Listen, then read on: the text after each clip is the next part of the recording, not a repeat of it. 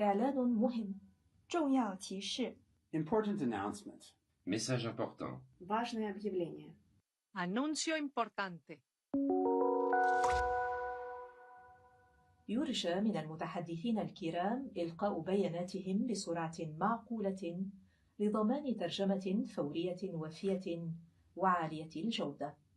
为了帮助口译准确完整传递发言信息，请代表发言时语速不要过快。 Speakers are kindly reminded to deliver their statements at a reasonable pace to ensure complete and quality interpretation. Il est rappelé aux orateurs qu'ils doivent présenter leur déclaration à un rythme raisonnable afin de garantir une interprétation complète et de qualité. Напоминаем ораторам, что для того, чтобы устный перевод был полным и качественным, необходимо выступать в умеренном темпе. Se ruega a los oradores que pronuncien sus declaraciones a un ritmo razonable para garantizar una interpretación íntegra y de calidad.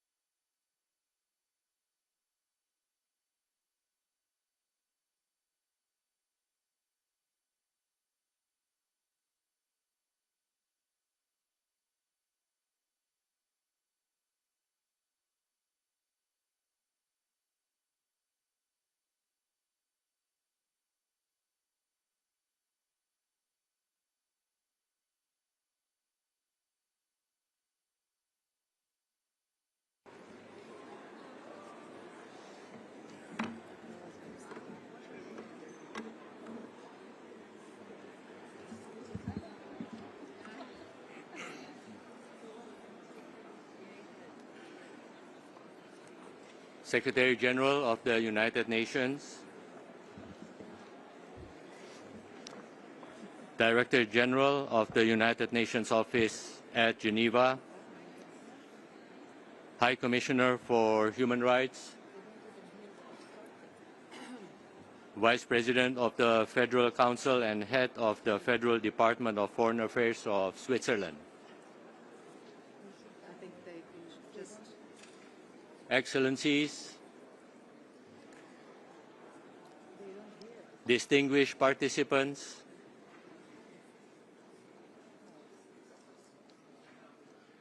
I hereby declare open the 61st session of the Human Rights Council.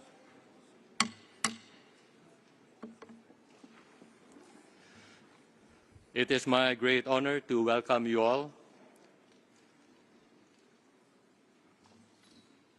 Today, your strong presence with over 120 high-level dignitaries from all regions sends a powerful and unmistakable message that this Council matters, that human rights matter, and that multilateral cooperation remains indispensable in navigating our shared challenges. Even amid pressures on the foundations of multilateralism, your presence reaffirms the determination enshrined in the Charter of the United Nations, and that is to reaffirm faith in fundamental human rights, in the dignity and worth of the human persons, and in the equal rights of men and women, and of nations large and small. As we mark the 20th year since the establishment of the Human Rights Council, we reflect not only on 2 decades of meaningful contributions, from fostering dialogue and cooperation among states to advancing norms and standards, to strengthening accountability mechanisms, but also on the resiliency of this body. The Council has evolved, it has expanded its tools, it has responded to emerging crises, and it remains a central pillar of the international human rights architecture. From digital and technological risks to the impacts of climate change, conflict, inequality, and food insecurity, the Council has sought not only to deliberate, but to promote tangible improvements on the ground. This sustained engagement reflects the Council's enduring relevance and our shared commitment to universal respect for human rights, guided by universality, objectivity, non-selectivity, and the equal treatment of all rights, including the right to development. At the same time, we must acknowledge the ongoing financial constraints within the United Nations have affected our collective ability to fully implement our mandates. Yet, rather than retreat, these constraints compel us to act with greater resolve, to innovate, remain responsive, and reinforce the multiple layers of the global human rights architecture. Regional organizations and national human rights institutions, alongside civil society, are therefore the Council's indispensable partners. Let this session therefore serve as a renewed call to listen, to cooperate, and to act, and mark the Council's rise to the demands of the moment. Excellencies, distinguished participants, before handing over the floor to our distinguished guests for their opening statements, I now call on the Council to observe a moment of silence in memory of all victims of human rights violations around the world.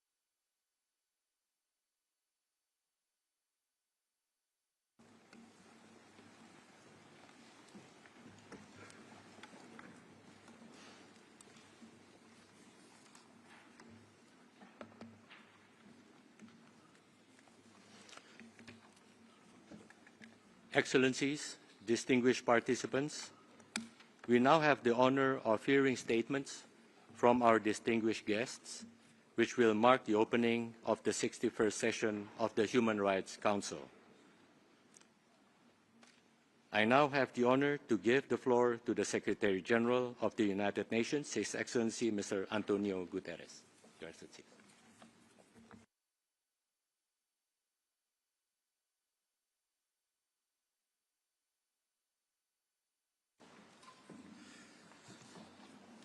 Distinguished President of the Human Rights Council, High Commissioner, Excellencies, ladies and gentlemen. Human rights are under a full-scale attack around the world. The rule of law is being outmuscled by the rule of force. And this assault is not coming from the shadows or by surprise. It is happening in plain sight and often led by those who hold the greatest power. Around the world, human rights are being pushed back deliberately, strategically, and sometimes proudly. The consequences are devastating, as witnessed in the Council, and as written in the lives of people who suffer twice, first from violence, oppression or exclusion, and then again from the world's indifference. When human rights fall, everything else trembles. Peace, development, social cohesion, trust, solidarity. This is precisely why the tools of the Human Rights Council, such as the special rapporteurs, special procedures, investigative mechanisms and universal periodic review are essential. And it is precisely why, as we mark the Council's 20th anniversary, we also recognise it's more important than ever to translate geopolitical engagement into a path towards strengthening human rights everywhere. Excellencies, tomorrow I should address the Security Council on the 4th anniversary of Russia's full-scale invasion of Ukraine, where more than 50,000 civilians have been killed. It is more than past time to end the bloodshed. I began this month speaking to the Committee on the Exercise of the Inalienable Rights of the Palestinian People about blatant violations of human rights, human dignity and international law in the occupied Palestinian territory. The current trajectory is stark, clear and purposeful. The two-state solution is being stripped away in broad daylight. The international community cannot allow this to happen. And a few days ago, I was at the African Union Summit, where Sudan, the Democratic Republic of the Congo, the Sahel and other crises were front and centre. Excellencies, we are living in a world where mass suffering is excused away, where humans are used as bargaining chips, where international law is treated as a mere inconvenience. Conflicts are multiplying and the impunity has become a contagion. That is not due to a lack of knowledge, tools or institutions. It's the result of political choices. The crisis of respect for human rights does not stand alone. It mirrors and magnifies every other global fracture. Humanitarian needs are exploding while funding collapses. Inequalities are widening at staggering speed. Countries are drowning in debt and despair. Climate chaos is accelerating, and technology, especially artificial intelligence, is increasingly being used in ways that suppress rights, deepen inequality, and expose marginalised people to new forms of discrimination, both online and offline. Across every front, those who are already vulnerable are being pushed further to the margins.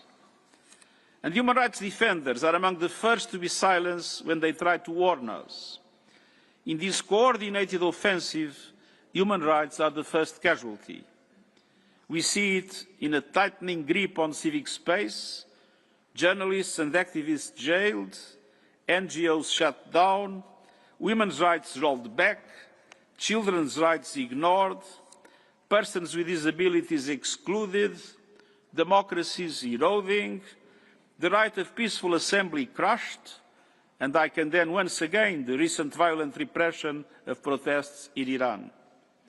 Migrants arrested and expelled with total disregard for their human rights and their humanity, refugees scapegoated, LGBTIQ+ communities vilified, minorities and indigenous peoples targeted, religious communities attacked, online spaces poisoned by disinformation and hate, resulting in real-world harm. Excellencies, human rights are not a slogan for good times. They are a duty at all times. And so we must stand up for them, and even when it is difficult, inconvenient or costly, especially then. That requires action on three urgent fronts. First, we must defend our shared foundations without compromise. The UN Charter, the Universal Declaration of Human Rights, and the Internationals of International Human Rights Law are not a menu. Leaders cannot pick the parts they like and ignore the rest. And human rights themselves are also not divisible. Economic rights, social rights, cultural rights, civil rights, and political rights, these are inherent, universal, inalienable, and interdependent. Excellences, deuxièmement, nous devons renforcer nos propres institutions. Nous ne pouvons pas faire comme si les dysfonctionnements de la gouvernance mondiale actuelle n'avaient aucun rapport avec la détérioration mondiale des droits humains.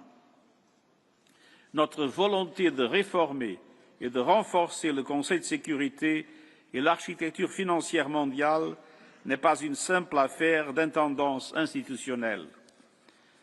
Il s'agit d'une condition essentielle pour assurer la protection des droits humains et des libertés fondamentales. Quand le Conseil de sécurité est paralysé, quand les vétos servent de paravent politique, quand les rivalités géopolitiques l'emportent sur la protection des civils, le résultat est le même. L'impunité s'étend, les souffrances se multiplient et les droits humains sont piétinés. Nous avons besoin d'un Conseil de sécurité qui reflète le monde d'aujourd'hui, pas celui de 1945. Il en va de même pour l'architecture financière internationale afin de garantir aux pays en développement une participation réelle et une voix qui compte. Quand les pays les plus petits et les plus vulnérables sont pris au piège de la dette et privés d'investissements suffisants, leurs populations sont privées de leurs droits humains, y compris l'éducation, les soins de santé, la sécurité et la dignité. Notre initiative ONU 80 renforce également le lien entre droits humains, paix, développement durable et protection en contexte humanitaire, afin que ces domaines agissent de manière plus cohérente et se renforcent mutuellement. Elle propose également de créer un groupe des droits humains à l'échelle du système des Nations unies, afin d'ancrer plus profondément les droits humains dans l'ensemble des politiques et des activités de l'organisation. Et je remercie le commissaire d'avoir mené cet effort qui s'appuie sur l'appel à l'action en faveur des droits humains. Excellencies, third, we must unlock the power of human rights. After all, human rights are not only what we defend, they are what lifts the world to a better place. When rights are upheld, people live more freely, economies grow more fairly, communities trust more deeply, and peace and stability take hold because dignity takes root. Human rights are not an obstacle to progress, they are essential to progress. We have seen it time and time again all over the world. Where rights advance, conflict loses ground. Where justice strengthens, violent extremism weakens. Where equality expands, possibility explodes. Where freedom prevails, societies flourish. And so we must change course and let human dignity set the direction. By renewing our commitment to respect for the rule of law at every level. by supporting the pivotal work of the International Court of Justice and the International Criminal Court, by delivering on the Sustainable Development Goals, by accelerating climate action, by upholding what makes us human. Excellencies, ladies and gentlemen, in my first address to this Council as Secretary-General, I spoke of a deep personal commitment to human rights. Growing under the Salazar dictatorship taught me that the denial of human rights corrodes every aspect of society. Working for the United Nations has shown me how respect for human rights brings out the best in humanity. And now, in my 10th year at the helm of the UN, the power of human rights has never been more clear. Human rights are not west or east, north or south. They are not a luxury. They are not negotiable. They are the foundation of a more peaceful and secure world. And states are bound by their obligations under the Charter and international law. We still have much work ahead together. But since this is my final address to the opening of your session, I leave you with this appeal. Do not let the erosion of human rights become the accepted price of political expediency or geopolitical competition. Do not let power write a new rule book in which the vulnerable have no rights and the powerful have no limits. Let this Human Rights Council be the voice and shield for all those in need. Let this be the place that helps end the broad and brutal assault on human rights. Because a world that protects human rights protects itself, and I thank you.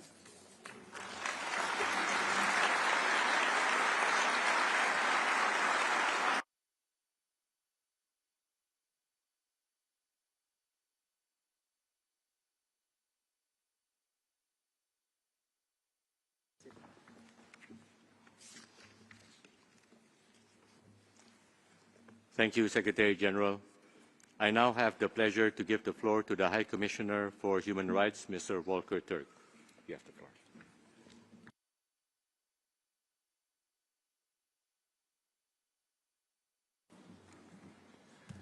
Mr. President of the Human Rights Council, Mr. Secretary General, Excellencies. A fierce competition for power, control and resources is playing out on the world stage at a rate and intensity unseen for the past 80 years. People are feeling unmoored, anxious and insecure. The gears of global power are shifting and the consequences are not clear. Some are signaling the end of the world order as we know it. But today I want to talk about another world order. One that is organized from the ground up and that is unshakable. A foundational system of how people relate to each other based on our inherent worth, our hopes and our common values. I'm referring to the people's pursuit of dignity, equality and justice. This quest is innate to what makes us human, to be free, to be heard and to have our basic needs met. And it is a strong counterbalance to the top-down autocratic trends that we see today. The use of force to resolve disputes between and within countries is becoming normalized. Inflammatory threats against sovereign nations are thrown about with no regard to the fire they could ignite. The laws of war are being brutally violated. Mass civilian suffering from Sudan to Gaza to Ukraine to Myanmar is unfolding before our eyes. In Sudan, there needs to be accountability for all violations by all parties, notably the war crimes and possible crimes against humanity committed by the Rapid Support Forces in Al-Fashir. Such atrocities must not be repeated in Kordofan or elsewhere, and all those with influence need to act urgently to put an end to this senseless war. The situation in Gaza remains catastrophic. Palestinians are still dying from Israeli fire, cold, hunger and treatable disease. The aid allowed in is not enough to meet the massive needs. There are concerns over ethnic cleansing in both Gaza and the West Bank, while Israel is accelerating efforts to consolidate unlawful annexation. Any sustainable solution must be based on two states living side by side in equal dignity and rights in line with UN resolutions and international law. Tomorrow marks 4 years since Russia's full-scale invasion of Ukraine. 4 interminable and agonizing years.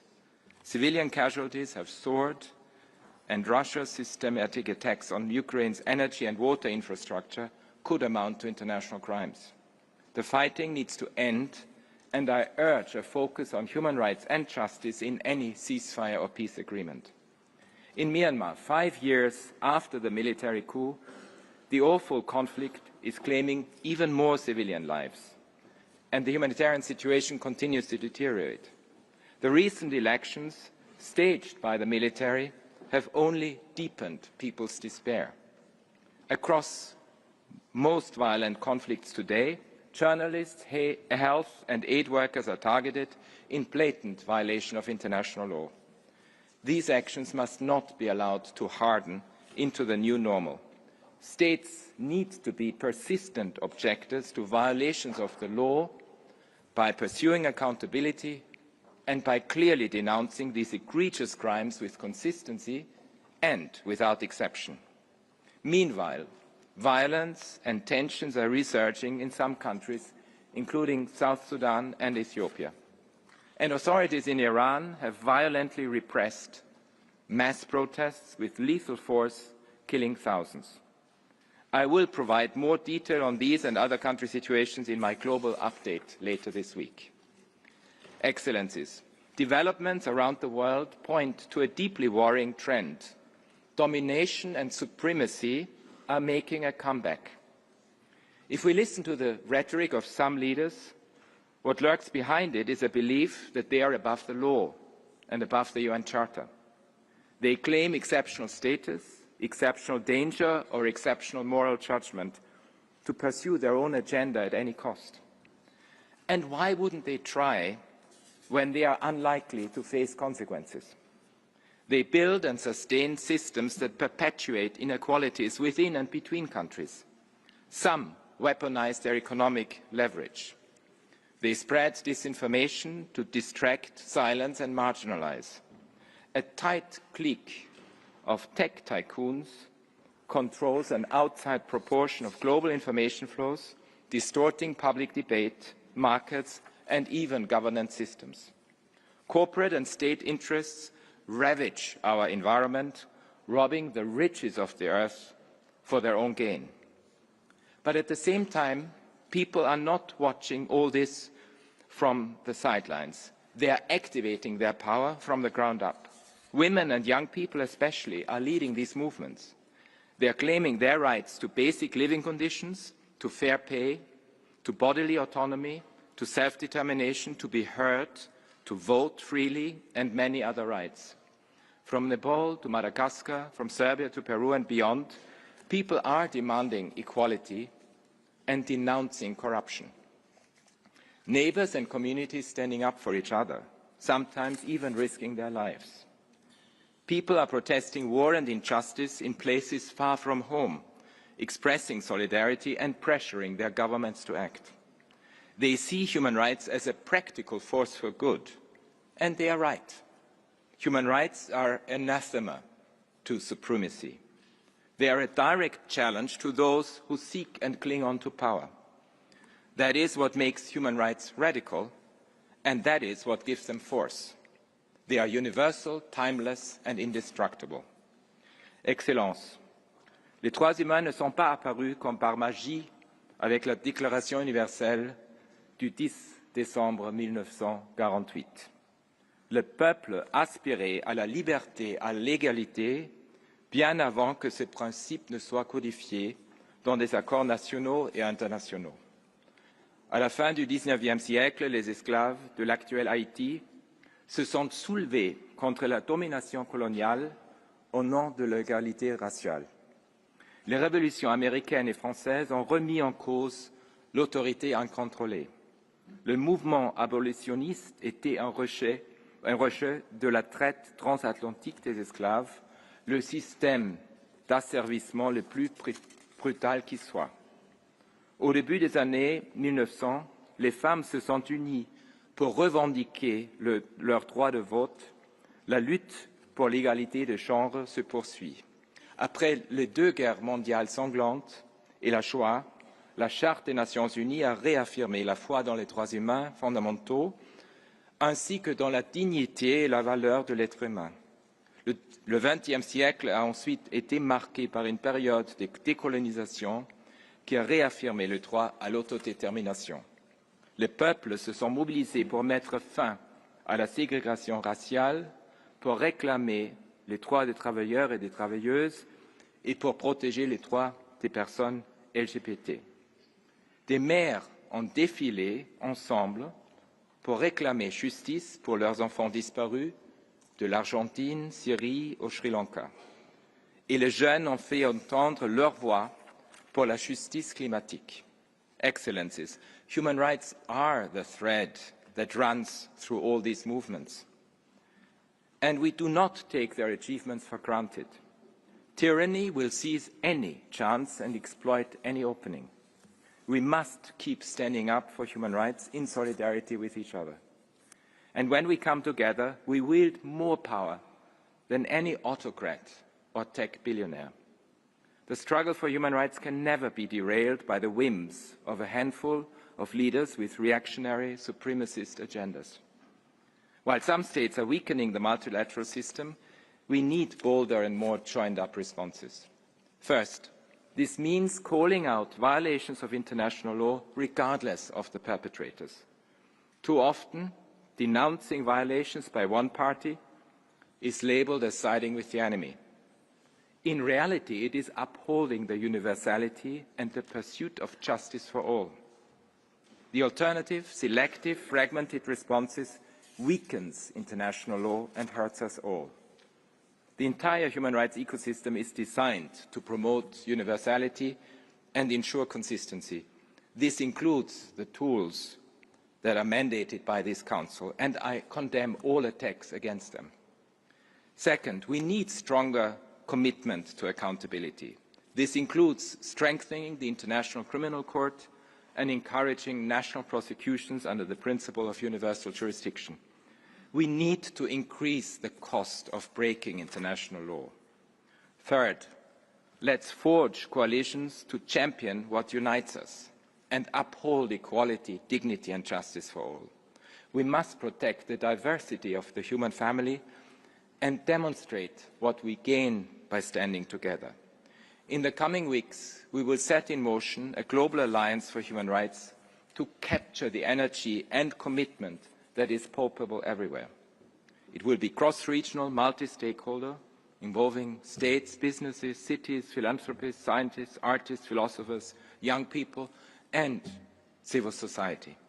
It will confront top-down domination with grassroots solidarity and support. It will represent the quiet majority who want a different world. Human rights are not a political currency. They are not up for grabs. Our future depends on our joint commitment to defend every person's rights, every time, everywhere. Thank you.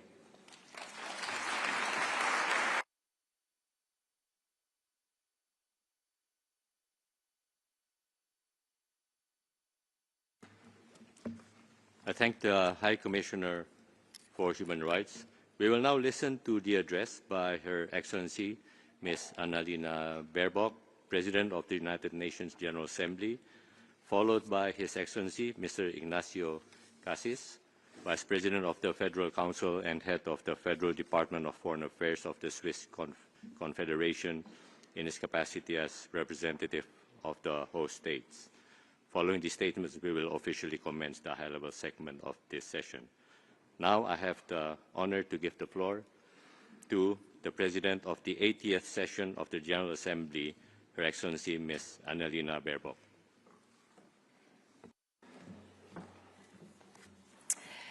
Distinguished President of the Human Rights Council, Mr. Secretary General, Mr. High Commissioner for Human Rights, Excellencies, ladies and gentlemen, first of all, apologies. New York is still not so used to snow, so I'm very happy that I made it, especially in these very challenging times.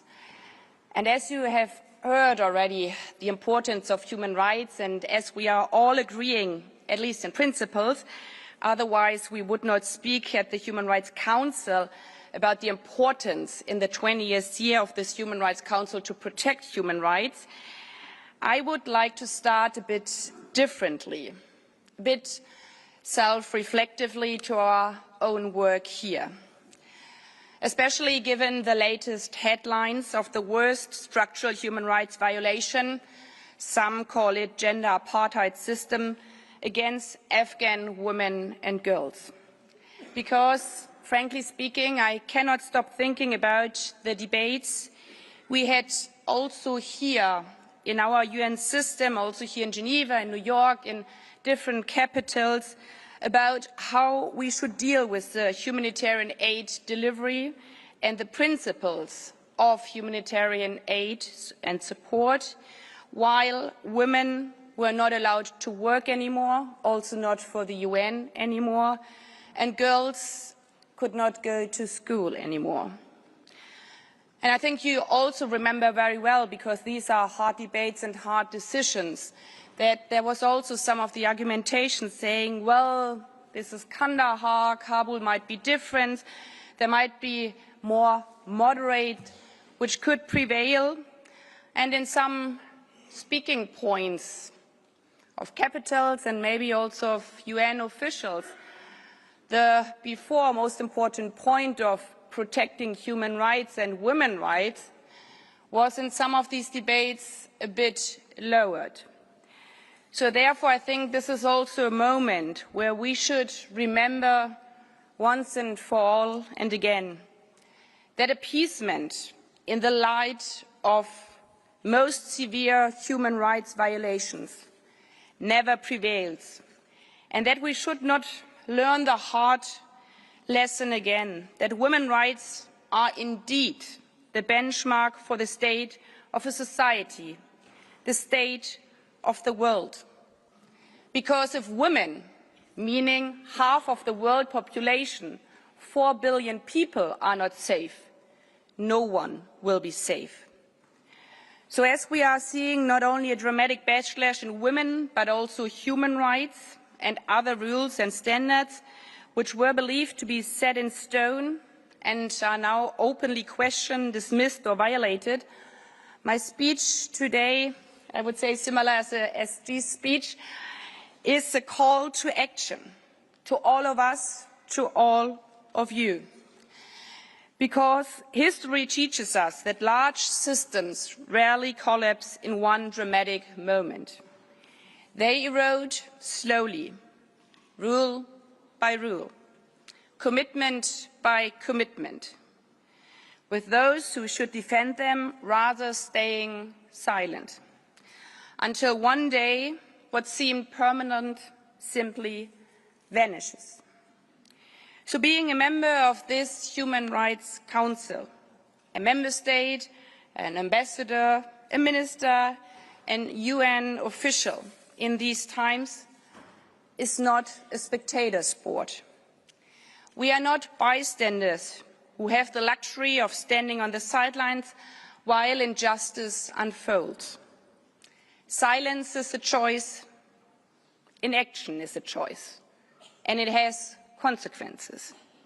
Yet, the good news is action is a choice as well, and it lies in our own hands. And the human rights system, the Universal Declaration, the principles as enshrined in the Charter need this action of every one of us now. Action by governments and diplomats, officials and parliamentarians. It needs all of us. It needs you. Your support, your leadership, your principled stance, your cross-regional cooperation to protect and defend and champion all the three principles of the Charter: peace and security, development and human rights. As we all know, they are interconnected, that they benefit us all individually and collectively. It needs you as ambassadors to stand up when the next attack on human rights comes by single amendments to resolutions for which we thought they were written in stone, and suddenly deleting some humans, women or LGBTIQ+ persons, people with disabilities, refugees, migrants. You don't know who will be next. As a pact for the future states, these three pillars are equally important, interlinked and mutually reinforced. We cannot have one without the others. It means always endeavoring to bridge divides and find compromise, insofar as compromise doesn't become appeasement. When compromise shifts from mutual accommodation to the slow erosion or deliberate dismantling of the very foundations of this institution, then it's no longer compromise, it's compromising. Therefore, it needs you, distinguished ministers, as well, to uphold human rights, not only here in the Council, when we are meeting all together, but in your national debates, when in highly populistic times, with social media pressure in seconds, some challenge suddenly the 1951 Refugee Convention again, or start lowering the age of marriage, meaning de facto allowing girls' marriage. Or when we have the spread of anti-Semitic, racist or Islamophobic propaganda, trying to rewrite our criminal law, our civil law. It needs a clear commitment from every member state that UN premises belong to the United Nations, including UNRWA, and that their schools are currently essential for guaranteeing Palestinian children their right to education. It needs a clear commitment from every member state that the abduction of Ukrainian children is a war crime. It needs a clear commitment of every member state that everywhere around the world, people have the right to demonstrate peacefully and freely, also in Iran. It needs all of us to neither give in nor give up. If we are seeing humanitarian catastrophes, starvation, mass killings and mass rape in Sudan year after year, seeing the devastating situation of the Rohingya, yet continuing to try even harder for delivery of humanitarian assistance, for people to return, for people to be safe. It needs our common understanding that our human rights work is not static, yet must evolve as new threats to human dignity emerge. This includes the rapidly evolving fields of technology and artificial intelligence. Used responsibly, it can expand knowledge, improve healthcare, strengthen disaster response and support climate-resilient agriculture. But without safeguard, the same technologies can entrenching biases, amplifying harm, even teaching our own children how to commit suicide, currently in some countries without any consequence.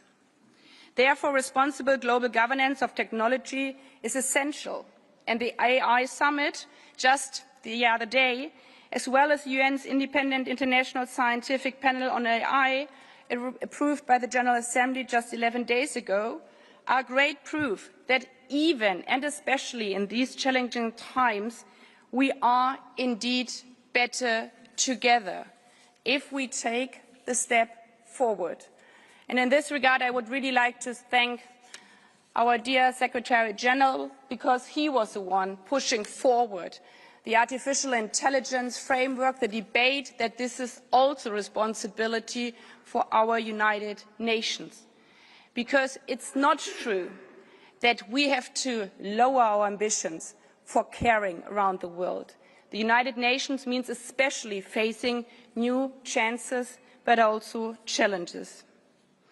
And for sure, in these times, when our system is heavily under pressure, and 80 years is quite some time, we have to reform.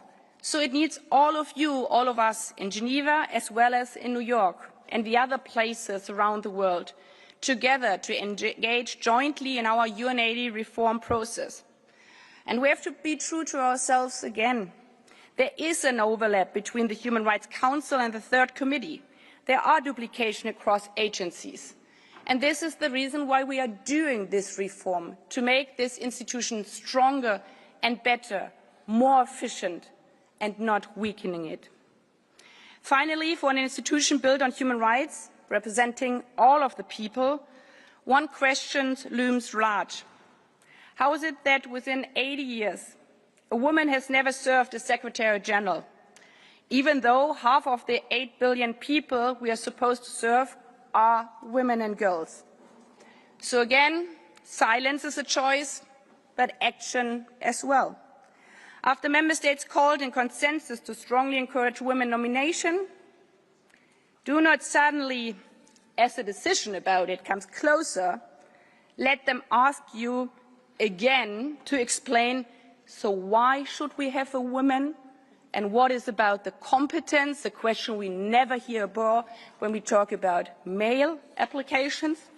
On the contrary, make them explain why not. After 80 years, half of the society, half of the world has also a right to be represented.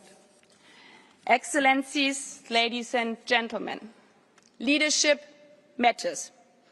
We are just around the corner of Italy, obviously, where the Olympics are just closing and the Paralympics are starting. And their athletes from all around the world in all their diversity showed us again what we can achieve when we come together, despite our differences, or especially because of our diversity, to compete fiercely yet fairly on the same playing field, governed by the same rules, always in mutual respect, that a life is a life, that a human being is a human being. Now it's up to us, to you, to all of us, to stand up in this spirit. It needs your support, your leadership, your principled stand, your cross-regional cooperation, to defend these principles, our common global human rights. Here, in Geneva, in New York, in your capital, your government, now, every day. I thank you.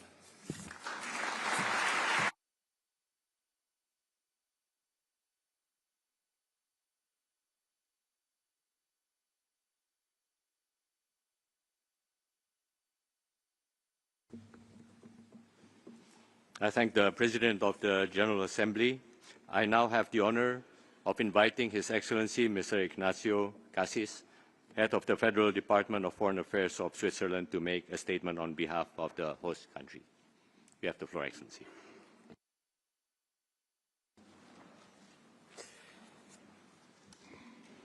Merci, Monsieur le Président du Conseil des droits de l'homme, Madame la Présidente de l'Assemblée générale, Monsieur le Secrétaire général, Monsieur le Haut-Commissaire des droits de l'homme, Excellences, chers collègues ministres, Mesdames et Messieurs, j'ai le plaisir de vous accueillir à Genève pour la 61e session du Conseil des droits de l'homme.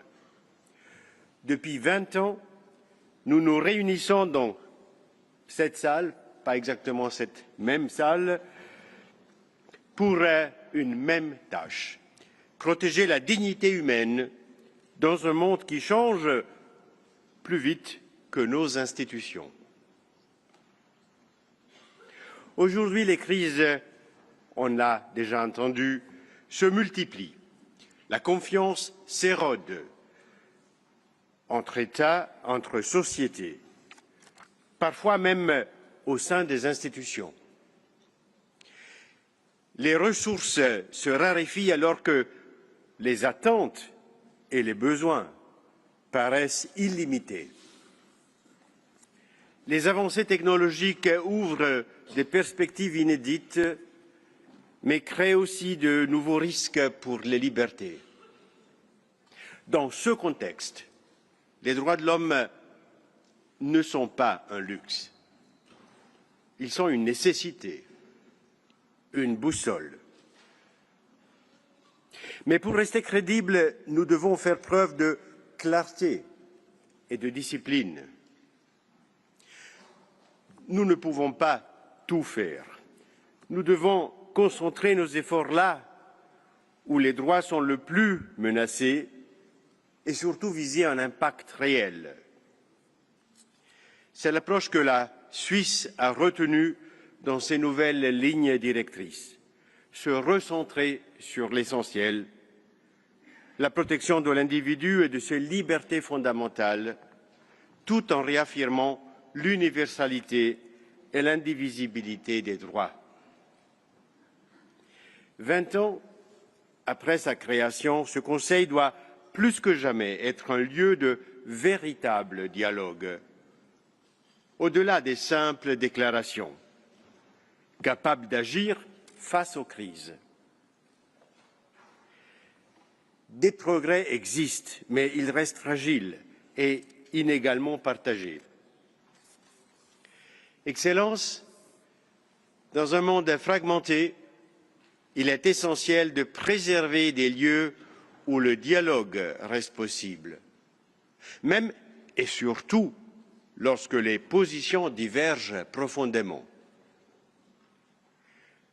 Genève est l'un de ces lieux.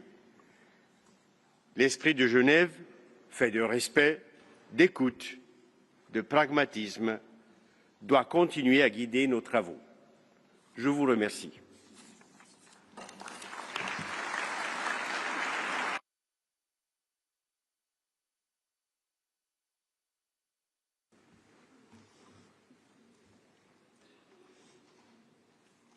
I thank His Excellency Mr. Cassis for the statement on behalf of the host country. Excellencies, distinguished participants, before we proceed with the list of speakers for the high-level segment of the 61st session, let me remind you that this segment is scheduled to conclude on Wednesday, the 25th of February, and will be immediately followed by the general segment. Before giving the floor to the first speaker on the list, allow me to recall that the list of speakers for the high-level segment is available and regularly updated on the Council's extranet. Out of respect for the high dignitaries, I invite delegations to be present in the room at least 10 minutes before the start of each meeting and to maintain silence so as not to disrupt the statements. Given the large numbers of dignitaries who will address the Council, I kindly request delegations to inform the Secretariat as soon as possible of any potential delay. As in the past years, and in conformity with the Council's rules and practices, there is no possibility to interrupt a dignitary statement by way of a point of order. All requests to exercise a right of reply relating to statements delivered during the high-level segment will be accommodated after the conclusion of the general statement.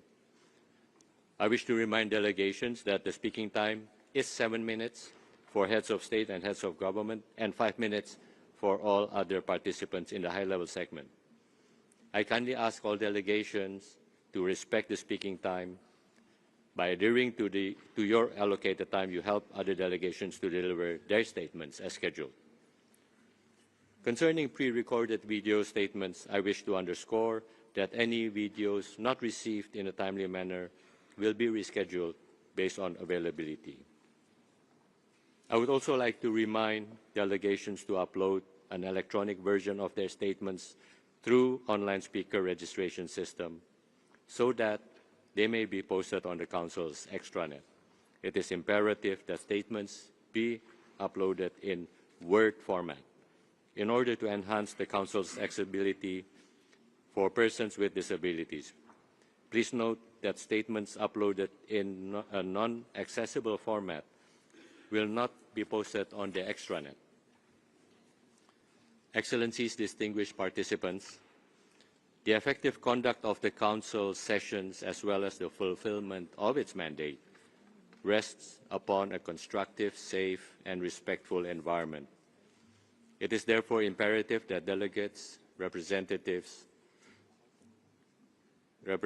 of civil society, members of the Secretariat and the Council's mandate holders are able to carry out their responsibilities free from personal attack, intimidation, or undue pressure.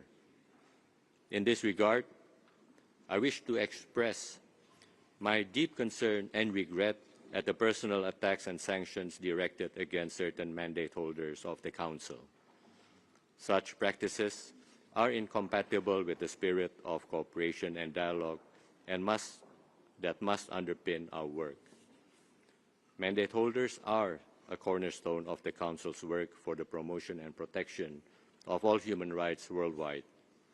Such attacks highlight the significant challenges that these experts may face, even as they discharge their mandate with professionalism and dedication, often in particularly sensitive and complex contexts.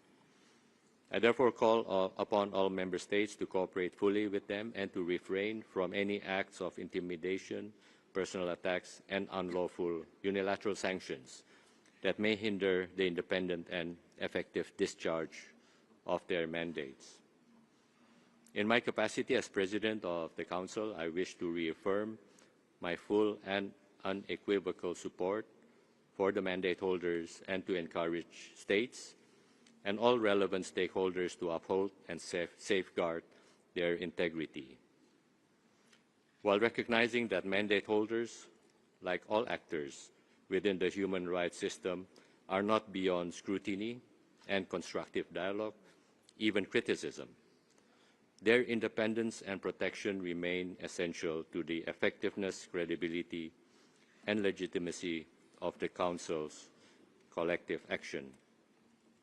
Finally, I would like to extend my sincere gratitude to the government of Italy for its generous support in funding the live broadcasting of the Council's high-level segment.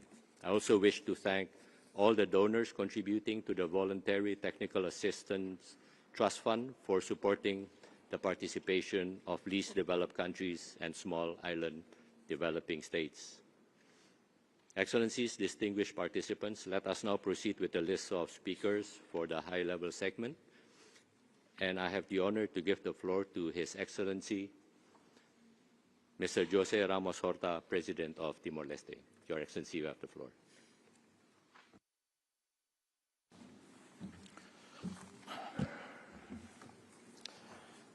Excelentíssimo Senhor Presidente, Embaixador Siddhartha Reza, Senhor Alto Comissário para Direitos Humanos, estimados embaixadores, estimados defensores dos direitos humanos e estimado secretário-geral, não contava com a sua presença aqui.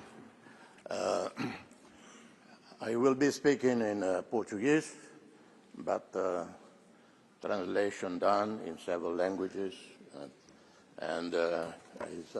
this is an abbreviated speech to keep with 7 minutes given to me, and apologize to the interpreters because I'll be jumping page to page, it might confuse you. So I start in Português. Vivemos numa era de extrema polarização dentro dos países, entre vizinhos e além fronteiras. Conflitos armados persistem em todo o mundo, desde a baixa intensidade até guerras abertas nunca vistas há décadas, com graves violações das leis da guerra. O espaço cívico encolheu. As redes sociais amplificam a desinformação, alimentam divisões, exacerbam a indignação face à pobreza extrema e ao sentimento de discriminação e exclusão. Além disso, assistimos à forma como a Mãe Natureza reage a 100 anos de devastação das florestas, mares, rios, lagos, bem como o impacto do consumo excessivo que conduz ao esgotamento crítico dos estoques de peixe em todo o mundo.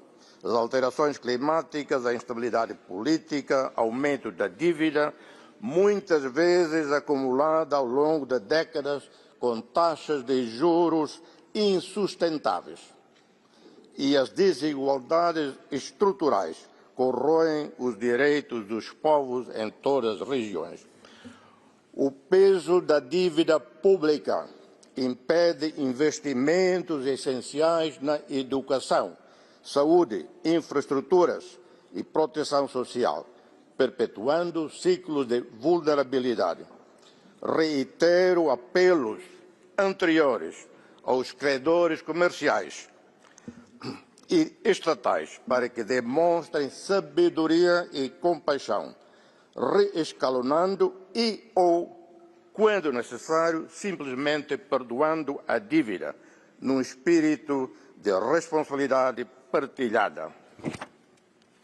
A ortodoxia econômica de medidas draconianas de austeridade aplicadas pelo Banco Central Europeu a países europeus altamente endividados durante a crise financeira de 2008-2009 serviu sobretudo para resgatar os responsáveis pela crise e penalizou os pobres e a classe média. Devemos explorar novas soluções para a dívida que estimulem o crescimento econômico, criem empregos, permitindo aos países mais desfavorecidos libertar recursos para investir nas suas populações.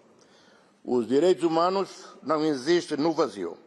Num contexto internacional marcado por rivalidades geopolíticas e pela tentação dos ricos e poderosos de impor a sua vontade aos mais vulneráveis, a própria base da codificação dos direitos humanos encontra-se em erosão.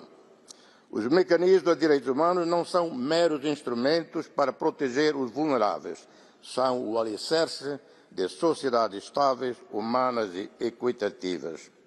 Não foram consagrados como declarações simbólicas, mas como princípios estruturantes de uma governação responsável. São uma escolha ética e prática. O poder sem limites conduz à corrupção, à violência, à injustiça.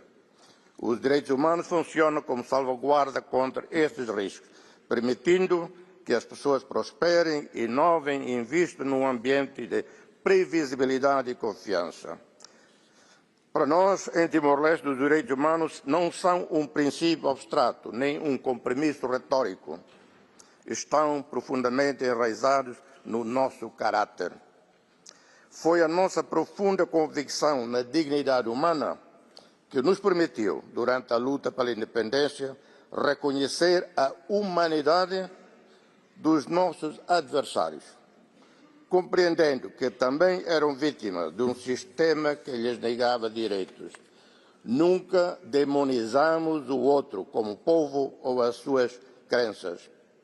Uma vez alcançada a independência, estivemos preparados para estender a mão de reconciliação aos inimigos. Uso esta palavra inimigos, entre aspas, porque não gosto dela. A outra parte demonstrou elevado sentido de sabedoria e estadismo e aceitou a nossa mão estendida. Rejeitamos pressões para a criação de tribunais internacionais. Em vez de retribuição, optamos por curar as feridas da alma, honrando as vítimas.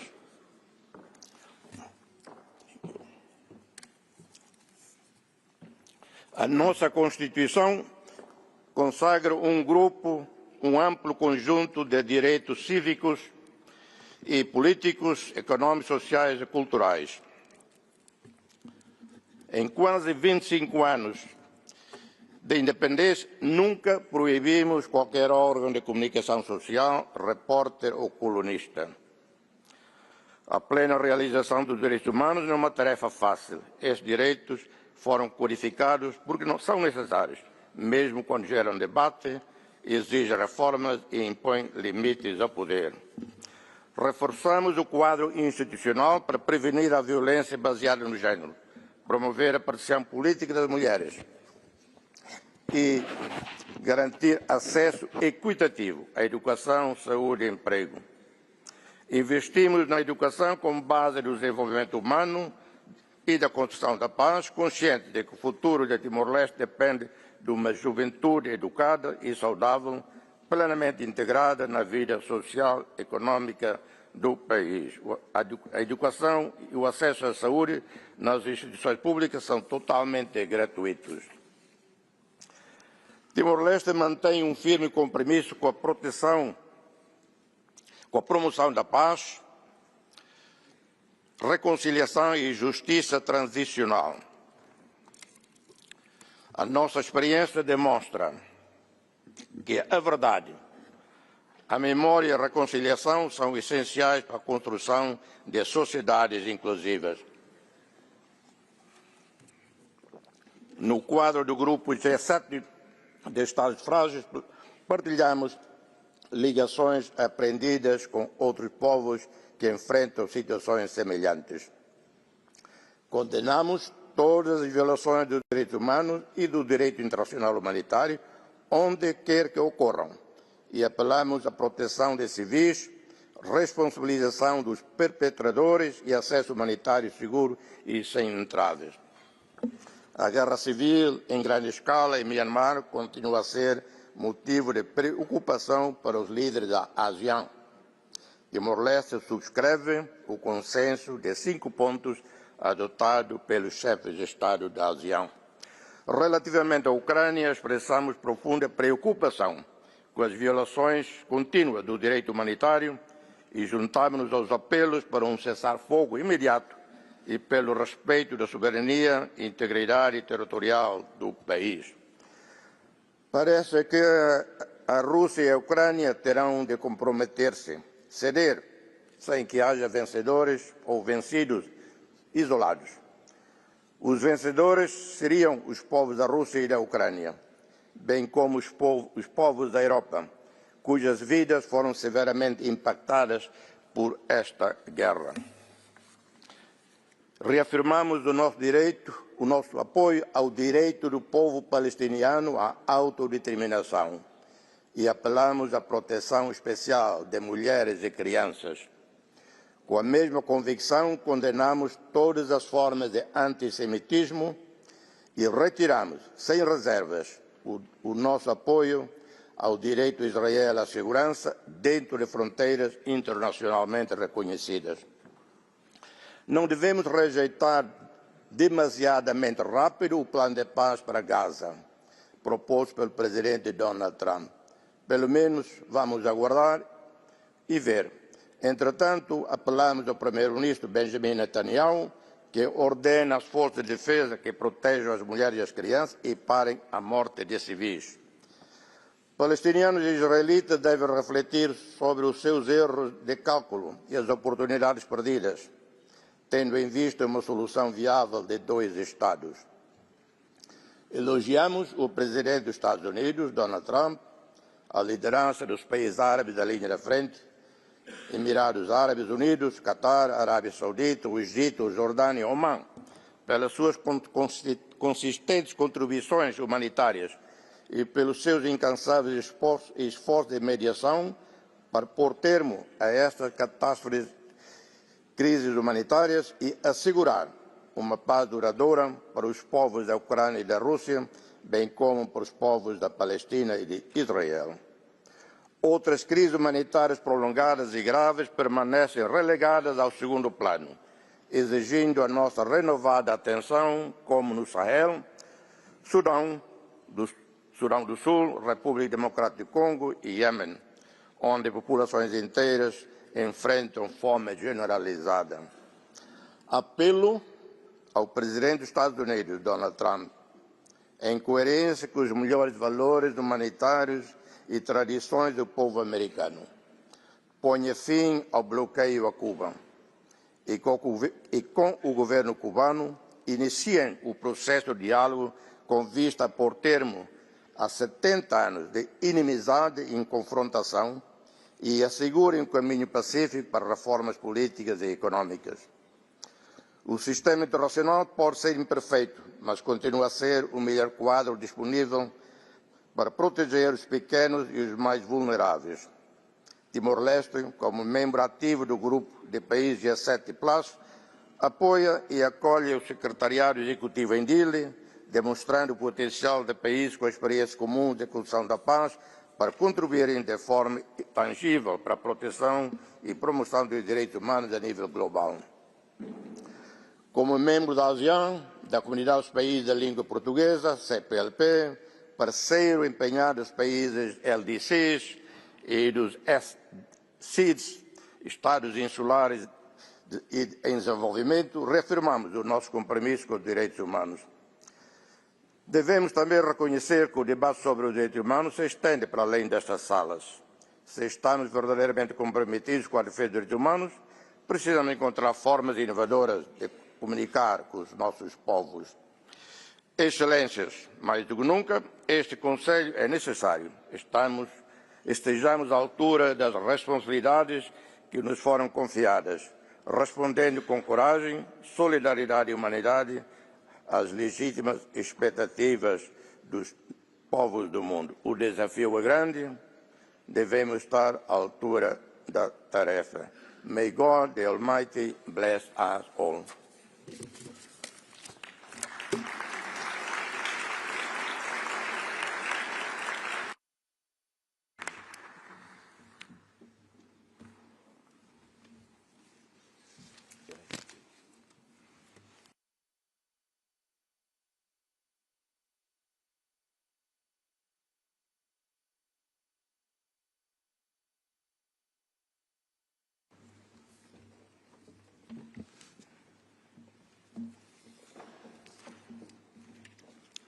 So we are taking a brief pause to allow our distinguished guests to take their leave. I respectfully request delegations to remain in their seats as we will immediately resume our work. Thank you.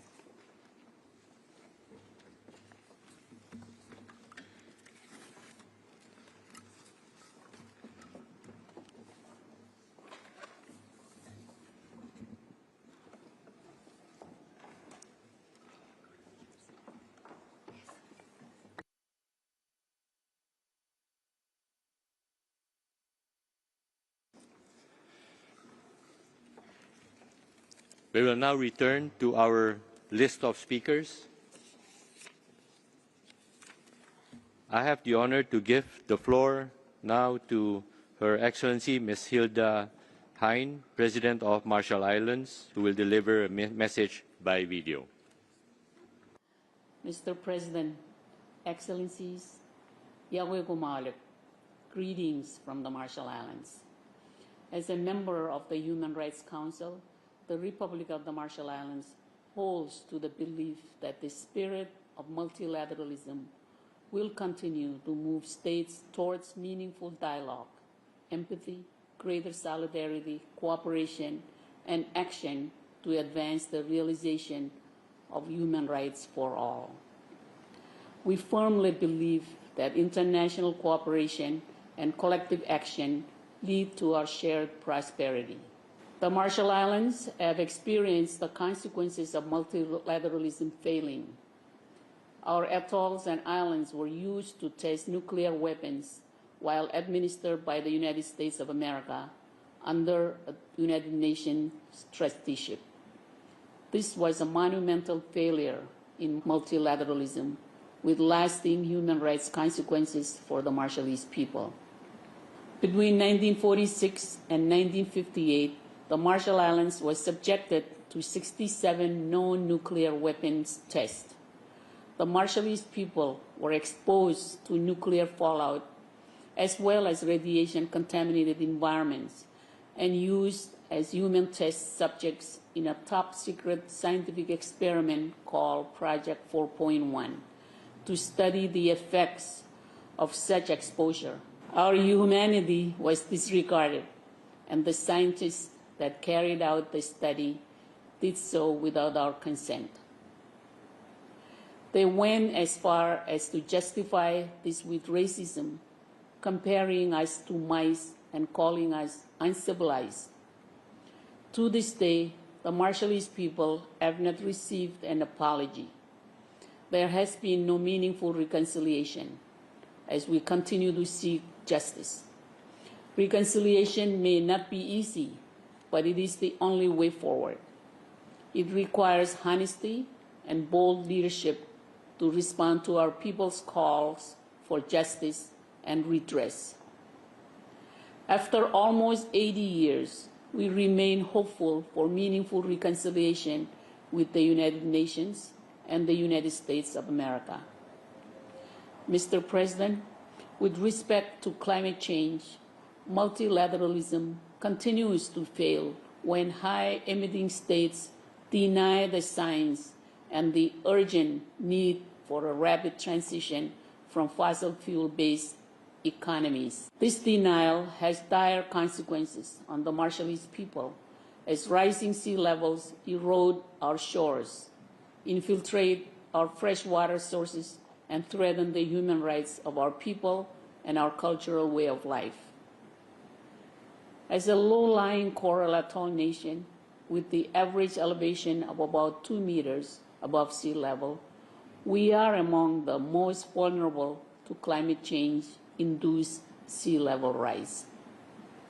It is concerning that those most responsible who can make the greatest difference in the fight against climate change choose to deny our reality and the urgent need to rapidly transition. Despite these challenges, the Republic of the Marshall Islands firmly believes in the spirit of multilateralism, what it represents, and its potential. We continue to believe that constructive dialogue will move states towards common ground and lead to pragmatic, durable solutions. The Human Rights Council represents the success that can be achieved if states engage in this manner, and our experience as a member reaffirms this understanding. While this council does not always agree, we have found consensus on matters that resonate deeply with the Marshallese people. This council adopted by consensus the resolution that continues the mandate of the Special Rapporteur on Human Rights in the context of climate change, as well as the resolution that continues the OHCHR mandate to provide technical assistance to address the human rights implications of our nuclear legacy. In doing so, the Council serves as a beacon of hope for the Marshallese people. The impact of this Council's work strengthens our belief in the spirit of multilateralism. With renewed resolve, we recommit to our efforts to share our lived experiences with the human rights consequences of climate change and nuclear weapons. We will continue to insist on states fulfilling their obligations where climate change is concerned, in accordance with the unanimous advisory opinion of the International Court of Justice on states' obligations in respect of climate change. Furthermore, in October, we will seek to extend the mandate for OHCHR technical assistance to address the human rights implications of our nuclear legacy. We trust that we can continue to count Council's support. Mr. President, the Republic of the Marshall Islands will commemorate Nuclear Victims Remembrance Day on March 1st, the 72nd anniversary of the Castle Bravo test, which caused catastrophic human rights and humanitarian consequences for the Marshallese people. This year's commemoration is also significant as we approach the 80th anniversary of the start of the nuclear weapon test in the Marshall Islands on July 1st, 1946, which continued until 1958. The Republic of the Marshall Islands will hold a commemoration event in Geneva, and we invite delegation and civil society to join us on this occasion. On this important anniversary, we must remember the victims of nuclear weapons and answer their calls for justice. Justice demands the abolition of nuclear weapons in recognition of the legacy of harms caused by their testing and use, as well as their continued existence. Mr. President, the Republic of the Marshall Islands is proud to serve as a member of this Council. We embrace this responsibility and will continue to uphold the principles that we hold dear as a nation and as a people. We recognize that we can offer this Council unique perspectives and understandings of human rights, and likewise, we look forward to the enriching contributions from states and civil society alike. Together, we can strengthen and promote international human rights governance through meaningful dialogue, empathy, greater solidarity, cooperation, and action. The Human Rights Council must strive to be a beacon of hope for humanity and multilateralism, and the Marshall Islands will share its light for that cause. Komoltada, and I thank you.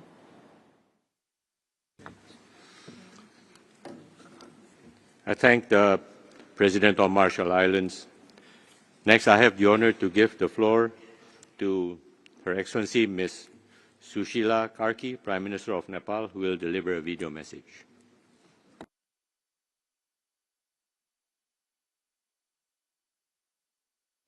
Mr. President, Mr. High Commissioner, Excellencies, at the outset, I would like to congratulate you, Mr. President, on your election as a President of Human Rights Council for 2026.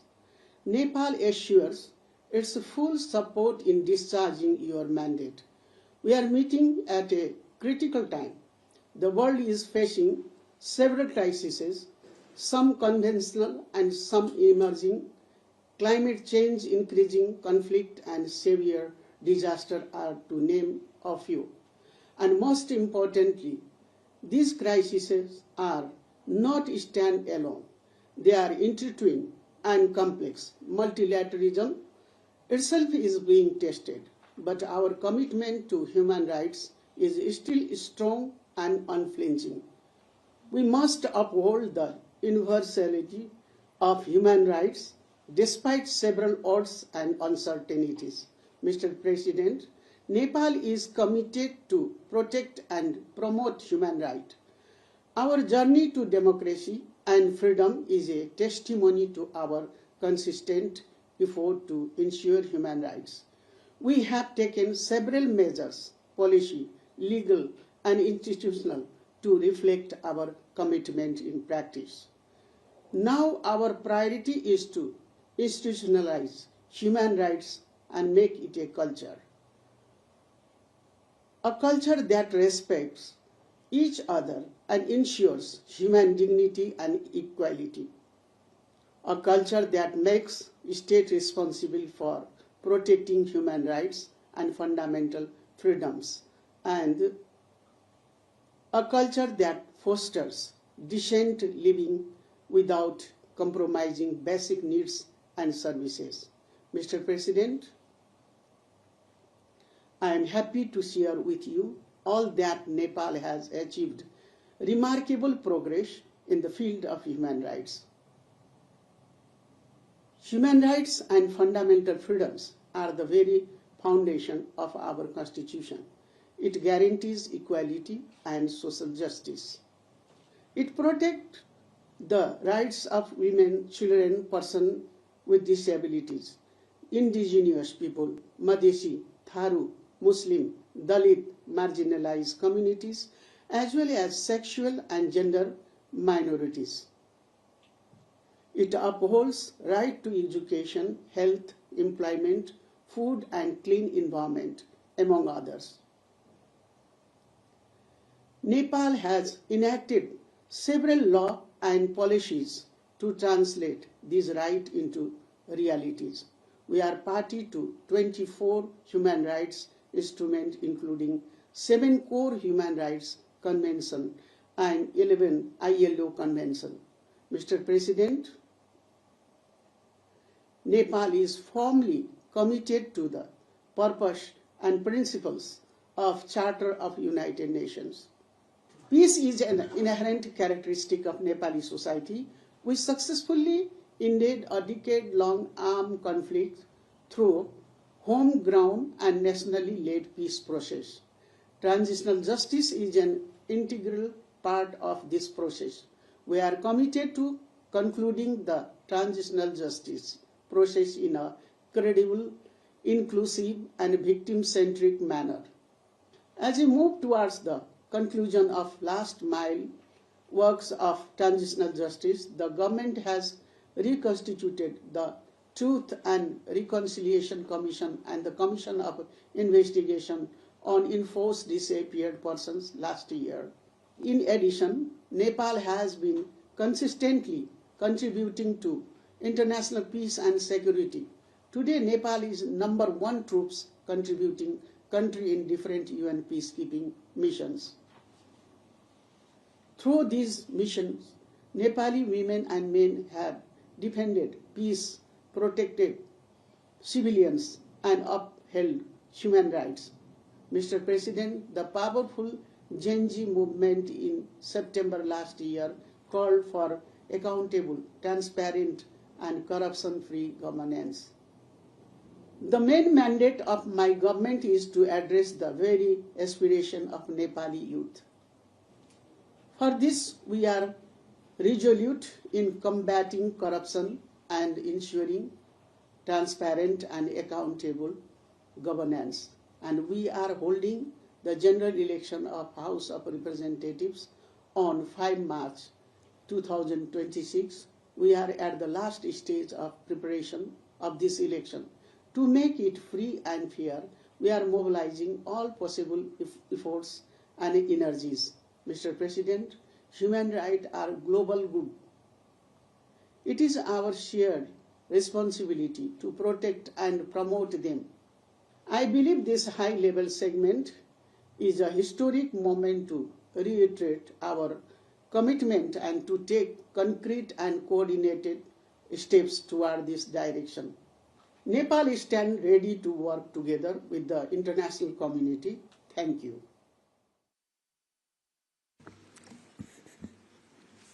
I thank the Prime Minister of Nepal.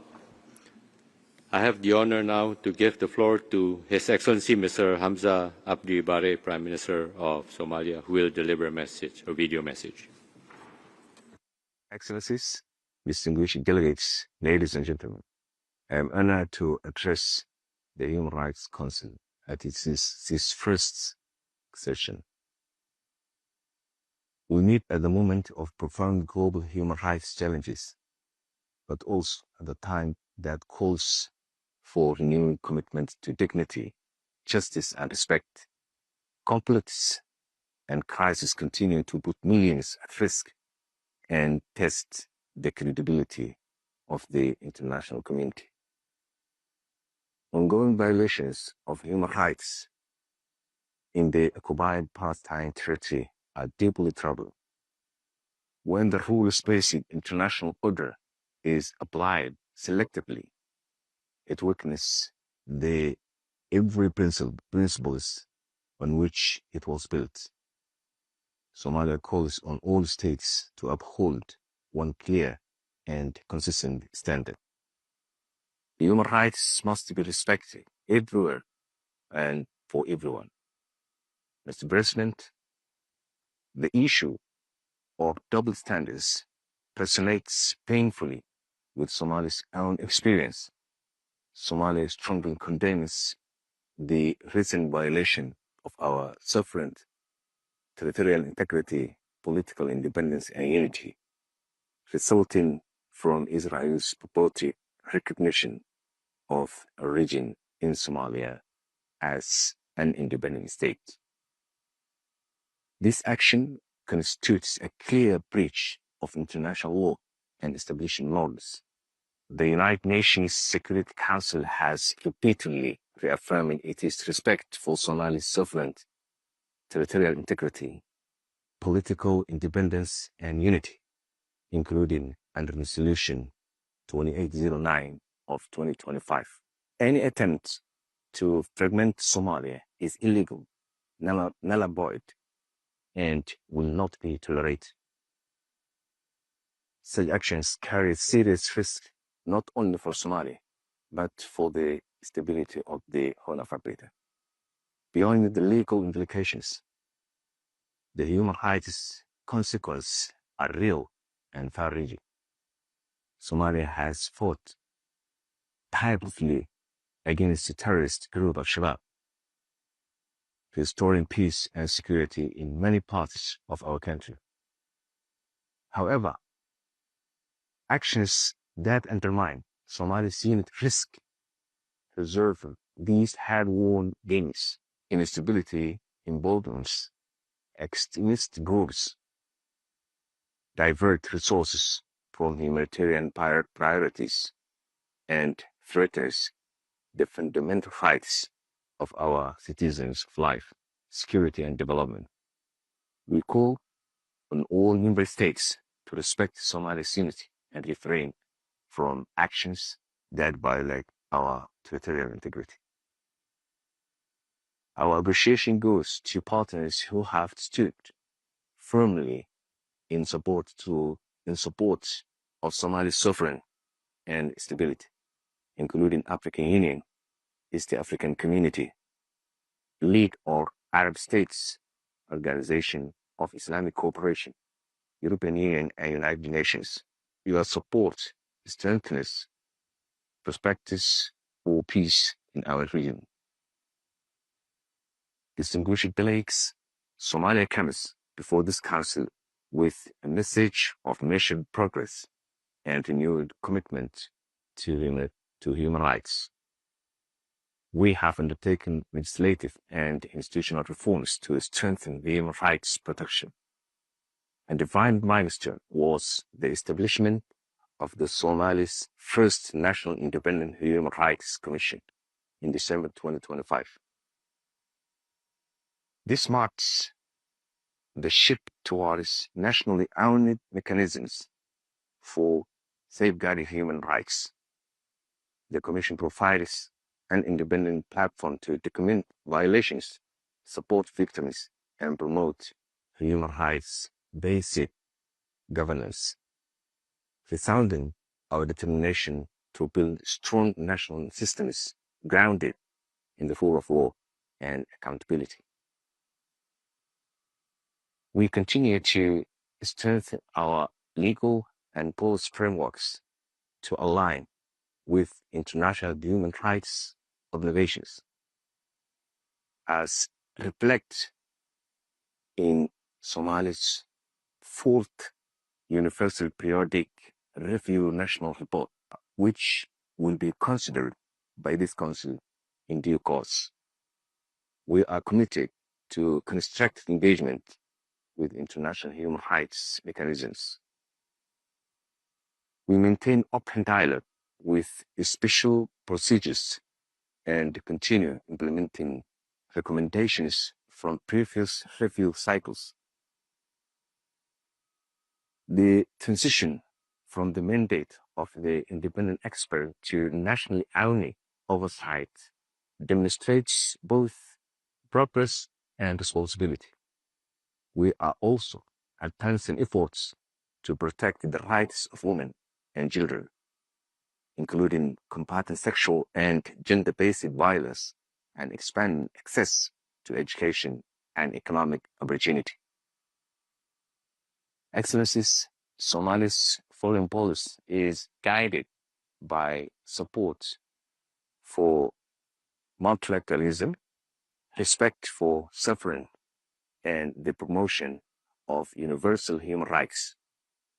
There can be no lasting peace without justice, and no justice without truth and equality in the application of international law.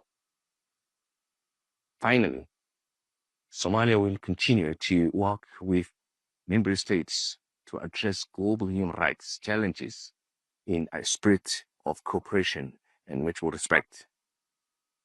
We urge this Council to close the gap of double standards, to support countries in protecting human rights while respecting their sovereignty, and to ensure that human rights are universal, not only in principle, but in practice.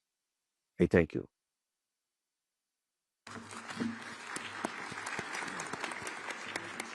I thank the Prime Minister of Somalia.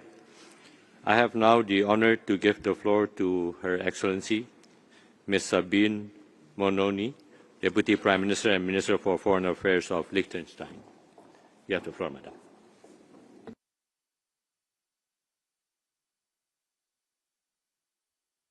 Excellencies, we meet here at a time when multilateralism is under threat, international law blatantly disregarded, and the number of armed conflicts continuously rising.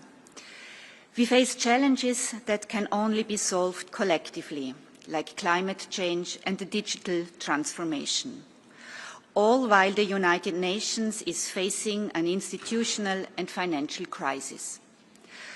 Adherence to international law, and particularly the UN Charter, the Human Rights Treaties, the Rome Statute, the Geneva Conventions, and many other core instruments, is of crucial importance, particularly in such times of crisis. These most fundamental rules have not only been intended to prevent ever further escalation, but to guide us through critical times. The UN can only be as successful in achieving its main goals as member states allow it to be. It starts with respecting the most fundamental provisions of the Charter, and it continues with providing adequate resources for the UN to carry out its mandates. The UN 80 initiative offers an important opportunity to reflect on the functioning of the UN and how it can be made fit for purpose in a rapidly changing world. However, it should not absolve member states from their obligations vis-à-vis the organization, including when it comes to financial obligations. We call upon all states to meet their financial obligations fully and on time. The ongoing liquidity crisis and the long-standing underfunding of the human rights pillar have a particularly negative effect on the UN's ability to deliver on human rights as the bedrock for peace, security and stability. Mr. President, tomorrow marks the 4th anniversary of Russia's full-scale invasion of Ukraine. Liechtenstein reiterates its condemnation of Russia's ongoing war of aggression against Ukraine and the deliberate targeting of the civilian population and infrastructure. While we support ongoing efforts to advance discussions on a peace agreement, I would like to emphasize that any outcome must respect relevant decisions of the UN General Assembly and be in accordance with the principles of the UN Charter, particularly the principles of sovereignty, territorial integrity, and the right to self-determination. It is an important part of the mandate of the Human Rights Council to address situations of severe human rights violations. The Council has observed this duty recently when it held a special session on the human rights situation in El Fasher, Sudan, after the horrific attacks by the rapid support forces against the civilian population, including extrajudicial killings, torture, rape, and other sexual crimes. In a similar vein, the Council recently convened to address the violent crackdown on peaceful protesters in Iran, resulting in thousands killed and many more detained. While addressing these gross and systemic violations, we have to recognize that the Human Rights Council is not a court. There are limits as to what the Council can do to ensure accountability and prevent impunity. It is the role of the International Criminal Court under the Rome Statute to prosecute most serious crimes under international law. Given its mandate, it is no surprise that the Court has faced challenges since its inception. However, the escalation of sanctions against the prosecutor, two deputy prosecutors, 8 judges, and 3 civil society organizations are unprecedented. In such times, states parties must unite to ensure that the court is backed by strong political support, sufficient financial resources, and states' consistent execution of the court's decisions, including the execution of arrest warrants. Mr. President, we strongly believe that civil society actors are key players in ensuring that the Human Rights Council can fulfill its mandate. Liechtenstein is very concerned about the increasing attacks and reprisals, both online and offline, against human rights defenders in many countries. The work of civil society actors is, moreover, often hampered by obstacles such as restrictive legislation or administrative burdens. All this is unacceptable. We call on all states to protect human rights defenders and to ensure an open, conducive and safe environment for them to conduct their very important work. Thank you very much.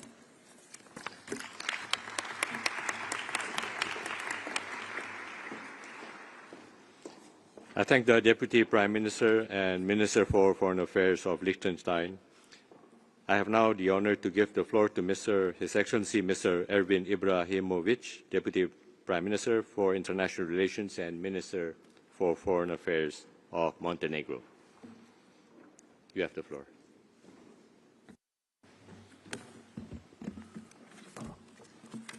Mr. President, Excellencies, ladies and gentlemen, let me begin by congratulating Ambassador Suryo Dipuro on assuming the position of the President of the Council and by assuring him of our support in advancing cross-regional dialogue and the Council's efficiency.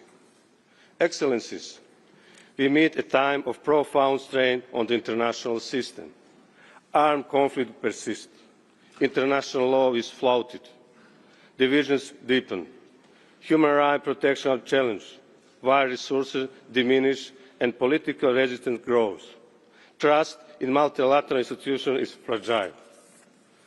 The year 2026 must therefore be more than a symbolic milestone. It is a moment of reckoning, a test of our collective resolve to defend the principles that define this organisation. The authority in this Council rests on consistently. The UN Charter and the universality of human rights cannot be applied selectively without eroding our own legitimacy.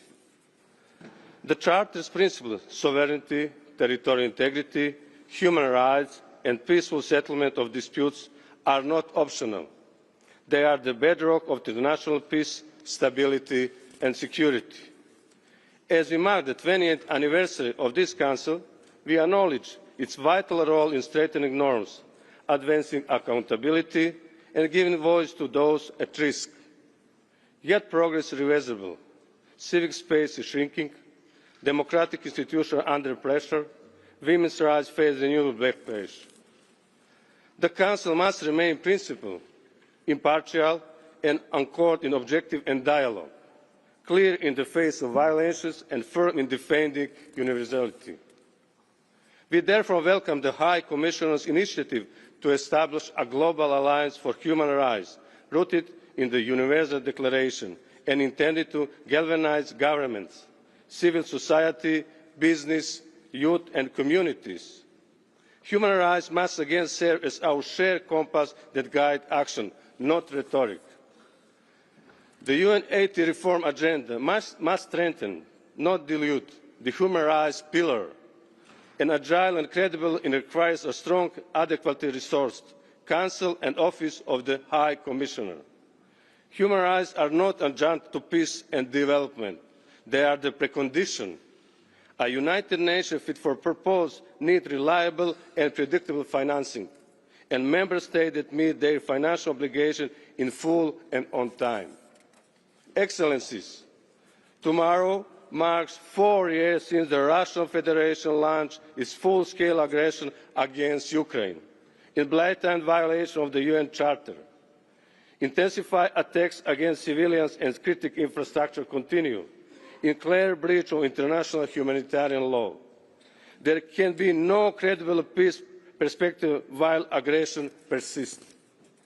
A just and lasting peace requires cessation of hostilities, full respect for Ukraine's internationally recognized borders, accountability for violation, and justice for victims. The principles at stake concern not only Ukraine, but the integrity of the rule-based international order.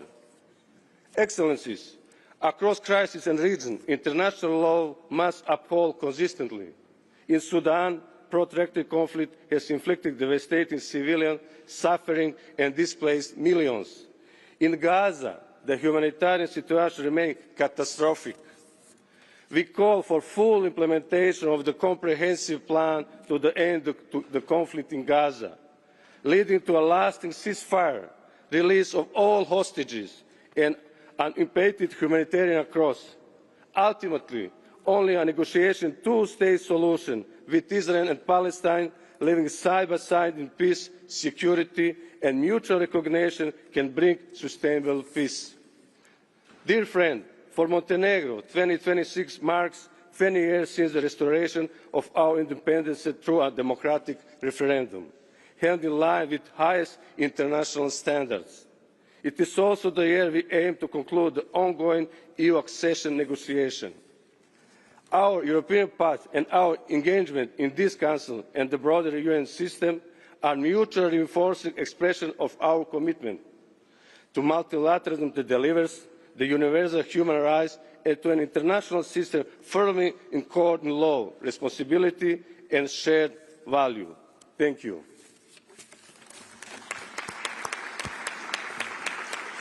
I thank the Deputy Prime Minister for International Relations and Minister of Foreign Affairs of Montenegro. I have now the honor and distinct pleasure to give the floor to His Excellency Mr. Sugiono, the Minister for Foreign Affairs of Indonesia. You have the floor, sir.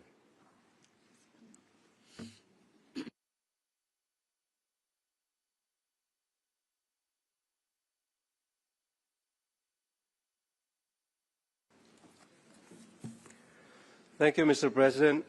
Excellencies, distinguished delegates, it is an honor to address this Council once again as Indonesia assumes its presidency.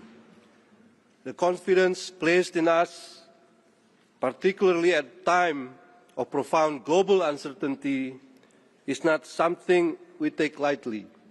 It is a responsibility to deliver meaningful progress. At home, we believe that human rights begin with dignity in daily life. When children can learn without hunger, families can access health care, communities feel safe, and when opportunity is within reach. Under the leadership of President Prabowo Subianto, Indonesia continues its national transformation to advance social justice, expanding access to nutritious food, health care, housing, education. Economic empowerment is not merely a matter of policy design. It is the realization of fundamental rights. To institutionalize this commitment, Indonesia is advancing the 6th generation of its National Human Rights Action Plan. This framework strengthens coordination across ministries, enhances accountabilities, and ensures that human rights promotion and protection are measurable and sustained. Indonesia continues to work closely with its national human rights institutions, fostering constructive collaboration to advance our ongoing effort in promoting and protecting human rights, in line with our national priorities and international norms. In parallel, Indonesia has undertaken legal reform through the adoption of a new criminal code and criminal procedure code. These reforms not only affirm our legal sovereignty but also strengthen the balance between order, liberty, and prosperity. Mr. President, Excellencies, Indonesia's presidency is guided by simple belief that credibility begins at home, but responsibility extends globally. Multilateralism is currently under pressure. This Council has felt the weight of geopolitical tension, and our responsibility is to ensure that such tension do not further erode its credibility. To remain credible and relevant, this Council must demonstrate dynamic resilience, adapting to emerging challenges while safeguarding its integrity and core principles.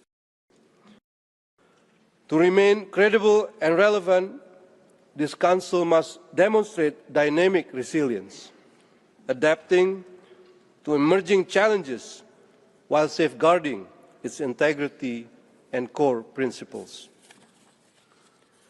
This requires strengthening impartiality, objectivity, and transparency. If this Council becomes polarized, its authority will diminish. If it is perceived as selective, its legitimacy will suffer. If it fails to deliver fairness, it will lose trust. The universality of human rights should unite us in purpose, not divide us in approach. Indonesia will work to bridge differences, consult broadly, listen carefully, and act responsibly. Because this presidency is not for Indonesia alone, it is a presidency for all. Excellencies, Indonesia is deeply concerned by the conflicts and humanitarian crises unfolding across various regions. Such challenges require genuine dialogue and constructive engagement anchored in objectivity. Lasting solutions are not imposed, but forged through trust and mutual respect. Within ASEAN, Indonesia remains steadfast in encouraging progress in Myanmar through the full and effective implementation of ASEAN's 5-point consensus.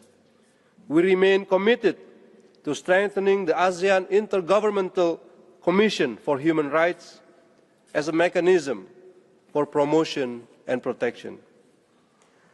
With regard to the people of Palestine, Indonesia reaffirms its unwavering support for their inalienable rights. We continue to call for an immediate end to violence, rapid, full, safe, and unhindered humanitarian access, and a credible pathway toward a just and lasting peace based on the two-state solution. Upholding international humanitarian law is our collective obligation. Mr. President, Excellencies, distinguished delegates, as the Council approaches its 20th anniversary, we must reflect, are we strengthening this institution or straining it? The Council's future relevance will depend on whether it can remain consistent and principled without being politicized, responsive without being selective, and firm without abandoning fairness. This year marks the final year of Indonesia's current membership term. We're grateful for the trust placed in us, and building on this experience, Indonesia intends to present its candidature for Human Rights Council membership for 2030-2032. And to conclude, Indonesia stands ready to work with all delegations to preserve this Council as a platform for cooperation, not confrontation, and as a pillar that strengthen rather than fragments multilateralism. I thank you.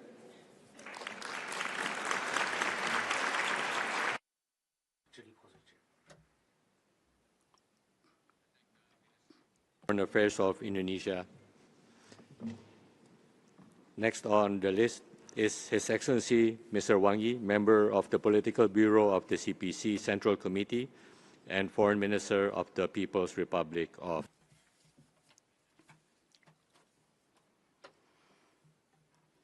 Mr. President, colleagues, our world today is witnessing complexities in the international landscape, incessant regional conflicts, and some countries challenging a right with might. The post-war international order and global human rights governance are confronted with new critical questions. History shows that in stormy nights, we must hold high the banner of multilateralism and press ahead together. Last September, President Xi Jinping solemnly put forth a global governance initiative. More than 150 countries and international organizations stand for it. The Group of Friends of Global Governance, later launched, marks a solid step in implementing the GGI. The initiative is deeply human-centered and highly relevant to human rights, offering Chinese insight on the future of global human rights governance. China stands ready to work with all countries to implement the GGI and boost the global human rights governance and a sound development of the global human rights cause. First, we must uphold sovereign equality and stay true to the purpose of global human rights governance. No country is in a position to lecture others on human rights, and no model can claim to be superior. A path to human rights development must reflect national realities and meet the people's needs to hold a real promise. All countries must be equal in participation, decision-making, and benefit sharing, and the cause and aspirations of the Global South must be heard.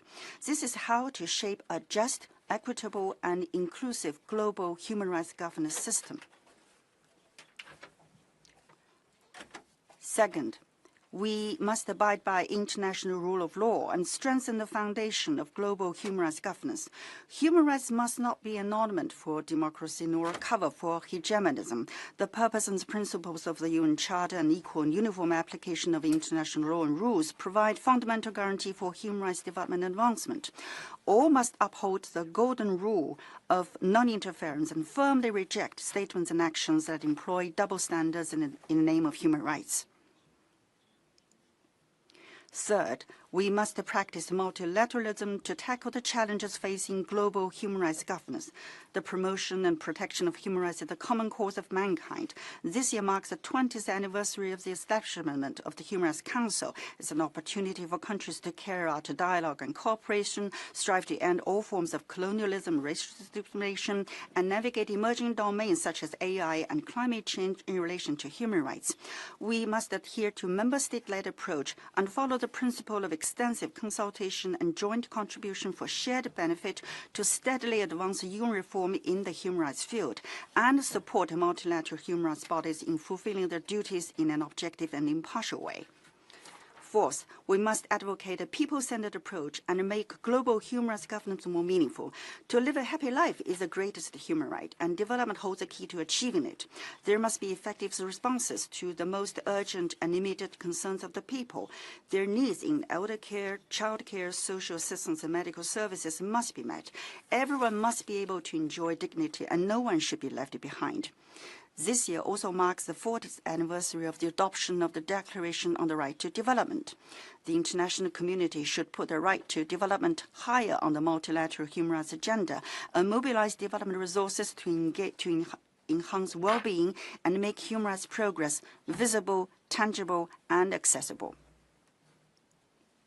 Fifth, we must be action-oriented and enhance the effectiveness of global human rights governance. The promotion and protection of human rights must be done through actions, not rhetoric. Last year, China successfully hosted the Global Leaders Meeting on Women and launched new initiatives for advancing the global women's cause. China facilitated the HRC's adoption of resolutions on contribution of development to human rights and on economic, social, and cultural rights, providing new impetus for cooperation benefiting all parties. China shared its philosophy and practice on human rights through new platforms created to enhance human resources training and capacity building in developing countries. China is ready to work with the international community to open up new horizons in the global human rights cause. Mr. President, colleagues, the year of 2026 marks the beginning of China's 15th five-year plan period. China will take solid steps to promote common prosperity for all its people, keep strengthening the whole people's democracy, promote the all-round advancement of the cause of human rights, and deliver more fruits of Chinese modernization to the whole population in a more equitable way. China is ready to work with all countries to promote development and prosperity for all, safeguard international fairness and justice, champion the common values of humanity, and build a community of shared future for humanity to advance our civilization in the field of human rights and make it beneficial for the entire world. Thank you.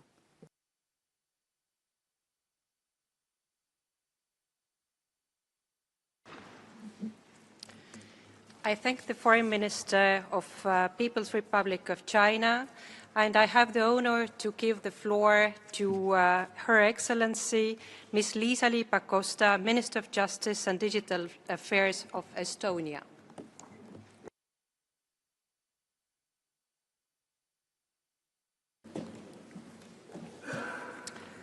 Madam Vice President, Excellencies, ladies and gentlemen, it's my honor to address you all. Estonia is proud to serve on the Human Rights Council for the second time.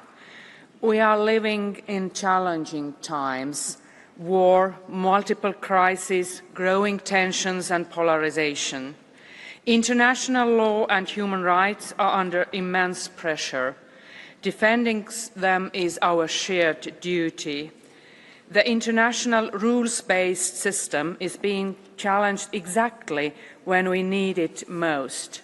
Russia's illegal and unprovoked military aggression against Ukraine has now spanned 12 long years.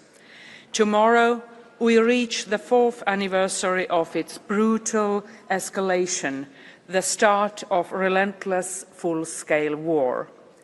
If Russia truly wished to end this war, it could do so in an instant.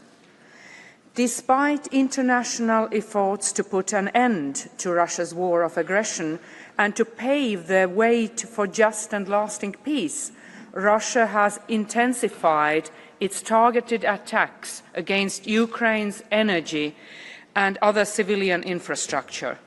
Attacks clearly intended to cut off Ukrainian people from electricity, heating and water supplies in harsh winter conditions constitute a clear breach of Russia's obligations under international humanitarian law and may amount to war crimes.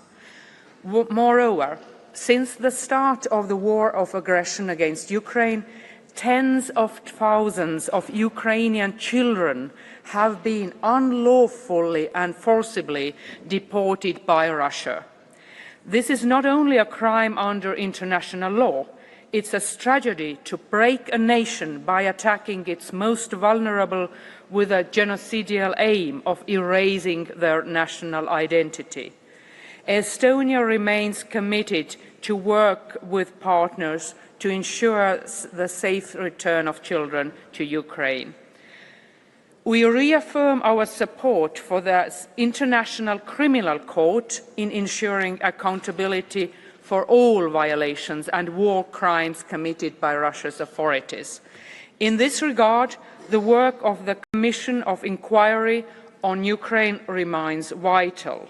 This month, Estonian Parliament became the first to approve the Council of Europe's agreement establishing the Special Tribunal for the crime of aggression against Ukraine. We encourage other states to follow. The perpetrators must not go unpunished, and this should be our shared international understanding.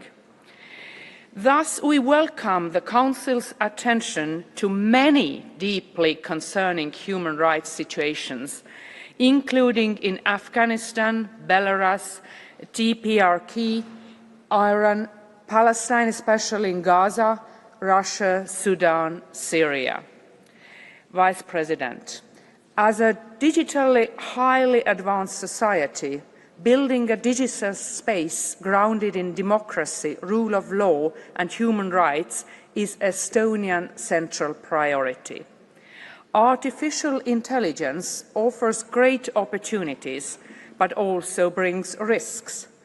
Disinformation, amplified by AI, is a prime example, but not only.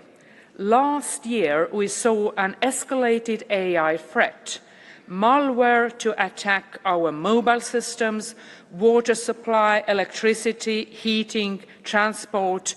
Malware not just created with AI, but also powered by AI to carry out cyber attacks. Ukraine was among the first to face this new kind of attack against humanity. When the Russian military-linked group APT-28 deployed its AI-enabled malware against another nation. The Human Rights Council must help shape global standards to ensure safe and fair AI. We acknowledge the joint statement by Child Rights Committee and 14 UN agencies on AI and the rights of the child, dedicated to ensure that AI is designed, developed and used in line with children's rights. But we need to do more for human rights protection, and Estonia as a digital nation is ready to cooperate at all levels. And we stand for truth. At a time when truth is being eroded by disinformation amplified by AI and censorship also amplified by AI, I wish to highlight the essential role of journalists, media workers, civil society and the human rights defenders. We should do more to counter digital threats posed to them. Hard-won progress on human rights of women and girls is eroding. Estonia remains strongly committed to protect and promote rights of women and girls, including sexual and reproductive health and rights. Vice President, let me reaffirm that Estonia is committed to a strong multilateral human rights system with multi-stakeholder approach. Thus, Estonia stands for sustainable and adequate financing of the UN human rights pillar and is committed to contribute. We see that 2 decades after its establishment, the Council remains more relevant than ever, with important tasks to ensure intrinsic link between human rights, peace, security and development. This is why Estonia is proud to be a member for the next 3 years of this very important Council. Thank you.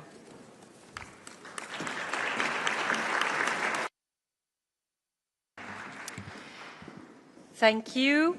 And next I have the honor to give the floor to His Excellency Mr. Fuad Mohammed Hussein, Deputy Prime Minister, Minister of Foreign Affairs of Iraq, by video message. Bismillah ar-Rahman ar-Rahim, Sa'adat Sayyid, Siddhartha. On behalf of God, the Merciful, the Compassionate, Mr. President of the Human Rights Council, High Commissioner for Human Rights, Your Excellencies,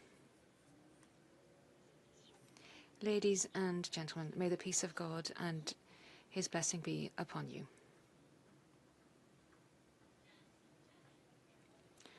On behalf of the Government of the Republic of Iraq, it is an honor for me to commend you, President, on your accession at the helm of the Human Rights Council. And I wish you every success in steering the Council's work. I wish to assure you of our full support. Mr. President, I'm very pleased to participate in this high-level segment today at this 61st session of the Council. I wish to restate our commitment to human rights and also constructive cooperation with the United Nations. Our accession to the Human Rights Council as a member is a responsibility and also an honor. Last year, we experienced a crucial democratic phase following parliamentary elections, which were held on the 11th of January 2025. That timeline enabled the Iraqi population to elect its representatives.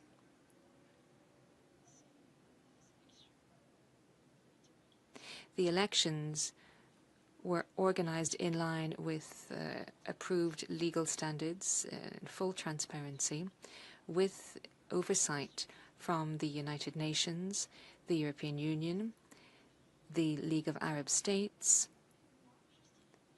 and there was a significant turnout at those elections. Mr. President, for 2 decades, Iraq has been undergoing political change, as well as economic and significant security changes.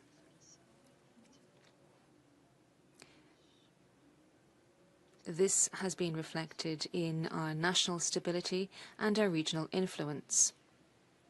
We are moving forward steadily towards stability and sustainable development. Thus, the improvement of the security situation has allowed for the return of almost 5 million IDPs to their places of origin following the defeat of the terrorist organization Daesh. Iraq would like to underscore the important and responsible role it has played to ensure the return of its citizens who were in the Dal-Hol camp in the northeast of Syria. Over 23,000 of our citizens have benefited from an orderly and safe return. This is a highly complex international issue in humanitarian and security terms. Mr. President, the Iraqi experience stems from our faith in a pluralist society. Our national and religious components enjoy full liberty.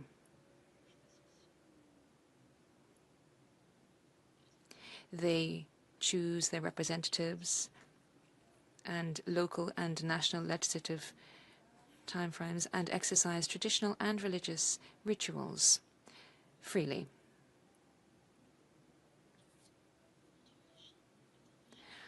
Our regime is a constitutional, democratic and federal one.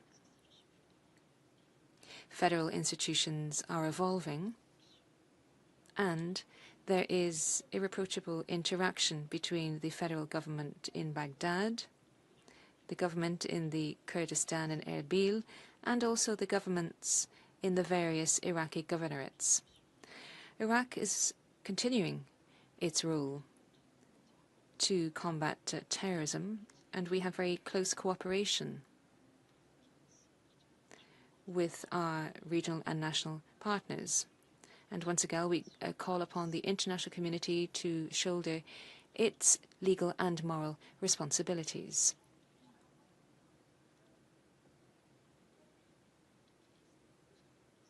And we would call the states across the world to recover their citizens who've been involved in terrorist acts so that they be tried in their countries of origin. We have always been in favor of the Palestinian cause and the right of the Palestinian people to self-determination. We would support a ceasefire in Gaza, and we would call for the provision of humanitarian aid for Palestinian inhabitants in Gaza. President, the world, and our region in particular, are experiencing a dangerous time when wars are breaking out, armed conflicts, crises, and international challenges. In the light of that situation, it is vital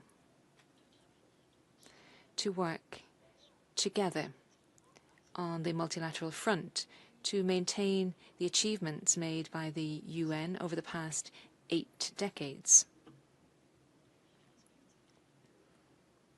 That is to ensure that international law is respected, work towards de-escalation, and ensure that dialogue is prioritized and a peaceful dialogue. Thank you very much indeed for your attention.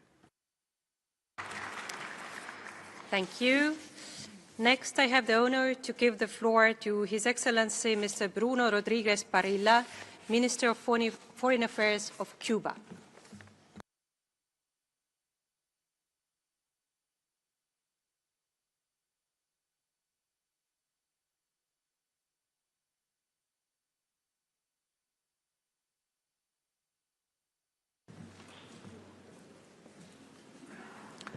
Señora Vicepresidenta. Madam Vice President,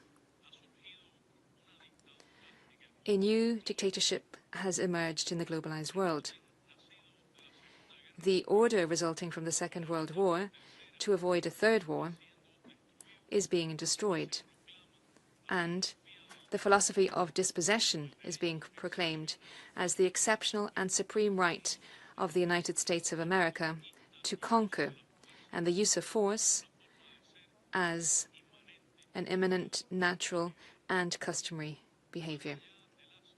Above and beyond ideologies, all nation-states are at risk, regardless of their cultural or political models. The first world reserve of hydrocarbons in Venezuela was vilely attacked.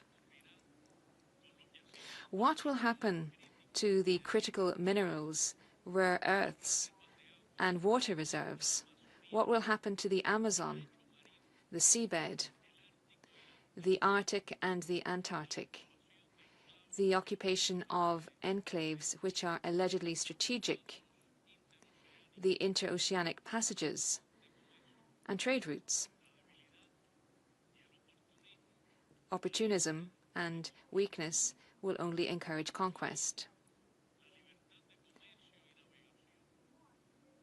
How would freedom of trade and navigation look like with the use of tariffs as an instrument of aggression and the extraterritorial implementation of laws and the jurisdiction of the U.S. judicial courts? The executive order of the 29th of January last, issued by the President of the United States, declares collective punishment against the Cuban people and intends to create a humanitarian catastrophe through a siege on fuels. Would it be possible to allow a large power to destroy a small nation of peace, create a humanitarian tragedy, destroy its national culture, subject a noble and fraternal people to genocide with the pretext of national security or the alleged support to the Cuban citizens? The Cuban people will defend with utmost vigor and courage, in close unity and with broad consensus, their right to self-determination, independence, sovereignty, territorial integrity, and constitutional order. And we will do this with the support of Cubans residing in other parts of the world. We will prevent a humanitarian crisis in Cuba. Although we will have to endure deprivation and hardships, we are a people that are brave, educated, and well aware.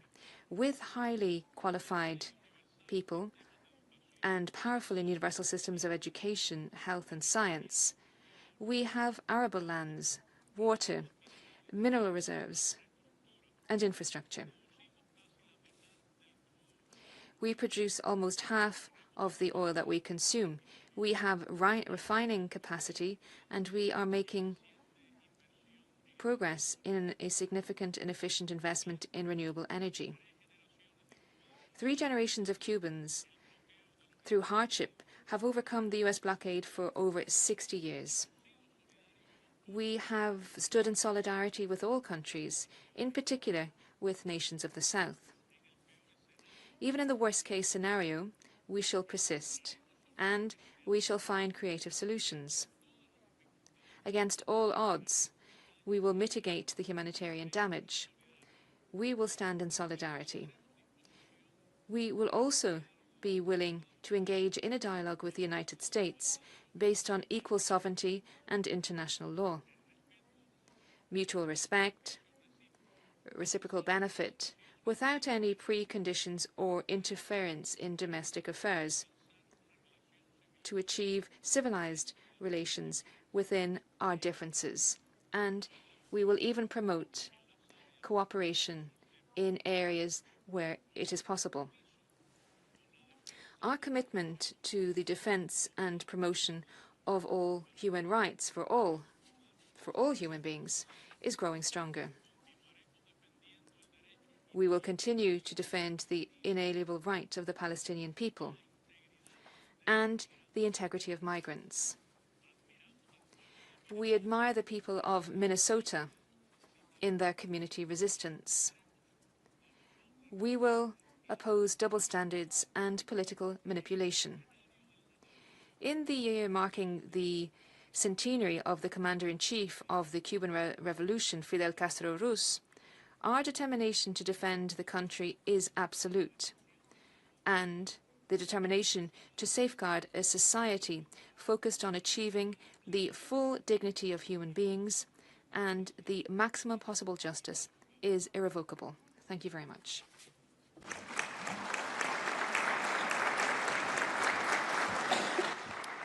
Thank you very much.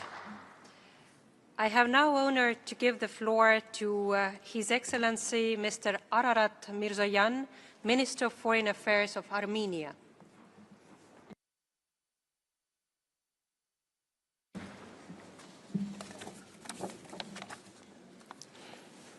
Honorable Chair, Excellencies, let me first extend my heartfelt congratulations to the President and the members of the Bureau of the Human Rights Council on the election.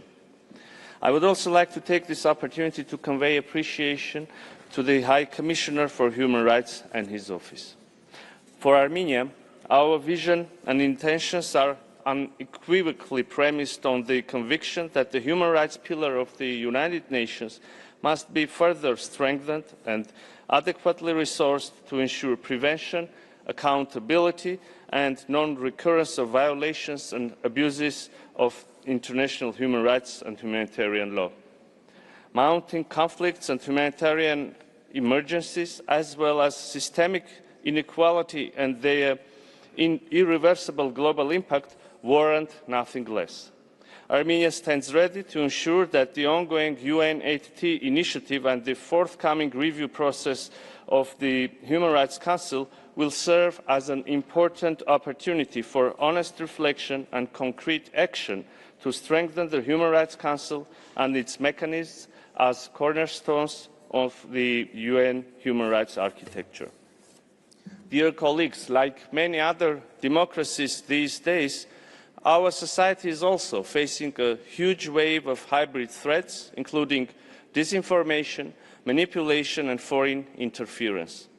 Those are targeted, systemic, hostile campaigns designed to achieve specific goals, including undermining trust of our citizens in democratic institutions and the effective enjoyment of human rights. Confronting these challenges has become a daily activity through continuous strengthening of the democratic resilience. Years of sound reforms, higher levels of rule of law and human rights-based policies, as well as transparent and accountable institutions have produced tangible development outcomes, also reflected in internationally recognized indices. In the Freedom in the World 2025 report of Freedom House, Armenia received 54 out of 100, with significant scores for political rights and civil liberties. Quite remarkably, in 2025, Armenia ranked 34th on the Reporters Without Borders World Press Freedom Index, marking a significant improvement from 43rd place of the previous year. According to the World Economic Forum's Global Gender Gap Report 2025, Armenia ranks among the top countries in women's educational attainment and has seen steady increases in women's representation in all spheres of political life. In line with Armenia's commitment to consolidating implementation of its human rights obligations, last year Armenia established its national mechanism on implementation, reporting and follow-up, and launched its supportive digital tool, the Armenia's Institutional Network for Monitoring and Reporting, AI-NEMRA, which serves as a centralized system bringing together recommendations issued by international and regional human rights mechanisms. Armenia's engagement, however, is not confined to domestic implementation. We seek to contribute substantively to the strengthening of global safeguards against the gravest violations of international law. In this context, at the present session of the Human Rights Council, Armenia will once again table the resolution on the prevention of genocide. The progressive development of this resolution has reflected emerging challenges at the intersection of international human rights law, international humanitarian law, and international criminal law, and has consolidated international consensus on the means to address them. Support by all member states to this important resolution will be a much-needed signal of our shared obligation to end the scourge of genocide. Excellencies, after decades of violent conflict and humanitarian emergencies, Armenia, together with Azerbaijan, took decisive actions towards establishing long-term peace in our region. Last year's Peace Summit in Washington not only established peace between the two countries, but also paved the way for trade, connectivity, and people-to-people contacts. To take this path beyond the agreements between governments, we are also planting seeds of genuine dialogue and trust between our societies, including affected populations. Though the painful humanitarian consequences of the conflict are still to be resolved and the wounds of the distant and recent past linger on, we have chosen the difficult path of reconciliation. This is indeed a difficult endeavour, with 19 Armenian detainees still being held in Baku, and need for clarification of the fates of missing persons and cases of enforced disappearances, and amid dissemination of distorted historical narratives.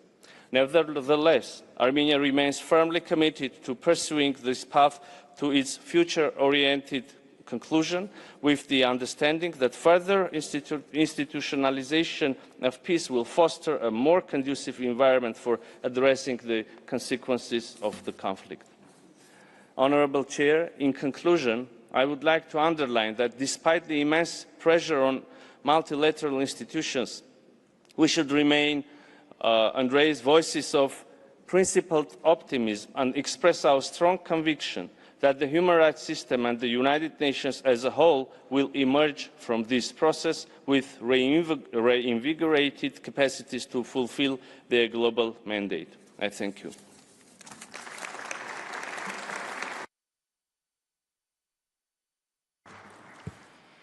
Thank you very much. Next, I have the honor to give the floor to His Excellency Mr. Ronald Ozi Lamola, Minister of International Relations and Cooperation of South Africa.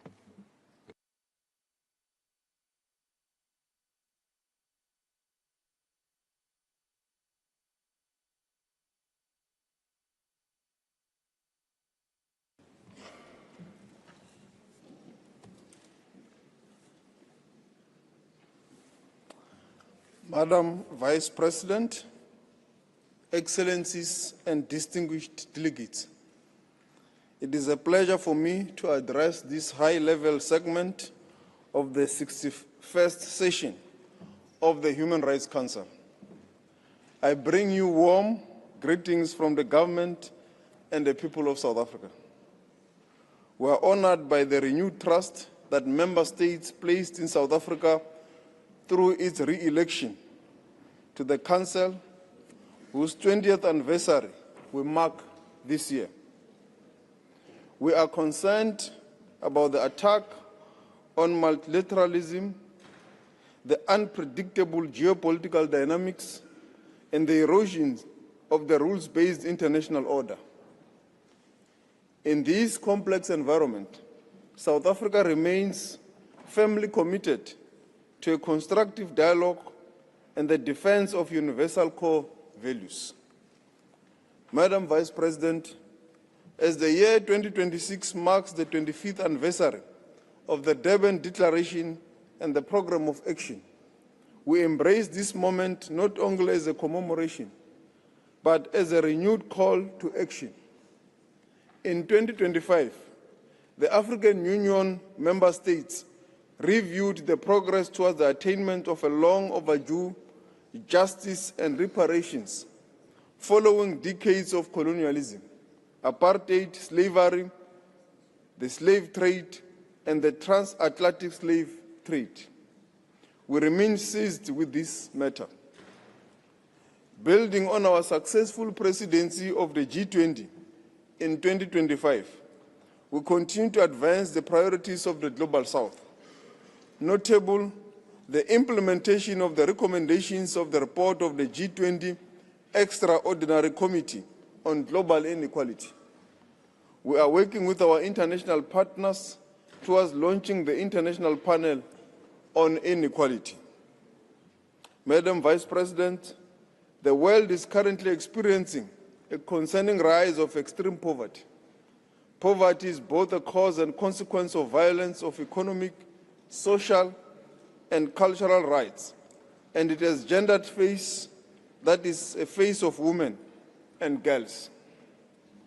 In order to mitigate this troubling trend, South Africa will use its current membership of the Council to advance and heighten our efforts to promote and protect the enjoyment of the economic, social, and cultural rights. We will use our membership to combat all forms of discrimination, including the scourge of racism, racial discrimination, and to advance women's empowerment and gender equality, the rights of persons with disabilities, sexual orientation, gender identity and expression, and the rights of the child. We will continue our efforts to advance the elaboration of legal binding instruments on private military and security companies and on transnational corporations and other business enterprises. For us, it remains of critical importance that accountability measures and effective remedies should be in place whenever or wherever these entities violate or abuse human rights. The current gap should be filled. We reaffirm the importance of inclusiveness and the important role of civil society in the work of the Council and broader global efforts at promoting and protecting human rights. We remain concerned about the continuing shrinking civil space across the globe. We reiterate the intrinsic link between human rights, development, and peace and security. This nexus underpins South Africa's approach and involvement in conflict resolutions across the globe and our continent. This includes our call in Sudan, more especially given the genocide as highlighted by the fact-finding mission and the African Commission on Human and People's Rights. Together with South Sudan as part of advancing the Agenda 2063, the Africa's agenda of silencing the guns, the Africa we want. South Africa reiterates our unwavering support and solidarity with the Palestinian people. We remain steadfast in advocating for their self-determination and that of the Sahrawi people. We call on all member states to recognize the Palestinian statehood and act in solidarity with its people. We continue to appeal for an end to Israel's unlawful occupation, an end to the ongoing genocide, together with efforts to a permanent displacement of the Palestinian people in Gaza and the West Bank. Madam Vice President, as I conclude, South Africa is concerned about the attacks on special procedures, mandate holders in general, and Ms. Francesca Albanese, the special rapporteur on occupied Palestinian territory. In particular, the special procedures mandate holders play a key role in promoting and protecting human rights, and they must be protected by all member states. We must recognize that understanding is a precursor to peace. Let us not bequeath a legacy of prejudice and hatred to our children. I thank you.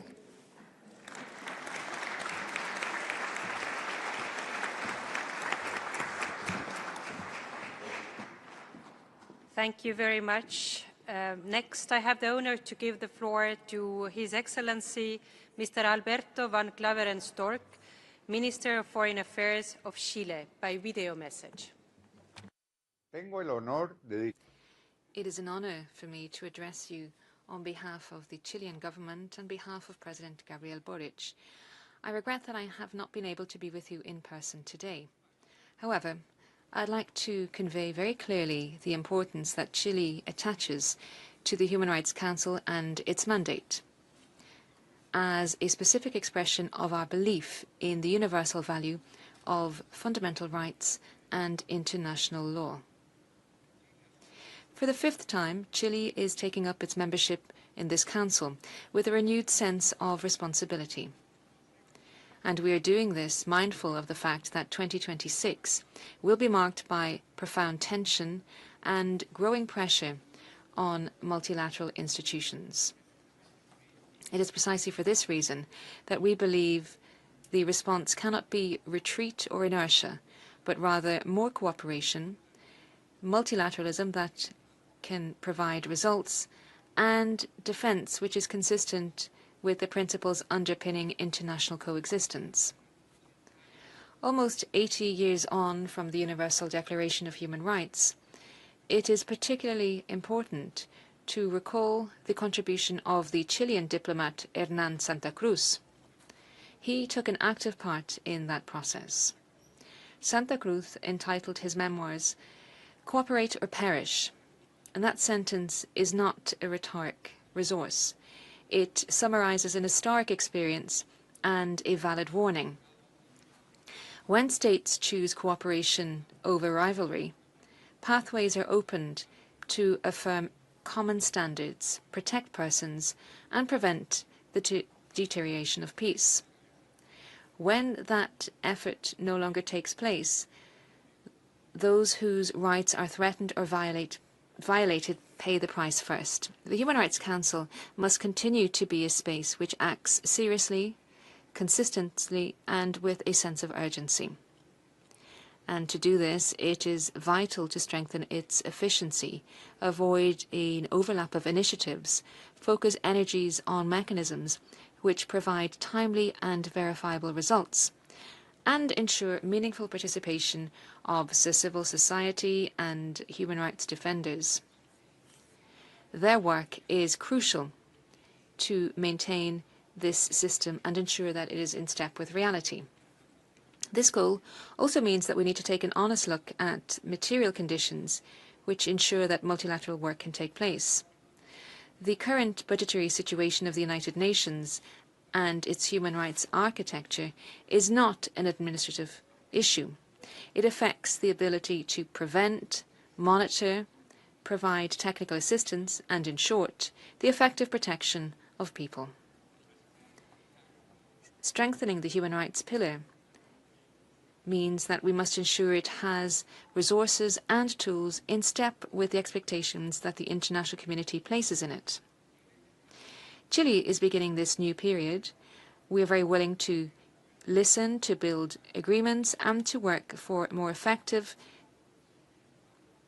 council and to be closer to those who require our actions. It is along that spirit that we reassert our commitment to international cooperation and multilateralism that complies and fulfills its promise. Protect all persons without exceptions. We wish you a fruitful and constructive session. Thank you very much.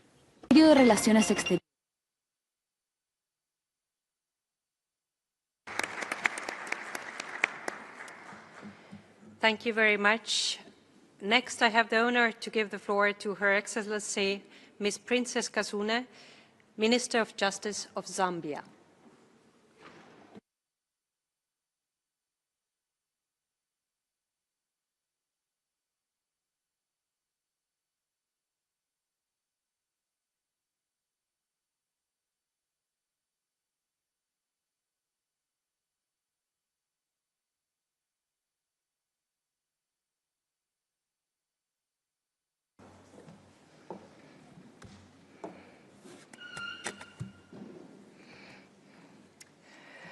Madam Vice President, Excellencies, distinguished delegates, we meet at a time when the global human rights system is under extreme pressure.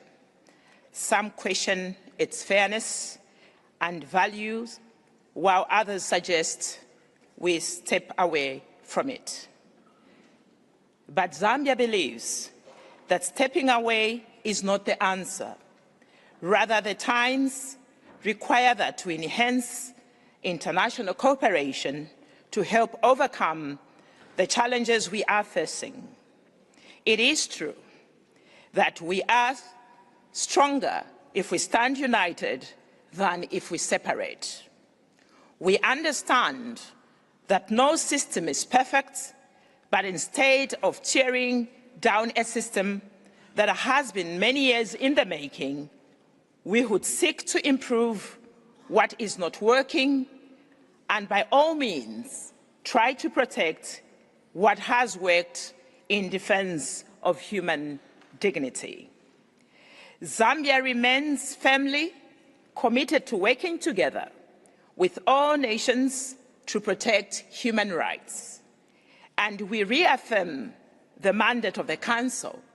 Therefore, we must continue to engage openly with the Universal Periodic Review, which we consider to be a useful process that helps us reflect and improve the human rights of our people. We also welcome engagement with special rapporteurs. Last year, Zambia received 2 country visits, and the report of the last visit will be presented during this session. We see these visits as an opportunity to strengthen our institutions and improve the protection of our people. Excellencies, Zambia is a democratic country guided by the rule of law. In August this year, we will hold our general elections. We are committed to ensuring that these elections are peaceful, transparent, and credible. There cannot be meaningful development without good leadership in a peaceful environment. We firmly believe that human rights and development go hand in hand. Excellencies, Zambia is committed to women's rights and the empowerment of women and girls.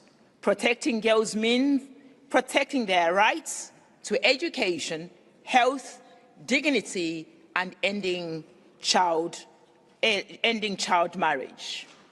Zambia recently amended its constitution, and in that it introduced reserved parliamentary seats for women, youths, and persons with disabilities.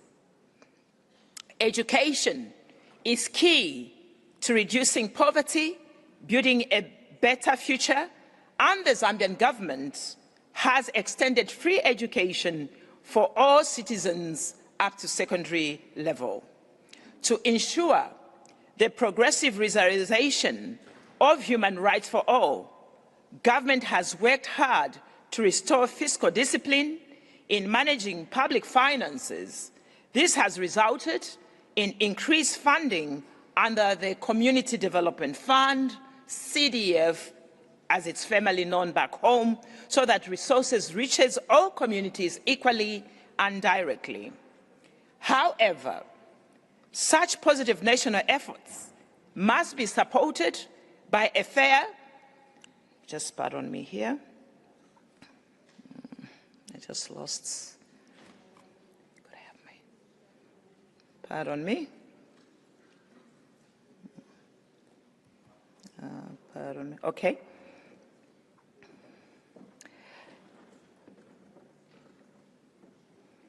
Okay, just pardon me there. Education is key in reducing the poverty and building a better future. And the Zambian government has expanded its free education to all secondary school level. To ensure the progressive realization of human rights for all, the Zambian government has worked hard to restore fiscal discipline in managing public finances. This has resulted in the increase of the CDF fund, as already alluded to. However, such positive national efforts must be supported by fair global financial systems. The high cost of capital first by developing countries has resulted in heavy debt burden that reduces the ability of such nations to invest in health, education, and social protection. The impact of debt on the full enjoyment of all human rights is real. Climate change is another serious challenge. Drought and food shortages has affected the rights to food, water, and health. Hence, climate justice requires support for countries that are most affected but least responsible for the environmental degradation. Excellencies, Zambia has presented its candidature for the membership to the Human Rights Council for the term of 2027 to 2029. If elected, Zambia pledged to serve as a fair, balanced, constructive voice within the Council and beyond. We pledge to ensure that the Council continues to represent the voice of all conditions in a mutual, respectful, and impartiality manner. We believe that this Council must remain a place of constructive dialogue, cooperation, and respect. Zambia stands ready to work with all partners to protect human dignity and indeed human rights to ensure that they are enjoyed by all. May God help us all, and I thank you.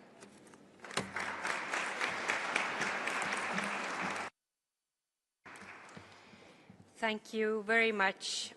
Next, I have the honor to give the floor to His Excellency Mr. Ian Borg, Deputy Prime Minister and Minister of Foreign Affairs and Tourism of Malta, by video message. Mr. President, High Commissioner for Human Rights, Excellencies, allow me to congratulate Your Excellency, Ambassador Sidarto Reza Suryodipuro, Permanent Representative of Indonesia, on your election as President of the Human Rights Council for 2026. We place our full trust and confidence in your able hands to continue strengthening the achievements of this Council. Mr. President, Malta strongly reiterates its full support to the Office of the High Commissioner for Human Rights, independence and impartiality. We also highly appreciate the High Commissioner's relentless efforts to promote and protect human rights everywhere. Malta shares his alarm on the ongoing tragic situation in Sudan, where civilians, particularly women and girls, are being subjected to unspeakable horrors, including sexual and gender-based violence. As we did during the 38th special session last November, we call for an immediate halt all hostilities and violations, and to hold perpetrators to account. Likewise, we remain seriously concerned on the situation in the Islamic Republic of Iran.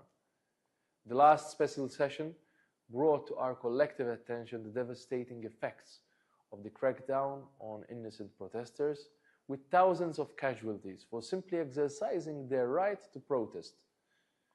In Ukraine, we continue to call for an immediate end to Russia's aggression, and full restoration to Ukraine's territorial integrity and sovereignty.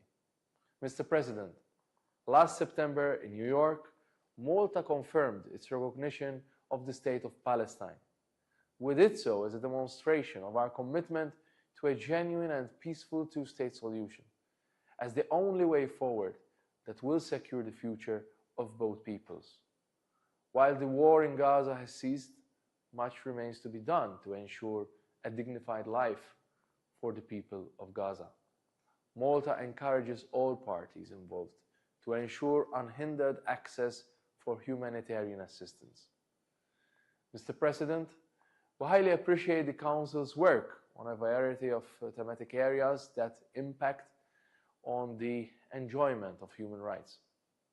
Climate change, including sea level rise, the rule of law, the protection of journalists and sexual orientation and gender identity, among others, remains Malta's major priorities during 2026. We seek your leadership, Mr. President, to protect the norms and principles already established in these thematic areas and all others. Mr. President, we regret that strong pushback on well-established human rights principles is increasing and eroding international human rights law and calling into question the very institutions and structures created to protect them. It is for this reason that Malta reaffirms its full support to all special procedures, mandate holders, investigative mechanisms, and human rights treaty bodies, and to their important work, a principled position we will maintain if also elected to this Council for the term 2032-2034. And I thank you, Mr. President.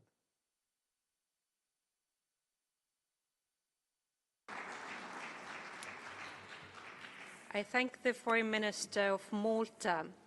Excellencies, dear participants, with this statement, we have come to the end of the list of speakers for this first meeting. We will now take a short technical break and will reconvene in a few minutes to continue with the high-level segment. I hereby close the first meeting of the 61st session of the Human Rights Council.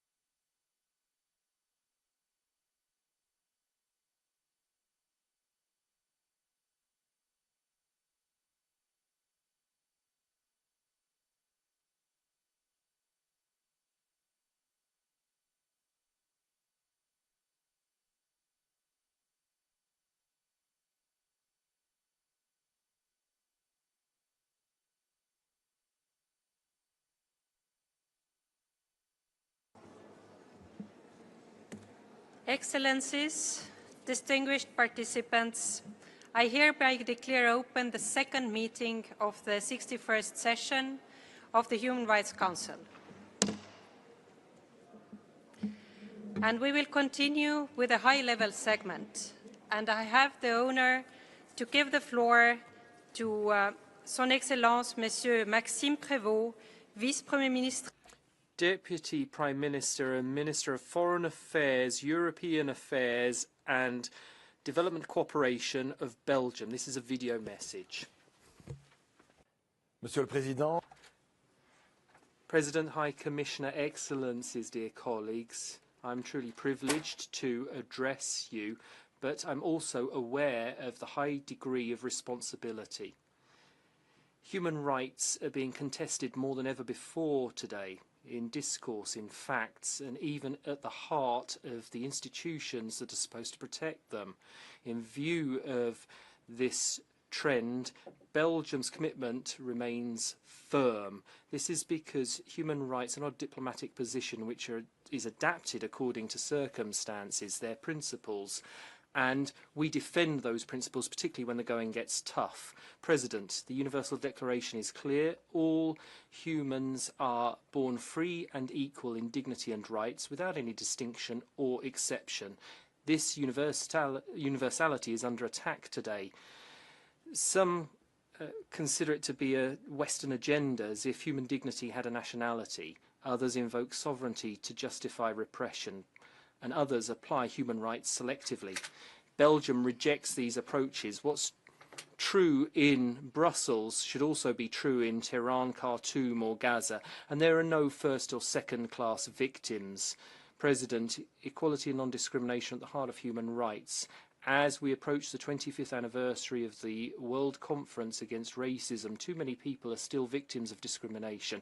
That's why Belgium has drawn up its National Action Plan to combat racism, because international credibility starts by coherence at home. And the same is true of the rights of women and girls, which are trampled on in too many regions around the world. Belgium will continue to defend gender equality as a priority.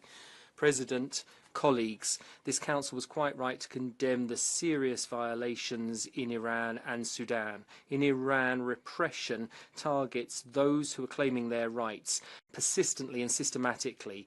There is a devastating conflict in Sudan which has plunged millions into a catastrophic humanitarian crisis. The Council must continue to document and name and hold people accountable. And we can't ignore Gaza. International humanitarian law is applicable to everybody, at all times and in all places, without any exceptions.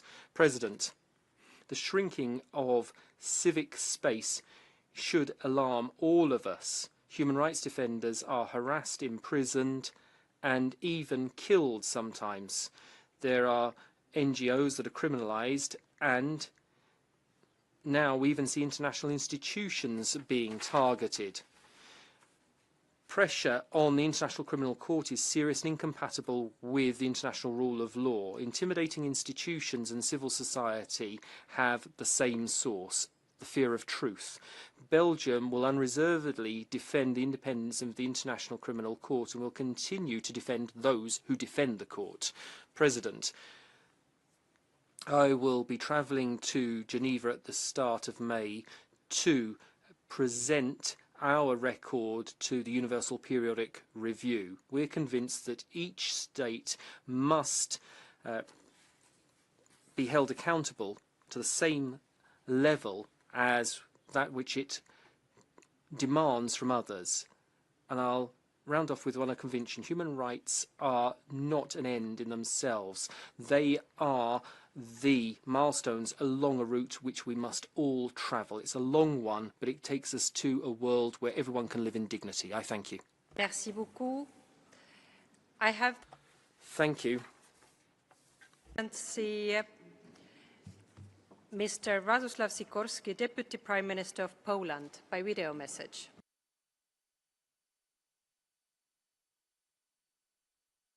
Mr. President, Excellencies, we are living through a turning point in history.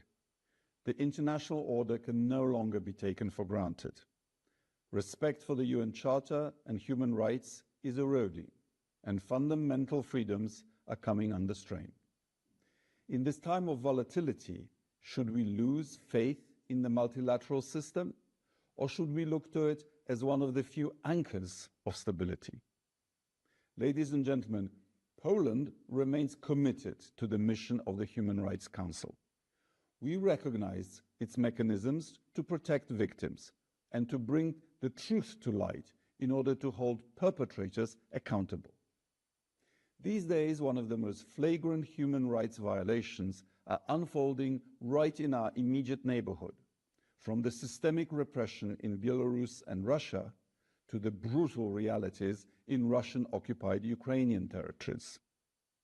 In Ukraine, the Kremlin attacks power grids, hospitals and schools, targeting the most vulnerable. Within Russia and Belarus, the state wages war against its own people, using a vast arsenal of tools to extinguish any spark of dissent, legal persecutions, disinformation, or outright violence. Behind every UN report from those territories, there is a human being, a life lost, a journalist unjustly detained, or a community leader disappeared. Remembering our own difficult path to independence, Poland remains unapologetic in demanding accountability for human rights violations. We are committed to protecting human rights defenders, particularly those targeted by transnational repression. Mr. President, the global human rights landscape may appear bleak, but as I stated before this Council 13 years ago, despair is not a strategy.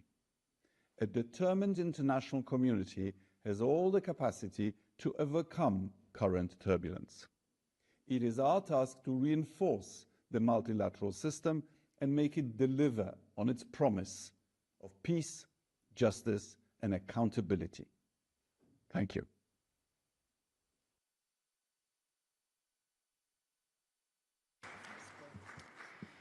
Thank you very much.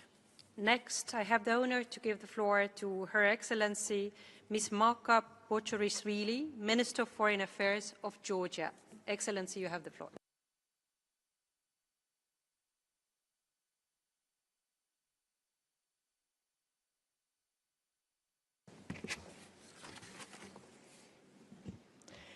Excellencies, ladies and gentlemen, it's an honor to address the high-level segment of the United Nations Human Rights Council on behalf of Georgia. We meet at a time when the universal principles of human rights are increasingly challenged, not only by conflict and occupation, but also by attempts to instrumentalize international organizations for political pressure and to politicize human rights for narrow interests. The credibility of this Council depends on remaining principled, impartial, and committed to protecting human dignity. Over the past decade, despite significant security challenges, Georgia has strengthened democratic institutions, the rule of law, and fundamental freedoms, reflected in improved international rankings and more than 85% drop in applications to the European Court of Human Rights. We view human rights not only as international obligations, but as the foundation of our government's vision, reflected in our human rights strategy, which provides a unified framework for civil, political, economic, and cultural rights. Human dignity begins with economic opportunities and social justice. Over the last decade, Georgia has reduced poverty threefold, from around 30% to below 10%, reflecting sustained economic growth and targeted social programs for vulnerable groups. We have strengthened mechanisms against violence towards women, advanced women's economic empowerment, facilitated more than 5,000 women-led small businesses since 2021. The rights of persons with disabilities have been reinforced through comprehensive legislation aligned with international standards, promoting accessibility, inclusion, and independent living. Last year, Georgia spotlighted autism on the sidelines of this Council, emphasizing the urgent need for inclusion, dignity and equal opportunity, and we call all states to join us in scaling up actions, sharing best practices, and advancing rights for persons with autism everywhere. Georgia values cooperation with Human Rights Council mechanisms and treaty bodies, and recently completed its 4th Universal Periodic Review, accepting around 90% of previous recommendations, and we thank all delegations for their valuable input. Excellencies, while Georgia has made progress, grave challenges still persist. Abkhazia and its Khinvali region remain under occupation by the Russian Federation, where residents are denied fundamental freedoms and face arbitrary detentions, ill treatment and ethnic discrimination. Hundreds of thousands of displaced persons cannot return home, and international human rights mechanisms are blocked, leaving accountability entirely absent where it is most needed. Georgia continues to raise this issue in international fora, including through the annual Cooperation with Georgia resolution at this Council, and we count on your continued principled support. Excellencies, tomorrow marks the 4-year anniversary of Russia's invasion of Ukraine, causing immense suffering, displacement, and destruction. Georgia reaffirms its unwavering support for Ukraine's sovereignty and territorial integrity, and for upholding a rules-based international order rooted in the UN Charter and accountability for violations. Let me conclude by reaffirming Georgia's steadfast commitment to the universal and independent nature of human rights as this Council approaches its 20th anniversary. We will continue advancing democratic governance at home and supporting collective efforts to protect human dignity everywhere. Thank you.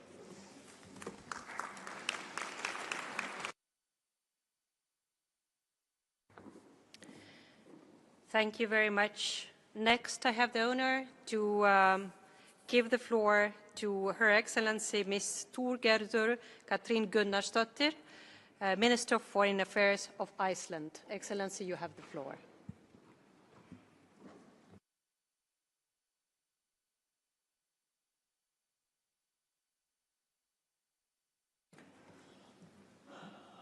Madam Vice President, 1 year ago, I stood in this Council for the first time.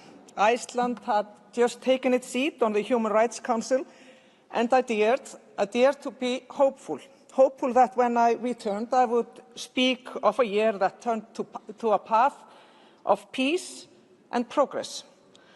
But that is not the world we meet today. Wars still rage. International law and human rights are under attack, regretfully not least by some of the most important actors.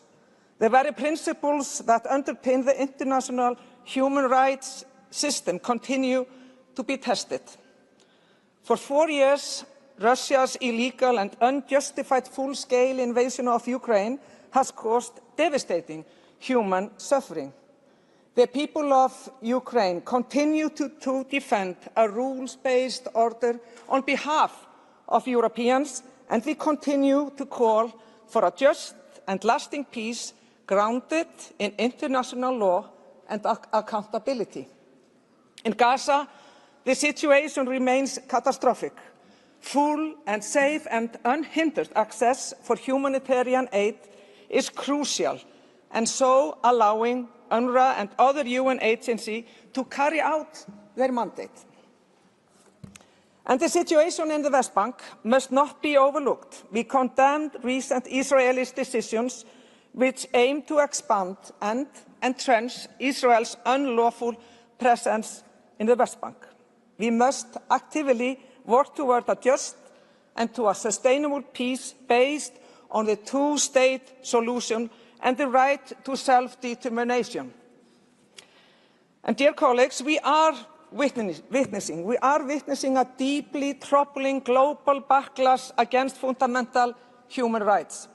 In the past 3 years alone, 5 countries have passed laws criminalizing consensual same-sex relations. Basic rights such as access to safe abortion and freedom of expression are under pressure. Fundamental principles are being eroded and in some cases deliberately dismantled. This is not happening in isolation. It is a part of a wider erosion of democracy, of human dignity and the rules-based international order. For a small state like Iceland, whose security and prosperity depend on these values, this is not an abstract concern. It is existential. And Madam Vice President, accountability is not optional. It's not optional. It is foundational because impunity fuels further abuse. Over the past year on this Council, Iceland has sought to act accordingly. We led the call for a special session on the Islamic Republic of Iran. We called for the establishment of an independent investigate mechanism for human rights violation in Afghanistan, and we welcomed the Council's resolution on human rights violation in El Fasher in Sudan. At home, we continue to strengthen our human rights framework. Even though Iceland ranks among the highest in the world in equality, we are not immune to a backlash. It is vital that every country stands ready to examine itself, and we are looking forward to participating in the Universal Periodic Review next year. And Iceland will continue to stand for universality and indivisibility of human rights. We support the Global Alliance for Human Rights set in motion this morning by the High Commissioner. And we will keep using our membership of the Council to advance protection and promotion of human rights for all. Dear colleagues, I have just returned from Japan, from this wonderful country, where I visited Nagasaki. Being there, one cannot escape the weight of history. We must never forget what happens when humanity fails to defend its own values. Human rights are the building blocks of peace, and it is our duty to build a world of peace. My sincere hope is that when I stand here next year, we really have turned to the path of peace and progress. Let us stand united to make the world tomorrow more human, more safe, and more just than the world today. Thank you so much.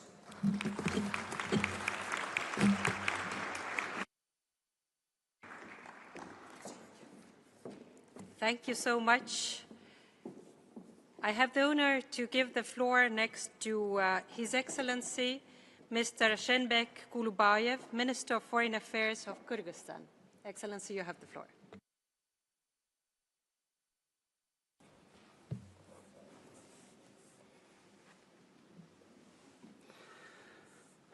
Mr. President, Your Excellencies, ladies and gentlemen, we are living in a time of serious changes of international relations. Trust in international institutions is declining. International law and human rights standards are increasingly being ignored.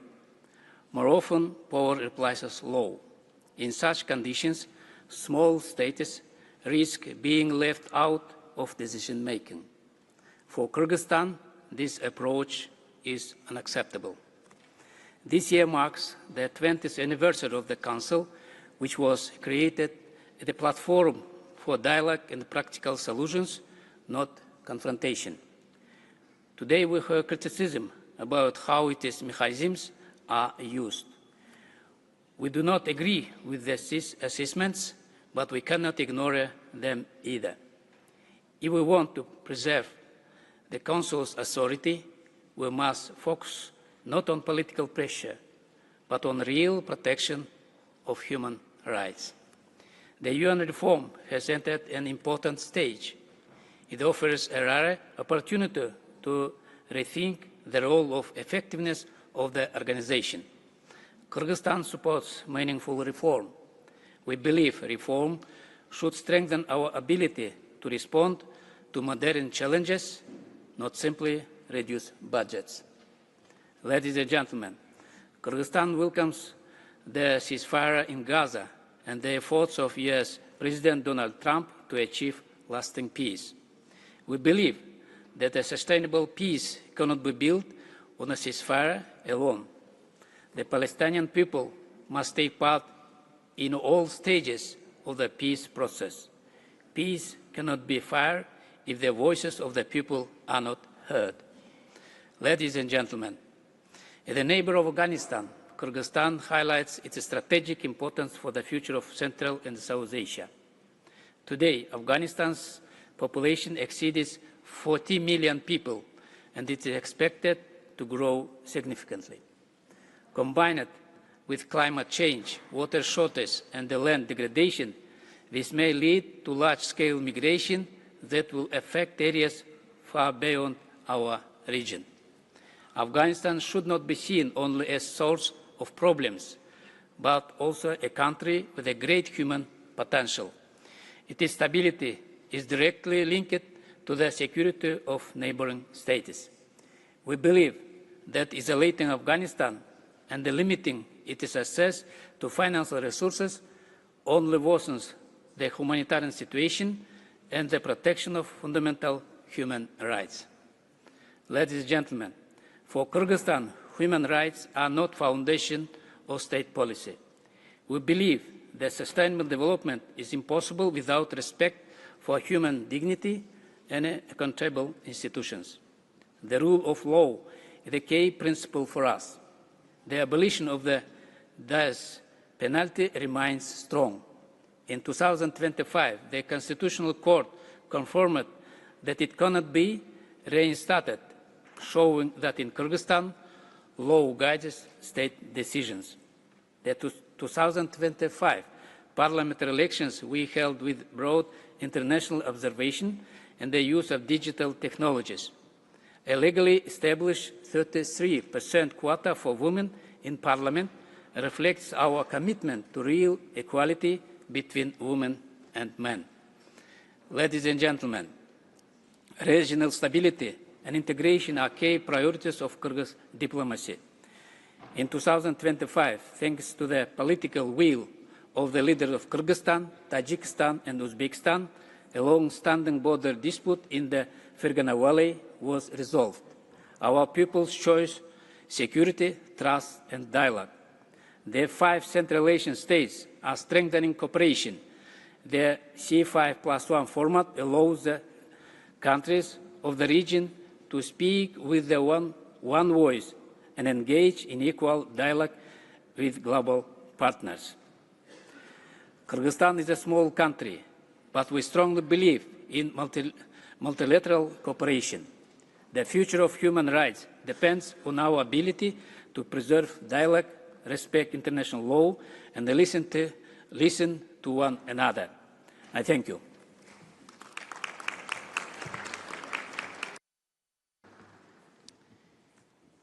Thank you very much. Next, I have the honor to give the floor to His Excellency Mr. José Manuel Álvarez Bueno, Minister of Foreign Affairs, European Union and Cooperation of Spain, by video message. Señor President, Spain's beginning its second year as a member of the Human Rights Council. We face a difficult international situation, but Spain and the international community as a whole cannot be overcome by pessimism. It's our duty to defend human rights as being vital for peace, justice and democracy. The Council was created 20 years ago as a place for dialogue to address inequalities, and it's had a true impact on the enjoyment of all universal and indivisible rights, be they civil or political, economic, social or cultural. The Council is a place where victims, human rights defenders and civil society can make their voices heard. Defending human rights is based on accountability for all human rights violations and abuse. That's why we support the International Criminal Court and why we have put forward a Spanish candidate to reflect our commitment to the institution. I would also like to show our support for the Council mechanisms established to provide recognition, truth, memory, justice and reparation for victims. It's vital that these mechanisms and special procedures remain independent. They're absolutely vital for promoting and protecting human rights. It's more important than ever to underscore the Council's preventive work and to support the Office of the High Commissioner. That's why Spain continues to defend a unique foreign policy which is based on respect for human rights and international humanitarian law. We call for full compliance just as much in Ukraine, Gaza, Sudan and Nicaragua. And we do want to see peace as the permanent state for Palestine and Israel, and we're convinced it's only a Palestinian state with recognised borders which is geographically united and viable, and which encompasses Gaza and the West Bank with East Jerusalem as its capital, will be able to meet the aspirations for peace and security of Palestinians and also those of Israelis, and to provide stability to the region. We'll continue to support Ukraine. Will defend its independence, sovereignty and territorial integrity within its internationally recognised borders. We're also deeply concerned about the escalation of the conflict in Sudan, as well as the serious human rights violations and those of international humanitarian law, which have caused the greatest humanitarian crisis in the world. We're worried about the situation in Nicaragua, and we call for an end to repression. We're concerned about the lack of accountability in Ethiopia, including regarding the killing of humanitarian workers. When it comes to Venezuela, we're calling for a democratic, fair and inclusive transition and a broad amnesty. We'd like to thank the High Commissioner for his invitation to take part in a global alliance for human rights. And you can count on us to get this initiative going, and we will defend human rights in Spain and the rest of the world. Spanish foreign policy is feminist. We have to end violence against women and girls. That's why we're investing in women taking part in all decision making and at a multilateral level.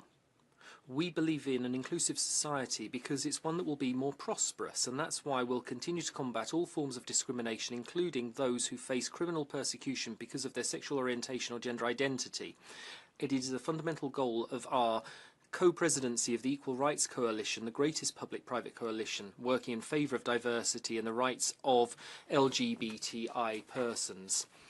We will work for sexual orientation and gender identity to be decriminalised through that role, and will continue to defend the complete abolition of the death penalty, as well as to change the International Commission Against the Death Penalty into an international entity. We're also commemorating the 20th anniversary of the Convention on the Rights of Persons with Disabilities this year, as well as the 20th anniversary of the Optional Protocol to the Convention on Torture.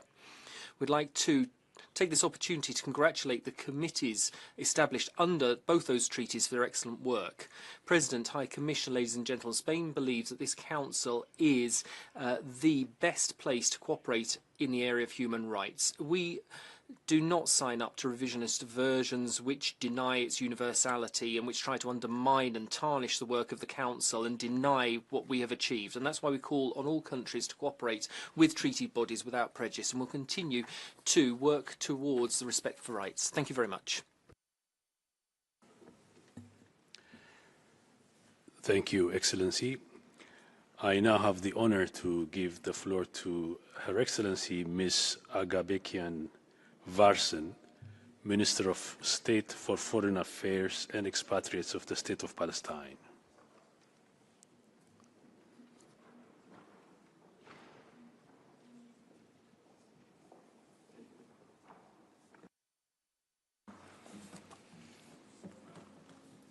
أصحاب المعالي والسعادة السيدات والسادة.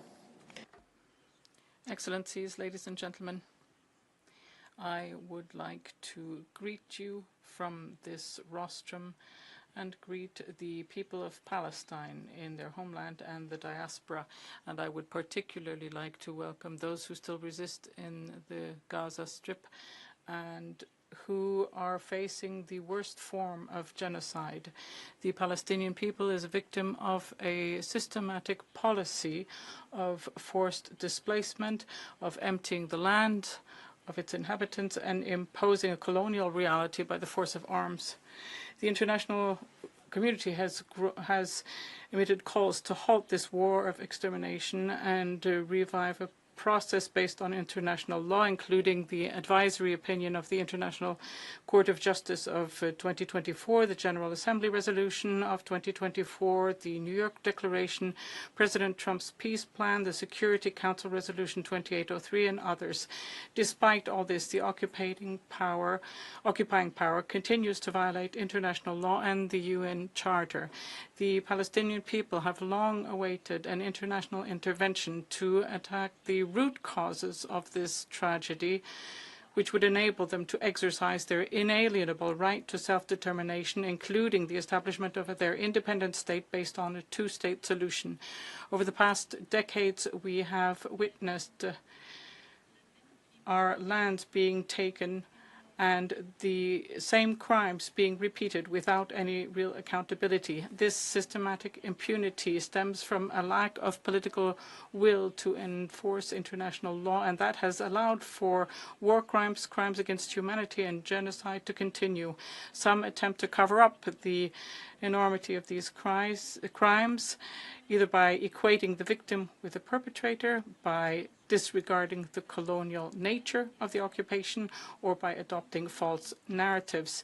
Even the United Nations and the Human Rights Council mechanisms have been attacked, as have the international courts, and this instead of holding criminals accountable for their war crimes. Mr. President, Israel, the occupying power, and the apartheid regime continues to commit horrific crimes in the Gaza Strip, despite the signing of the Sharm el-Sheikh agreement last October. The Gaza Strip remains under a suffocating siege. Crossing points are closed, humanitarian personnel is targeted, aid convoys are prevented from entering, and restrictions are imposed against the entry of food and medicine. This occupation also targets UNRWA, UN agencies, and international and local organizations, and an arbitrary decision has been taken to prevent 37 humanitarian organizations from operating. This is an attempt to silence witnesses and cut off protection and services to millions of refugees and displaced persons. In the West Bank, including East Jerusalem, the de facto annexation is accelerating through the expansion of settlements and the establishment of over 1,200 checkpoints and electronic gates, and the transfer of civilian powers to the occupation authorities. And this is part of an effort to seize more land and to re-register it in the names of the settlers, making an illegality a reality. There are attacks by settler gangs protected by the occupation forces. Crops are burned, villages are raided, families are displaced. Jerusalem is our historical capital, despite the attempts to change the legal and demographic realities, including by attacks on holy sites and places of worship. There is no just solution without Jerusalem as the capital of the State of Palestine. Palestinian prisoners and detainees face arbitrary policies, including administrative detention without fair trial, solitary confinement, torture, ill treatment, and medical neglect.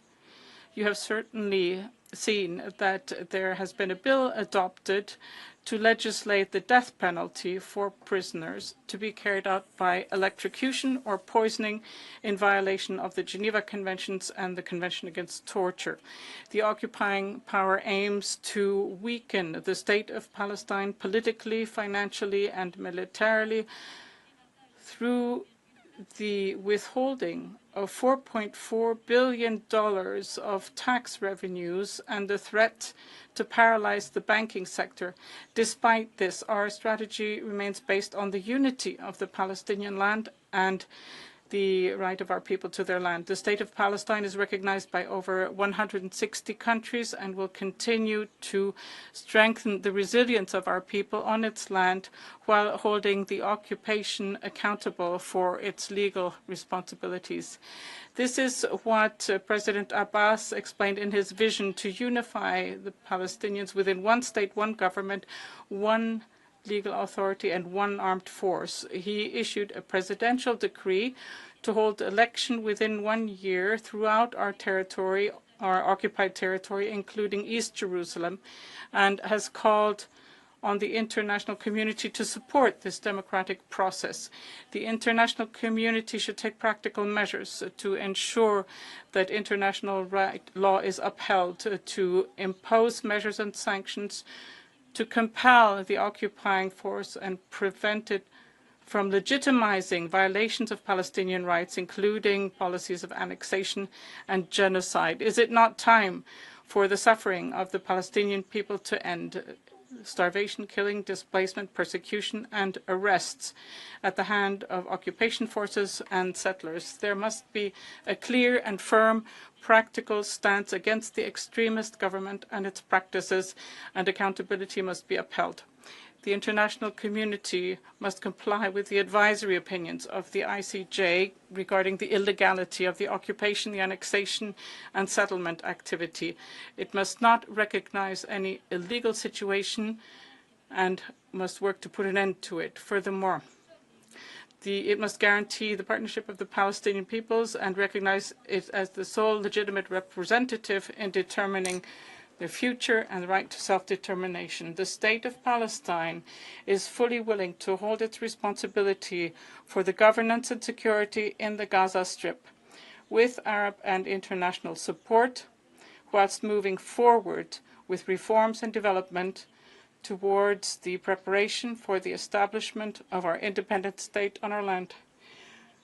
We will not relinquish our right to self-determination, freedom, independence, and return. We'll remain committed to internationalism. Justice may be delayed, but will not fail. Thank you.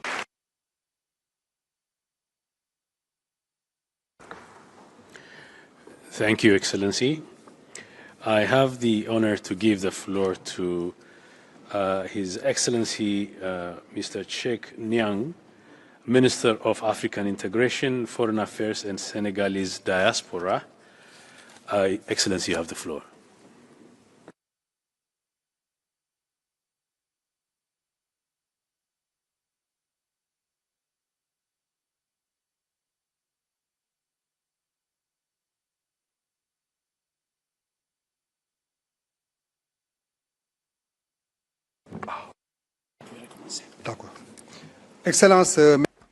Excellencies, ladies and gentlemen, at the outset, I would congratulate the new President of the Council, Ambassador Suryo Dipuro of Indonesia, as well as the members of the Bureau as the whole, and extend my wishes of best of success to them. I would also like to thank the High Commissioner, Volker Türk, for his efforts to promote the upholding of human rights throughout all the regions in the world.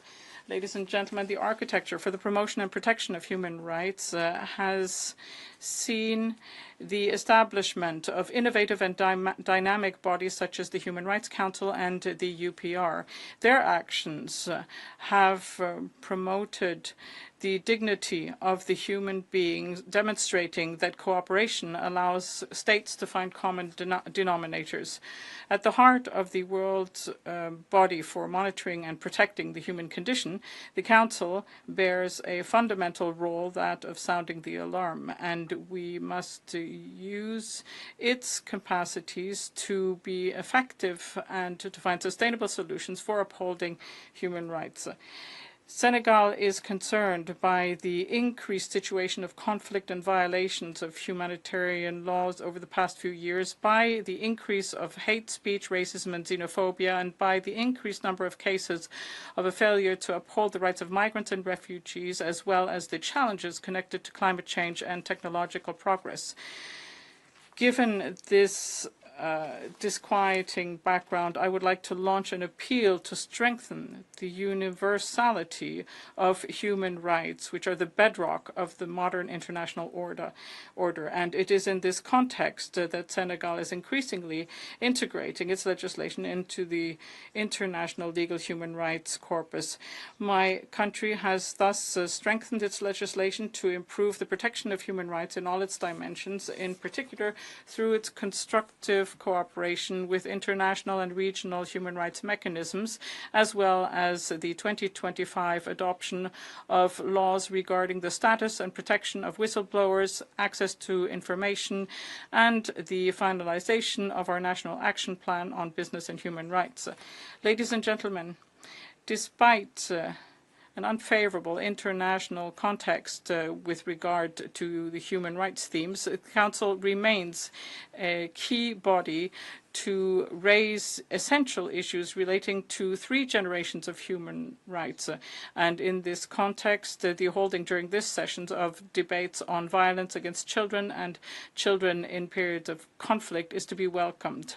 The high-level panel planned for the 25th anniversary of the Durban Declaration and Programme of Action is another excellent opportunity to strengthen our attention and focus on racism and its multiple signals. We must, moreover, ensure that we continue to work for law security throughout the world. We must attach the same importance to the 3 generations of human rights, because liberty alone is not sufficient when poverty and social exclusion debase certain segments of our societies. Ladies and gentlemen, I would like to state here the pride that we bear as co-facilitators in the process of maintaining or not the subsidiary body of the General Assembly conferred to the Human Rights Council. At these crossroads, we are preparing to celebrate our 20th anniversary, but it is up to us to uphold the hope that its establishment gave rise to in June 2006. And in this context, Senegal, loyal to a long tradition of its culture of tolerance, reiterates its deep faith in a standing dialogue and consensus-seeking towards a strong multilateral system founded on law, justice, and equity as means to foster peace, security, and social progress. Thank you.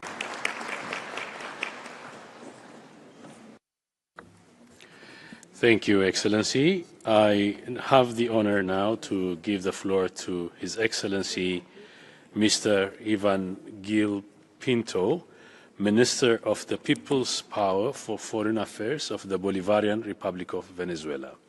Excellency, you have the floor.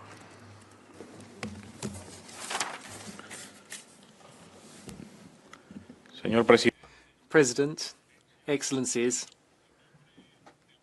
on behalf of the Constitutional President of the Bolivarian Republic of Venezuela, Nicolas Maduro Moros, and on behalf of the Acting President, Delcy Rodriguez Gomez, who has taken on historic responsibilities following the tragic events of the 3rd of January 2026.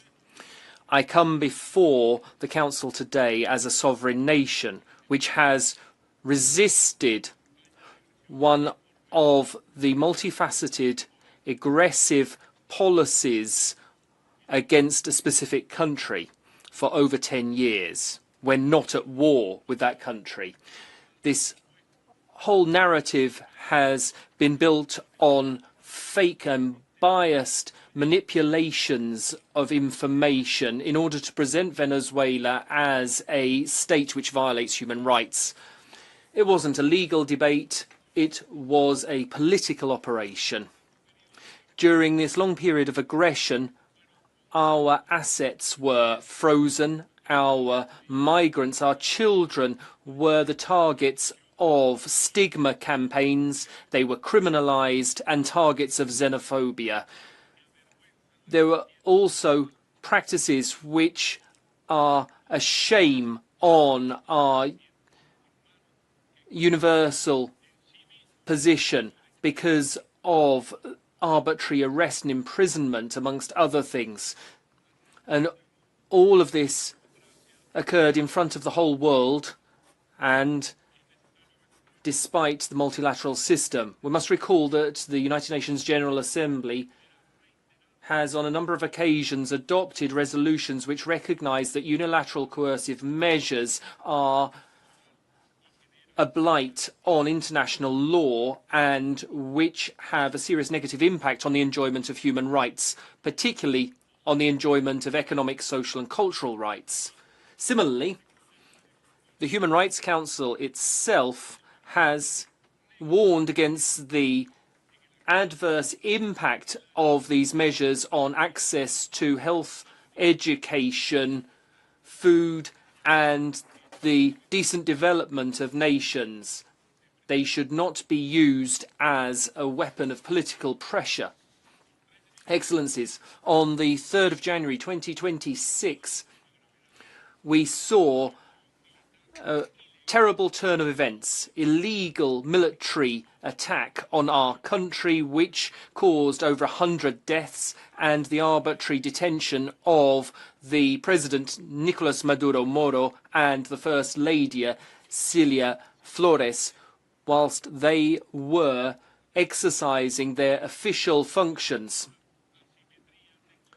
We have seen that there is a technological and military imbalance because we're up against the nuclear power of the United States. Nevertheless, we have opened up diplomatic channels in order to try and resolve the differences we have with that country. It's not a case of subordination, but it's on the basis of sovereign equality, not on the basis of fear, but on the belief that dialogue is the only civilized way for nations to behave with each other.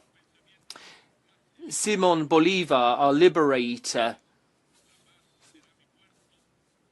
said that peace will be my harbour, my glory, my hope, my luck, and the most valuable thing I have in the world. For Bolivar, this is the supreme destination of humanity, and we call on people to resolve their differences through mutual recognition, through dialogue and respect. President, foreign aggression has had an impact in our country as well because there are sectors in our country which have been working on the basis of this, causing a lot of pain. There's been violence, there have been atrocious acts which have never should have occurred. There are people who've been burned alive in the street because of their political beliefs or their skin colour. The Bolivarian government has always promoted dialogue and reconciliation. Today we're working on a policy of healing and reconciliation. The policy of political coexistence, which we recently adopted, is an instrument for building peace and reconciliation following the recent political cycles. This ensures legal certainty and restorative justice without allowing for impunity for serious crimes such as crimes against humanity, murder, or actions against our national sovereignty. It creates a special monitoring commission and reiterates that we will solve our problems internally on the basis of the Constitution with you promoting peaceful coexistence. And this is the message we're bringing to the Council today. Human rights cannot be an instrument for political warfare. They cannot be selective and they cannot depend on ideological positions. Excellencies, we're particularly concerned to see that while some countries are subjected to constant scrutiny, which is disproportionate, there are also human tragedies such as the genocide of the Palestinian people do not get the attention they deserve. They're a stain on our collective conscience. We cannot have selective geopolitical stances in the Council. The Council must recover its position as being impartial, universal and committed to all peoples. Venezuela isn't coming here to demand accountability. We are a state which is committed to strengthening our institutions with constant improvements to our protection mechanisms and on the basis of international cooperation, which in turn is based on mutual respect. We have renewed our commitment to the Office of the High Commissioner with new fora for dialogue, ensuring also respect for our sovereignty as a United Nations member state. We must put our heads together and think about this. If human rights become a tool of political pressure, they will lose their moral essence. If they're applied selectively, they lose their legitimacy. And if they're subjected to strategic interests, then they lose their authority. Venezuela has decided to chart its path, which is the path of peace with sovereignty. It's the path of dialogue without giving up our principles. It's the path of reconciliation at home without forgetting justice. It is the path of international cooperation based on equality among states. We demand that the Council be capable of taking a critical look at itself and that it's capable of correcting its mistakes and that it acts with the same firmness towards any violation wherever it occurs. I would like to round off this statement by a moral reflection.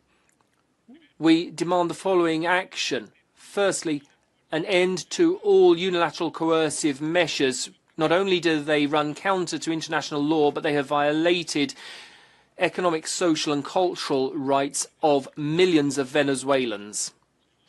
Secondly, we call for respect for state sovereignty in line with the United Nations Charter as a fundamental principle of effective multilateralism and universal human rights.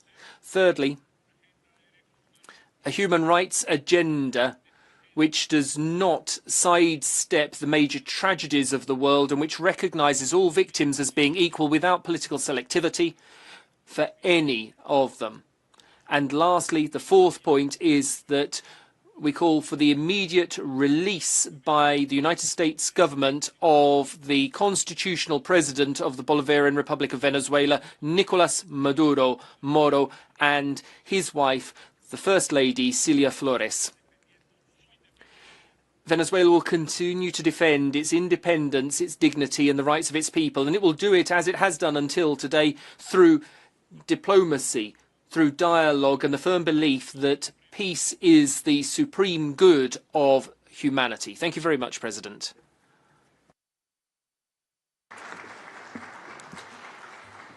Thank you, Excellency. I now have the honor to give the floor to His Excellency Mr. Victor Alfredo Verdun Bitar, Deputy Minister of Foreign Affairs of Paraguay. You have the floor, Excellency.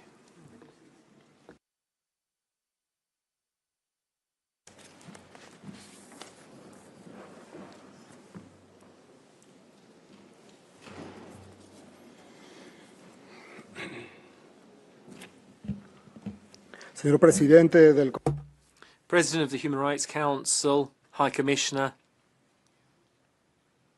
esteemed representatives, I'm honoured to address the high-level segment for the promotion and protection of human rights. Today's world is particularly complex. Armed conflict, protracted crises affect millions. In this context, the Council must strengthen its ability to act and reassert its key role. The world is clamouring for peace, and our societies must be able to develop with dignity and in safety. Paraguay firmly defends democracy and the relevance of human rights as the bedrocks of institutional stability and government legitimacy. We're concerned about the events in Venezuela. The democratic order must be fully restored, and there must be an orderly and transparent transition. Paraguay stands ready to work constructively alongside the international community in order to achieve this aim. We appreciate the recent enactment of the General Amnesty Act for political prisoners, and once again we urge the release of all persons detained for political reasons. We're worried about the situation in Cuba. There continue to be significant limitations on fundamental freedoms. It's absolutely vital that human rights be respected and protected, ensure that people can live in dignity. We long for the well-being of the Cuban people, and we hope that it arrives soon. In Nicaragua, there are alarming restrictions on fundamental freedoms and rights. Appropriate conditions must be created immediately for restoring the democratic order, and we urge the Council, in line with Resolution 58/18, to closely follow the situation in Nicaragua. Democracy and human rights cannot be strengthened unless fundamental freedoms are respected. The principle of non-intervention and sovereignty must not protect dictators. They must not be allowed to systematically violate human rights. Such principles cannot be used as shields to avoid accountability.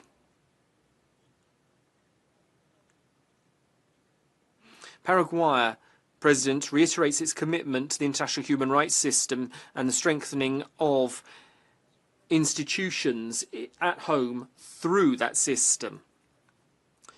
Paraguay continues to promote fundamental freedoms, such as protecting the right to life since conception and recognizing the family as the core of society. Non-discrimination, equality before the law, and other values which are at the very heart of our country. We've made significant progress in reducing poverty and extending social protection systems, in particular for vulnerable persons. At the same time, we've strengthened the rule of law, institutional transparency, and improved prison conditions, focusing on social rehabilitation for prisoners.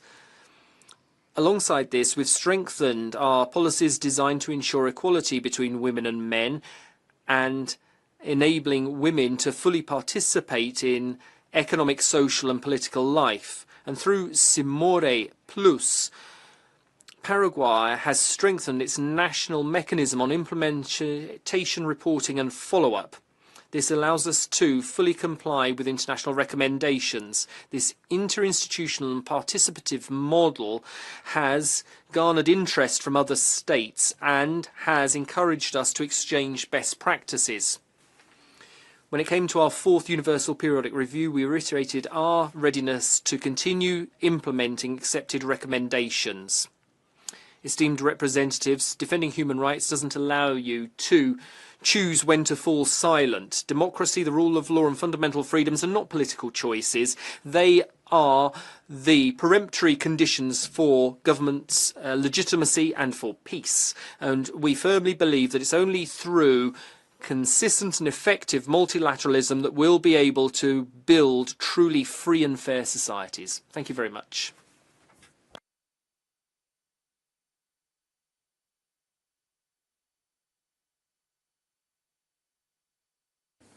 Thank you, Excellency. I now give the floor to Her Excellency Mrs. Hala bint Mazyad Al Tuwaijiri, President of the Human Rights Commission of Saudi Arabia.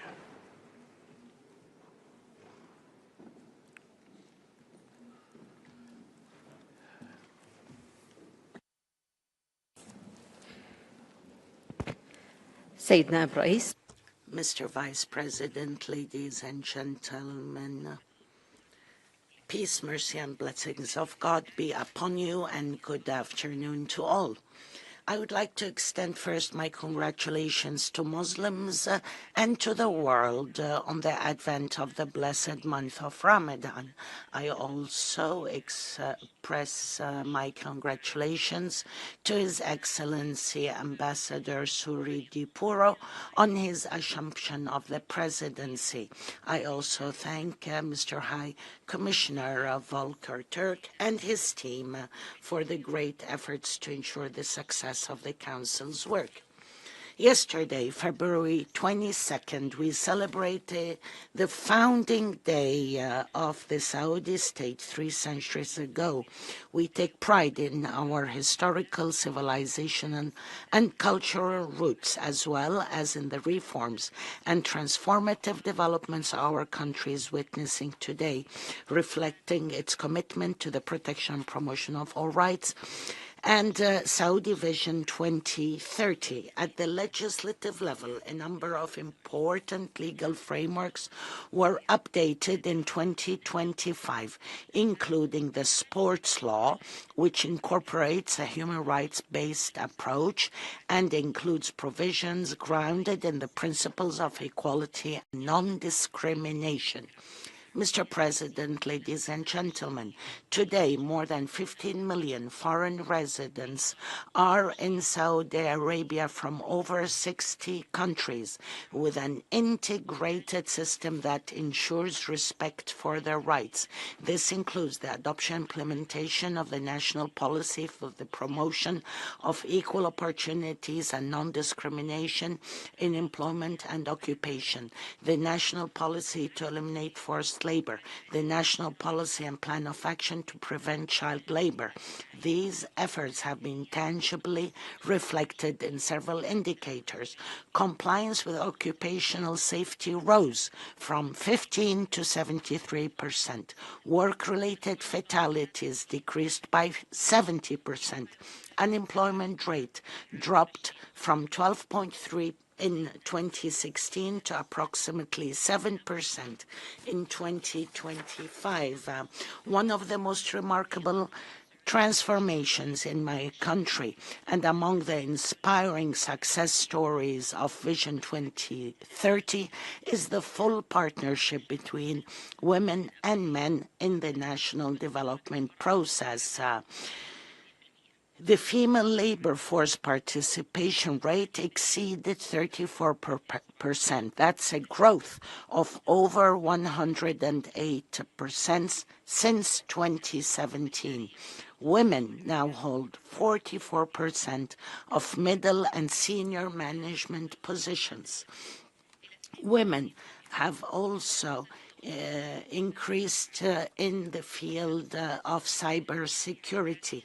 In this context, we have worked on enhancing women's participation in cybersecurity through several efforts, programs, and plans, foremost amongst which the initiative of His Majesty the King to empower women in cybersecurity. We reaffirm the importance of empowering women and enhancing her role in cybersecurity. Mr. President, ladies and gentlemen, the world today is witnessing horrifying practices against children, such as their exploitation and prostitution, pornography, and other forms of abuse. These have evolved into organized international crimes exploiting victims' vulnerability. Unfortunately, some of these practices have emerged through the misuse of human rights to justify deviant ideas, resulting in harmful consequences that extend across generations. We call on the international community to adopt a firm stance and to take effective measures to ensure that such crimes are not tolerated, that perpetrators do not escape accountability and that they are prosecuted internationally. These crimes are crimes against childhood, on par with crimes against humanity. My country's approach to human rights is based on an integrated mission that links domestic rights promotion with the support of peace, stability, and civilian protection in conflict context. My country rejects and condemns the continued brutal assaults on the brotherly people in Gaza, the persistence of starvation and forced displacement. We reaffirm that the land of Gaza is Palestinian. The rights of its people are inalienable. Neither aggression nor threats can strip them away. We reiterate our firm position on Yemen, emphasizing its continued support for the legitimate Yemeni government to achieve security and stability for Yemen. Moreover, we express deep concern at the ongoing conflict in Sudan and the grave violations of international humanitarian law. We call on Sudanese parties to prioritize the national interest, reaffirming the kingdom's commitment to continue all efforts to end the war in Sudan in line with the Jeddah Declaration signed on May 11, 2023. The reforms and advancements in the field of human rights in the kingdom stem from our national priorities and the goals of Vision 2030. We will continue to work on attaining the highest standards in promoting and protecting human rights and to achieve sustainable development for all who live on the kingdom's land. The protection of human rights is not a merely legal obligation, but a moral duty deeply rooted in Saudi values. Thank you for your kind attention. Thank you, Excellency. I now have the honor to give the floor to Excellency Edaso Rodrigue Bayala, Minister of Justice and Human Rights of Burkina Faso, via video message. Excellence, Monsieur le Président. Excellencies, President of the Human Rights Council, United Nations High Commissioner for Human Rights, ladies and gentlemen, heads of delegation, Excellencies, ladies and gentlemen. I'm delighted to take the floor during the high-level segment of the 61st session of the Human Rights Council on behalf of my country, Burkina Faso. President, like other members of the Alliance of Sahel states, which are Mali and Niger, Burkina Faso has scored further successes in combating terrorism in order to protect the prime human right, which is the right to life. Thanks to the victories day in, day out achieved by our brave defence and security forces and the volunteers for the defence of the fatherland, civilians have been resettled in their homes with access to education, health and other basic social services. We've been fighting for sovereignty and dignity against the regressive forces which are the puppets of imperialism, who are arming and funding them with the terrible aim of trying to destroy our country and take advantage of our wealth.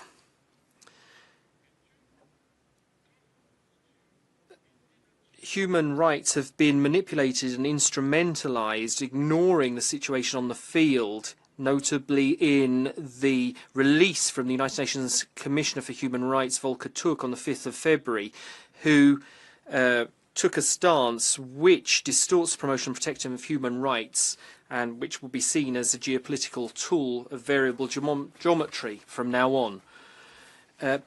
President, Burkina Faso, in line with its commitments and under the strong leadership of Cameroon President Captain Ibrahim Traoré, has undertaken a number of actions to restore the dignity of the Burkina Faso people, which has suffered the cowardly and barbaric attacks of terrorists.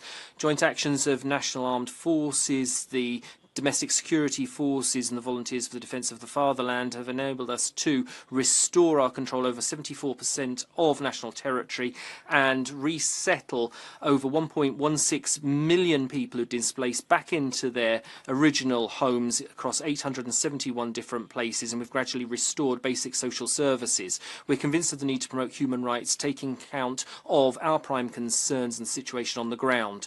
President, despite this security context, Burkina Faso has undertaken important legislative and institutional reform to support the trend which was triggered by the progressive and popular revolution.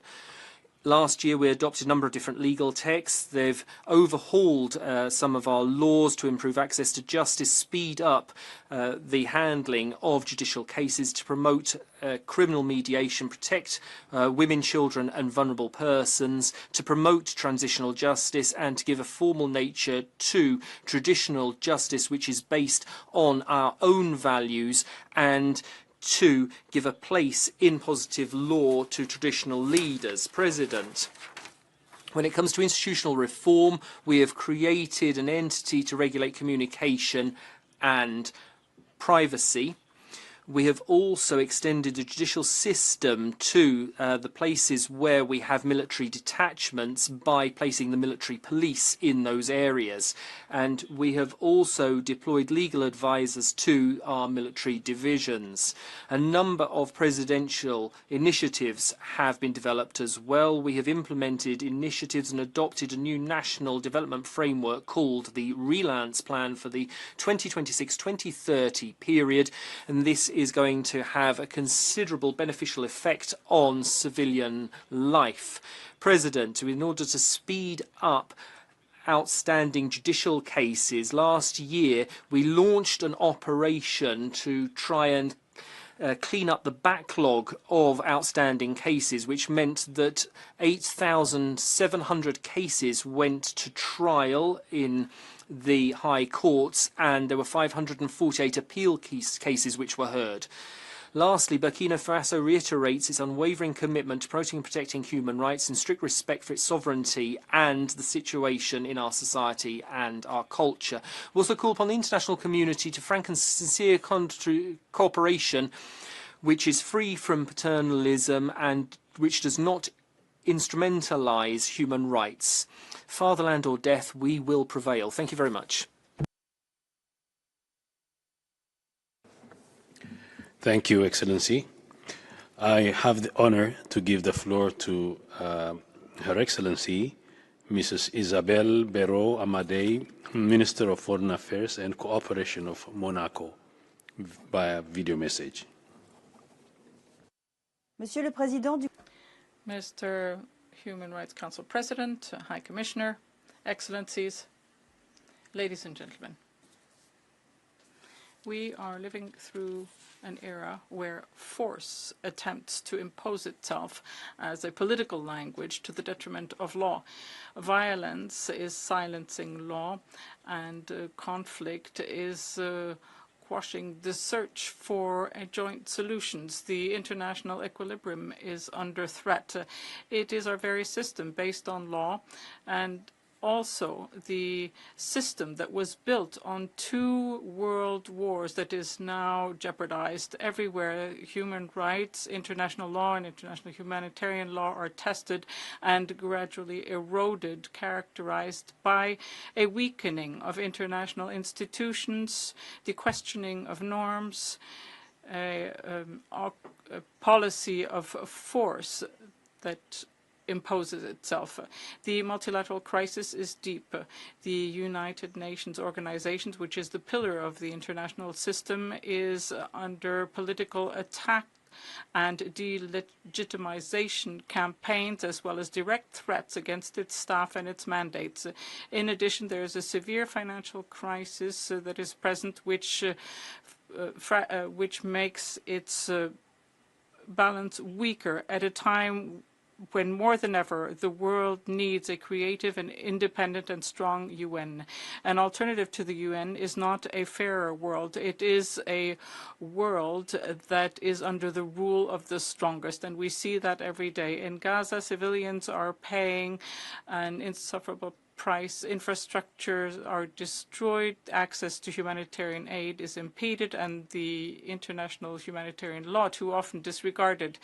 The invasion of Ukraine and its disastrous consequences remind us that the inviolability of territorial integrity is paramount, and its violation is a violation of international law. In Syria, after tens of years of conflict, displacement continue to impede international law, where transitional justice and the rule of law remain extremely fragile. In Iran, the repression against demonstrations, the death sentence, the cutting of communication and discrimination against dissidents gives rise to deep concerns. In Sudan, millions of civilians have been plunged into a large-scale humanitarian catastrophe when rape, forced displacement, and hunger are used as tools of war. These situations differ by their context, nevertheless have one thing in common. It is always the civilians who lose and pay the highest price for disregard for the international order. Ladies and gentlemen, the protection of fundamental rights is not an option. To weaken them is to open the door to arbitrary rule, fragmentation, and permanent suffering. Given this reality, the Human Rights Council must not be just an abstract forum where words evaporate no sooner than they are spoken. It must be the voice of those who no longer have a voice. This ambition, however, is condemned to be merely words if the Human Rights Commissioner does not have the adequate means to live up to his mandates, in particular that entrusted to him by our Council. And this is why, High Commissioner, this year once again you can count on the financial support of the Principality of Monaco in its voluntary contribution to your office, which will be increased. Mr. President, Excellencies, ladies and gentlemen, today more than ever, our responsibility collectively is to reassert the place of international law and human rights law at the core of the universal project embodied by the UN. History teaches us a simple lesson. The force may conquer, but only law can build. And I can assure you that my country will always be on the side of the law. Thank you.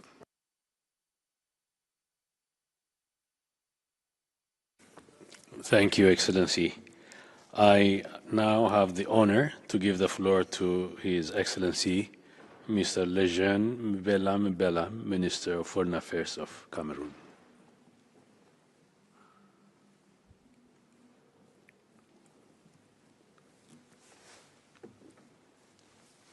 You have the floor, Excellency.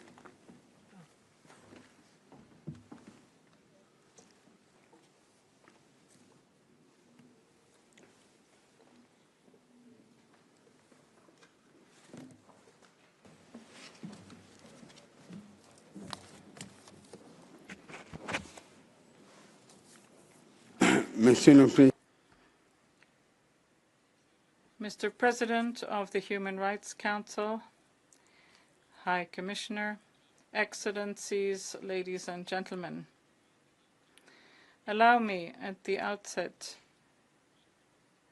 to convey my warmest congratulations to His Excellency Mr.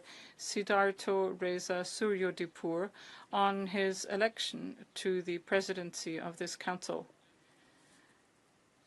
I would also like to commend the UN High Commissioner for Human Rights, Mr. Volker Türk, for his consistent commitment at the service of this noble and universal cause, namely the protection of human dignity. Excellencies, the United Nations organization, which is the pillar of peace and collective security, is now facing multiple challenges: protracted conflicts, geopolitical fractures, growing inequalities, but also a financial crisis which leads to great concern and weakens the functioning of our shared mechanisms. In this context, it is crucial to recall that the promotion and protection of human rights constitute one of the foundations of the UN Charter. They cannot be pushed to the background of international priority, and their promotion cannot be dissociated either from peace or from development. Cameroon most emphatically reasserts its commitment to multilateralism, which is the sole legitimate framework to face the global challenges of our time. We remain convinced that dialogue, cooperation, and mutual respect are the safest pathways towards the advance of human rights throughout all the regions of the world. Ladies and gentlemen, the recent presidential election held in October 2025 has constituted an appropriate barometer to gauge the rule of law and the democratic maturity in the Cameroon. Public liberties are carried out within the framework of a legal context. The vitality of the political pluralism and the participation of citizens have reflected that democracy is deeply rooted in our country. Under the impetus of His Excellency Paul Biya, the President of the Republic, whose commitment to peace is well known, Cameroon has continued to strengthen the rule of law and democratic governance. In line with its national strategy for development, Cameroon has integrated its public action in the full enjoyment of economic, social, and cultural rights as promoted by the United Nations Agenda 2030 Agenda. And in this context, efforts have been made in strategic sectors such as energy, water management, infrastructure, education, and health. A special focus has been placed on vulnerable groups, in particular women, youth, persons living with a disability, and indigenous peoples. In this context, a special plan for the promotion of youth employment with a budget allocation of 50 billion francs CFA under the 2026 budget is currently being implemented. Excellencies, ladies and gentlemen, Cameroon is pleased to be supported by the High Commissioner in the process of a gradual return to normalcy in the regions of the far north, the northwest, and the southwest of our country, as well as of the recent publication of its report on the situation in the regions, which contributes an objective perspective on the efforts undertaken by my country. Ladies and gentlemen, international cooperation remains crucial.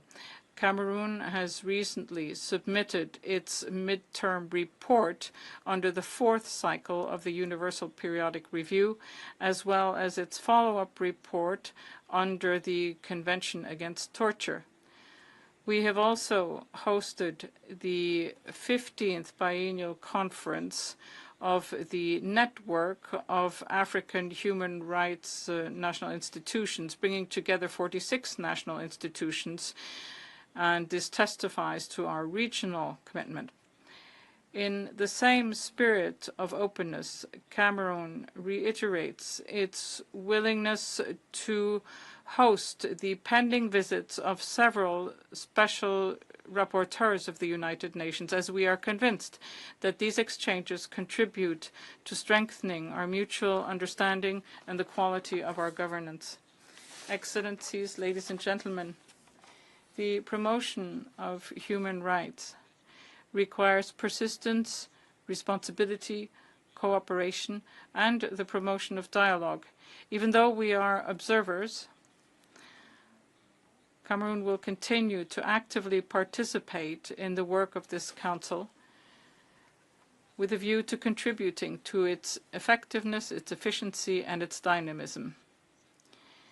At the beginning of this 61st session, may we reaffirm together our collective commitment to a world with more justice, more solidarity, and more peace. Thank you.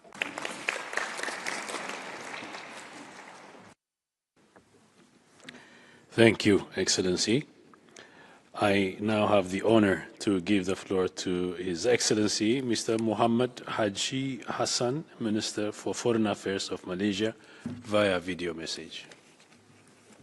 Mr. President, Excellencies, under the strain of numerous armed conflicts, humanitarian crises, and growing inequalities, the multilateral system is facing its greatest challenge this century. In such dire circumstances, we must redouble international and national efforts to protect human rights. Gaza is the ultimate test of whether we will succeed in our collective commitment to human rights.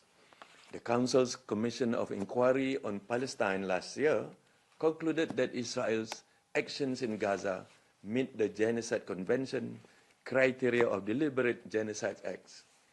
As the fundamental rights to life, dignity and self-determination of the Palestinian people, including children, are continuously denied, impunity will only enable further atrocities. The illegal occupation of the occupied Palestinian territories must end. Malaysia strongly condemns Israel's ban and suspension on many UN and international organizations' operation in Gaza. Humanitarian access must be open, safe, and unhindered. Armed transfer must end immediately. Above all, we must completely reject collective punishment or forced displacement as legitimate tools of statecraft. We cannot and must not accept these as political realities in any corner of the world, whether in the Middle East, in North Africa, in Eastern Europe, or in Southeast Asia. Excellencies, as a member of ASEAN, Malaysia remains committed to advancing the promotion and protection of human rights in our region. During Malaysia's chairmanship last year, ASEAN adopted two landmark declarations, namely the Declaration on the Right to a Safe, Clean, Healthy and Sustainable Environment, and the Declaration on Promoting the Right to Development and Peace, towards realizing inclusive and sustainable development. On the situation in Myanmar, Malaysia continues to support ASEAN-led efforts anchored on the 5-point consensus. This includes the delivery of aid through the ASEAN Humanitarian Assistance Center, as well as facilitating inclusive and constructive engagement among stakeholders. In this context, Your Excellencies, Malaysia remains committed to assisting Myanmar in finding a peaceful and durable solution to the crisis. Excellencies, at the national level, Malaysia continues to advance human rights priorities through progressive legal reforms and institution building. In August last year, we launched the National Action Plan on Business and Human Rights for 2025-2030 to ensure all business activities adhere to human rights standards, prevent abuses, and provide access to remedies in accordance with the United Nations guiding principles. The government is also undertaking further reforms, including drafting a Whistleblower Protection Act, a Freedom of Information Act, and an Ombudsman Act. A strategic care plan focused on the needs of the aging population and long-term care services is also being comprehensively developed. Children's rights continue to be national priority.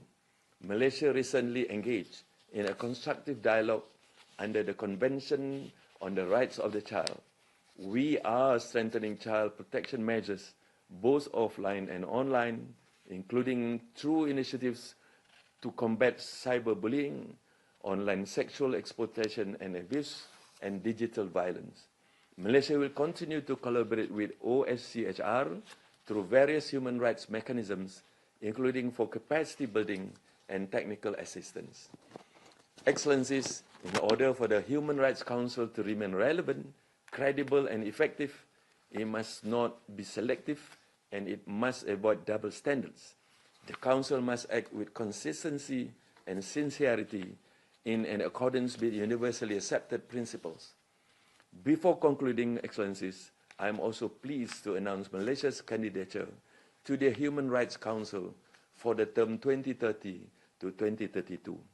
We look forward to receiving favorable consideration and support from all member states. I thank you.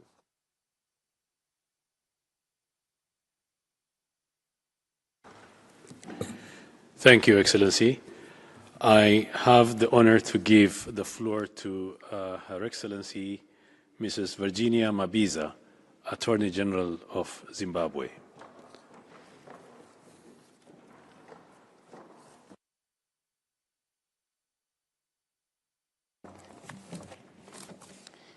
Thank you, Mr. President, Your Excellencies and distinguished delegates. It is my pleasure and distinct honor to address the 61st session of the Human Rights Council. Allow me at the outset to congratulate you, Mr. President, on your election as the President of the Human Rights Council for 2026. My delegation expresses its utmost confidence in your leadership. Mr. President, I wish to reaffirm Zimbabwe's unwavering commitment to the promotion and protection of human rights. In compliance with its human rights obligations, Zimbabwe presented the second periodic report under the International Covenant on Civil and Political Rights and the second periodic report under the International Covenant on Economic, Social and Cultural Rights in 2025. Zimbabwe also hosted the Working Group on Discrimination Against Women and Girls in August 2025.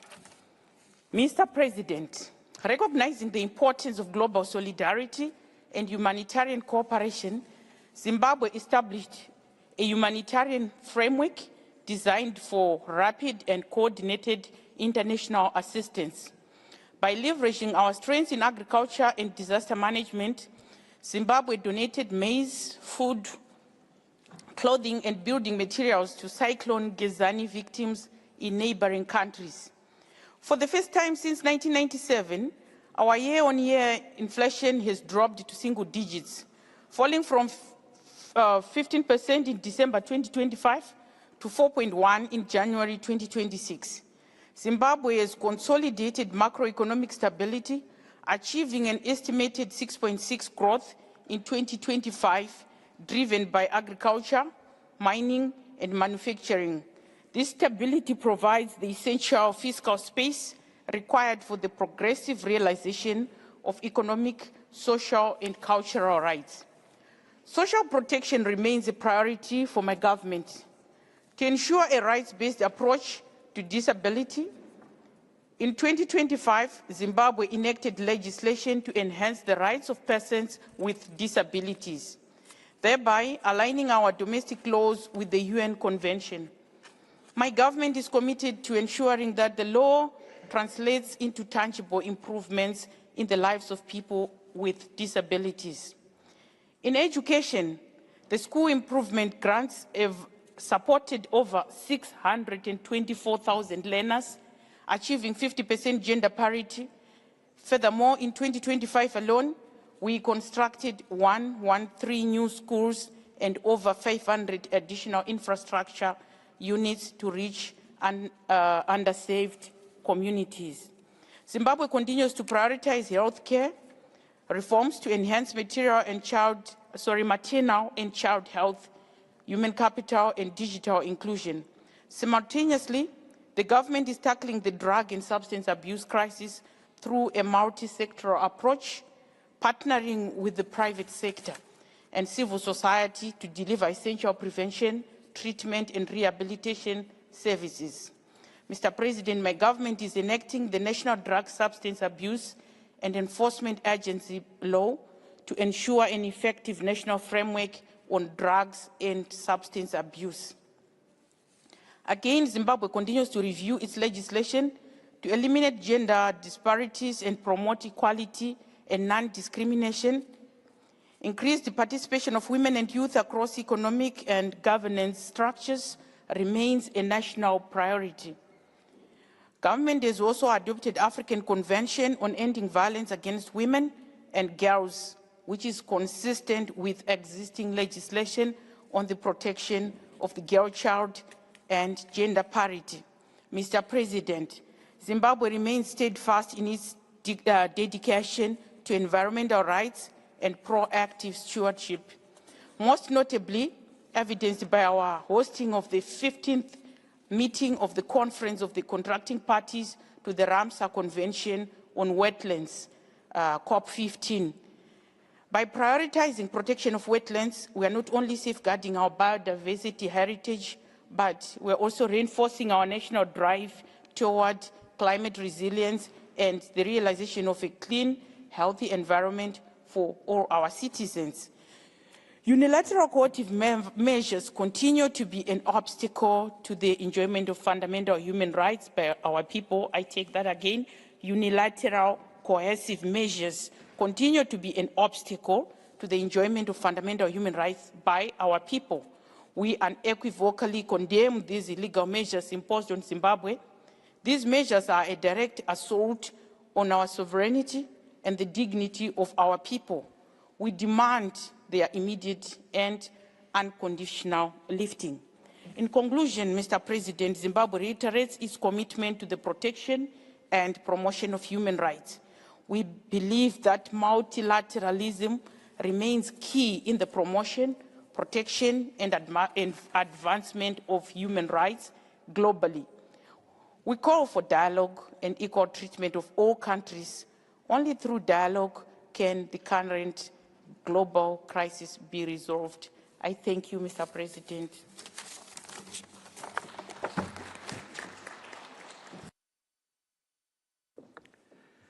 Thank you, Your Excellency. I now have the honor to give the floor to His Excellency Mr. Kazem Garibabadi, Deputy Foreign Minister for Legal and International Affairs of Iran. Excellency, you have the floor.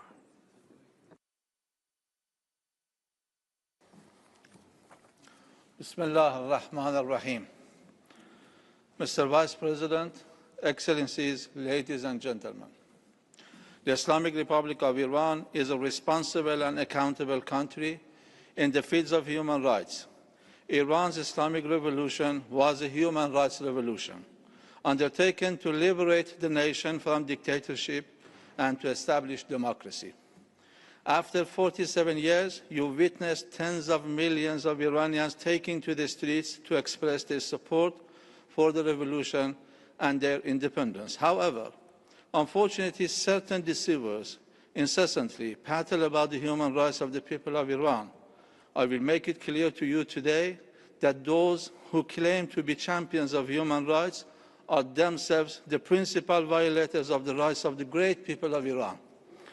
The United States, the United Kingdom, and France, together with their allies, provided full-fledged support to Saddam's regimes throughout its 8-year imposed war against Iran, as a consequence of which more than 830,000 individuals were martyred or wounded.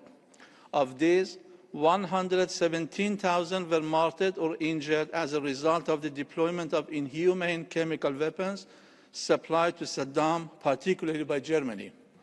More than 25,000 innocent Iranian civilians, including women and children, were assassinated and martyred by the terrorist groups that today reside in the safe havens of Western countries. The human rights of millions of Iranians, most notably their right to life, have been extensively violated as a result of the same self-proclaimed advocates of human rights imposing unjust and unlawful unilateral sanctions, thereby perpetrating crimes against humanity. During the 12-day war waged by the United States and the Zionist regime against Iran back in June 2025, more than 1,060 individuals were martyred and approximately 6,000 were injured, while these very same so-called champions of human rights supported the aggressors and even prevented the Security Council and the Human Rights Council from condemning the aggression. Those countries which now profess concern for the human rights of the Iranian people, did they, during those periods, not feel the pain of these people's human rights? What have these self-proclaimed advocates of human rights really done in the face of killing and injuring of more than 244,000 individuals in Gaza? Mr. President, the Human Rights Council has regrettably been transformed into an instrument in the hands of false and self-proclaimed champions of human rights. That which holds no significance for these countries is precisely human rights itself. At a time when the civilization of those who now claim to be champions of human rights had yet to take shape, Iran was the cradle of civilizations and human rights. It is indeed regrettable that those who claim to champion human rights now have the audacity to lecture the Iranian people on democracy, the very Iranian people who 47 years ago liberated themselves from the yoke of the Pahlavi dictatorship. More lamentable still is the delusion entertained by certain anti-human rights seekers who imagine that this democracy can somehow be delivered through the breath of the fugitive and deposed dictator. Is this not a betrayal and an affront to democracy? The people of Iran are those who, under all circumstances, have steadfastly defended the independence and territorial integrity of their country, not those who, in treachery, call for the bombardment of their own homeland and are hated among Iran and the Iranian people. We take pride in all Iranians living abroad whose hearts beat for their homeland, even if they may hold certain criticisms. We call upon them to strive for the dignity, greatness, and honor of Iran. I declare from this very podium that Iran and the Iranian people will stand with resolve and authority against any conspiracy, whether military or political in nature, directed against their homeland. Although Iranians are not inclined towards aggression against other countries, they know full well how to defend their land and honor with firmness and resolve. The enemies of Iran may be able to initiate a war, but they will not determine how to end. You have tested sanctions and war in your dealings with Iran. The result, nothing.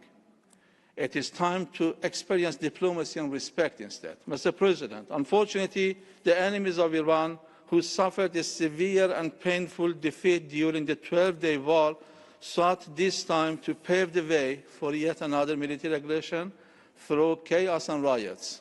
To this end, they sought to divert the people's peaceful protests in reaction to economic conditions into riots and chaos. The rioters and terrorists perpetrated Daesh-like atrocities, including burning individuals alive, beheadings, and an orchestrated scheme of staged killings designed to falsely attribute the deaths to law enforcement authorities, alongside the extensive use of firearms, resulting in the martyrdom of 2,427 innocent civilians and guardians of public order and security, out of a total of 3,117 fatalities. Most regrettably, certain anti-human currents, driven by political motives, disseminate fabricated casualty figures, notwithstanding the fact that none has thus far been able to refute the officially published statistics through documented and substantiated evidence. None. We seek justice for every drop of blood unlawfully shed. The principal instigators of the incidents in question, particularly the United States and the Zionist regime, which once again were defeated by the people of Iran and their puppet, namely the brat of the fugitive and deposed dictator, must be held accountable for crimes against humanity. I thank you.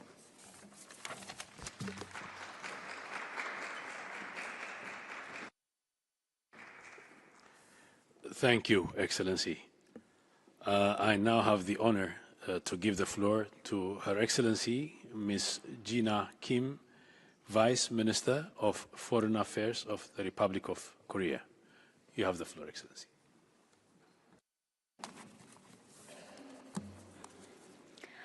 Mr. Vice President and distinguished delegates, we meet at a moment many refer to as a polycrisis, a convergence of protracted armed conflict, widening development gaps, and intensifying global climate crisis, and rapid technological change, which is generating systemic instability across regions. Technological progress has expanded windows of opportunities, yet its benefits remain uneven. Without the adequate safeguards, emerging technologies can reinforce surveillance, misinformation, and discrimination, deepening exclusion for those already most vulnerable and undermining democratic values. Meanwhile, conflicts around the world are becoming longer and more complex with the use of technologies, as witnessed in Gaza, Ukraine, and Sudan. And development disparities persist, both within and between societies. These structural pressures translate into unequal access to safety, healthcare, education, and justice, contributing to a broader regression in the human rights environment, felt most acutely by women, children, migrants, refugees, and other marginalized communities. As unilateral approaches gain ground, governance gaps widen, and multilateral cooperation faces growing strains. Strengthening and reforming the UN systems under the UNHRC initiative is therefore essential to ensure that global communities can deliver real protection on the ground. We must not compromise our key priorities. In this context, the work of the Human Rights Council is more important than ever, and human rights norms must guide our responses to conflict, development, and technological change alike. In this environment, all states share a responsibility to translate principles into practices. The Republic of Korea is prepared to shoulder its part. Indeed, Korea's democratic institutions have demonstrated resilience through the rule of law and civic participation. At the same time, an active developer of artificial intelligence and emerging technologies, Korea seeks to contribute to global norm setting and governance frameworks that ensure innovation remains aligned with human rights principles, equity, and public responsibility. Building on this foundation, Korea will seek to contribute in 3 practical ways. First, we will promote a human rights-based approach in response to emerging technologies and share policy experiences with developing partners to set responsible AI principles. We remain concerned that the misuse of digital innovation can generate significant human rights harms. Korea is committed to working with international partners and UN human rights institutions to mitigate these risks through engagement with UN mechanisms. Second, we will expand our development cooperation that empowers youth and communities and strengthens health systems, social protection, digital access, and climate resilience based on a whole-of-society approach so that development gaps do not become rights gaps. In implementing its development cooperation, Korea emphasizes its contribution to the achievement of the SDGs. Third, we will reinforce protection and ensure accountability for those most at risk, including survivors of conflict-related sexual violence, while joining the international community's efforts to prevent such violence from reoccurring. We remain committed to restoring the honor and dignity of the comfort women victims, bearing in mind the historical lessons learned from their experiences. Furthermore, we will also continue efforts to counter hate speeches and the dissemination of false information, including through strengthened legal protections for survivors, as an amendment to the Comfort Women Victim Act was recently passed.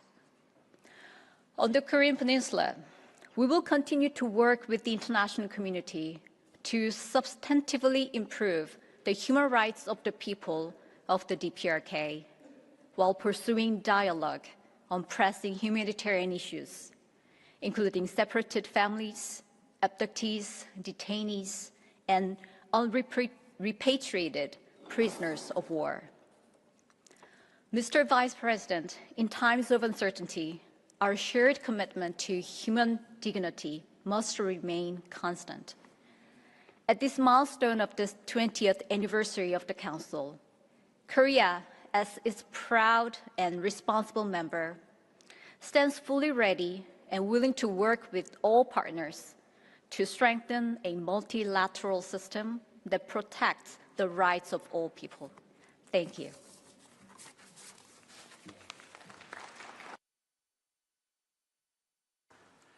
Thank you, Excellency. I now have the honor to give the floor to Her Excellency Mrs. Janine Melo dos Santos, Executive Secretary of the Ministry of Human Rights and Citizenship of Brazil. You have the floor.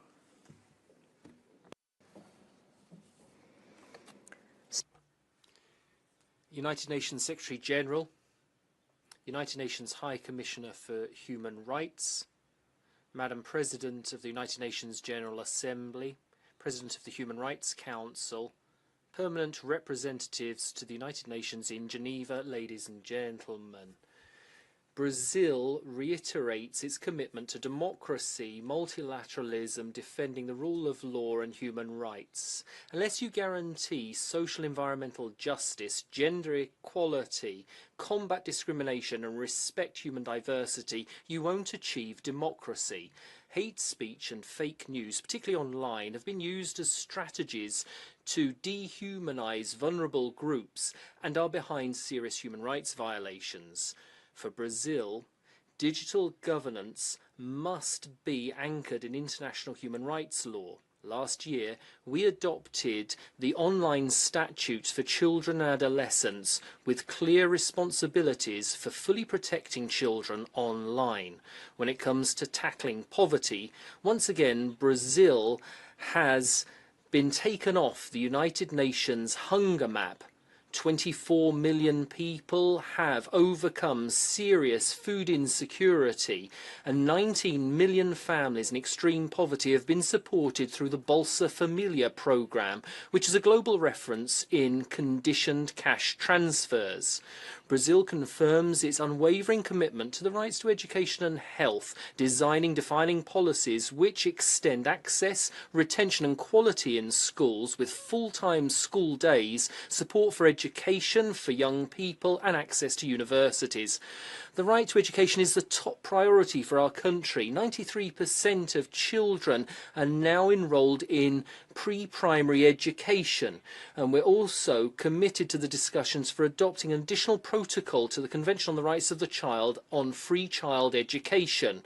We have extended the training of doctors and other health professionals with specific programs where we're investing in innovation. When it comes to the national care policy, we state that there are shared responsibilities with state and family, and through the National Pact Against Femicide, we affirm that we urgently need a whole-of-society commitment, including by the state and private sector, in order to protect half of the Brazilian population, namely women and girls. We've adopted a new national policy on migration, asylum and statelessness, which is based on reception, holistic protection, integration, non-discrimination, guaranteeing social rights, and an emergency response to humanitarian crises. The Here is Brazil programme has already welcomed back over 3,000 people who've been deported, ensuring that they're reintegrated with respect for their human dignity, social protection and family unity. We're part of the core group on the resolution on the World Programme for Human Rights Education, the fifth phase of which includes subjects such as digital technology and climate change. We defend the convergence between development, sustainability and climate justice. In the context of COP30 under the Brazilian presidency, we launched the Suma Uma Pledge for Rights-Based Climate Action, which calls on states to include human rights in climate policy. We had the greatest civil society participation in any climate conference. Last year, we strengthened the protection of collective and land rights of defenders by adopting the National Plan to Protect Human Rights Defenders. When it comes to truth and memory, we have delivered corrected death certificates to the family members of people who were disappeared and killed by the military dictatorship. We recognise therein the state's responsibility, and we are physically marking places of memory of the dictatorship, the transatlantic trafficking of enslaved persons, and the Black Resistance movement. On equality, we highlight the renewal of the mandate of the independent expert on the protection against violence and discrimination on the basis of sexual orientation and gender identity. Last year, we held the 4th conference on the rights of the LGBTQIA+ community, and we established a national policy for this community.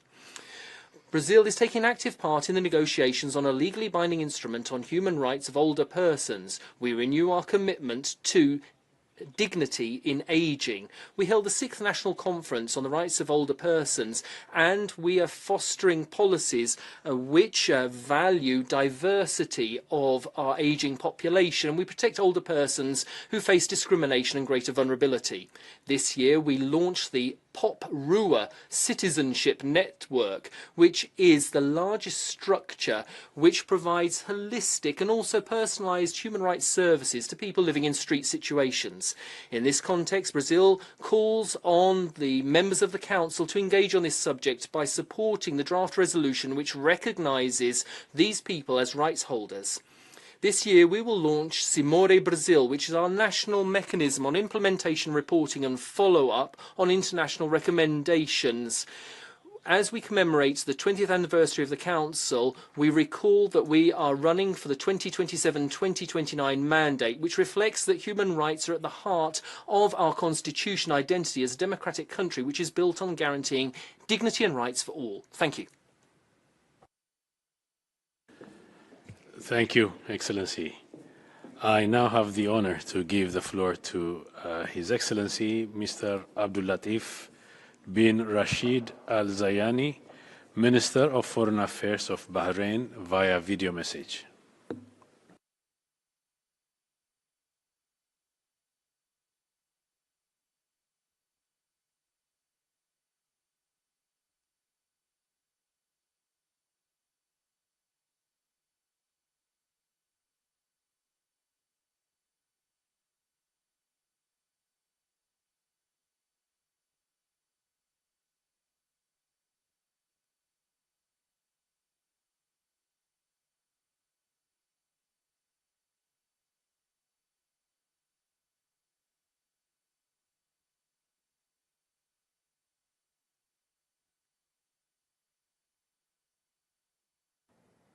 أصحاب المعالي والسعادة السلام عليكم ورحمة الله وبركاته. Excellencies, may the peace of God be upon you. Last year witnessed great progress on consolidating fundamental freedoms and human rights in my country. We're proud of the fact that these values are an integral part of the wise vision of King Hamad bin Isa al Khalifa, may God protect him, as well as of the Crown Prince Salman bin Hamad al Khalifa. Our kingdom is committed to protecting human rights. We can see this in various ways. There's been a pioneering initiative which chooses alternative sentences for crimes instead of custodial sentences. This is an example which is also followed through having open prisons. Bahrain is one of the countries which is working effectively against human trafficking, and this has been recognized for the 8th year in succession. We have also regulated the Media Act, including online outlets, by ensuring that there are greater press freedoms. Bahrain has renewed its commitment to the principles of tolerance, fraternity and coexistence. These are basic principles of our foreign policy.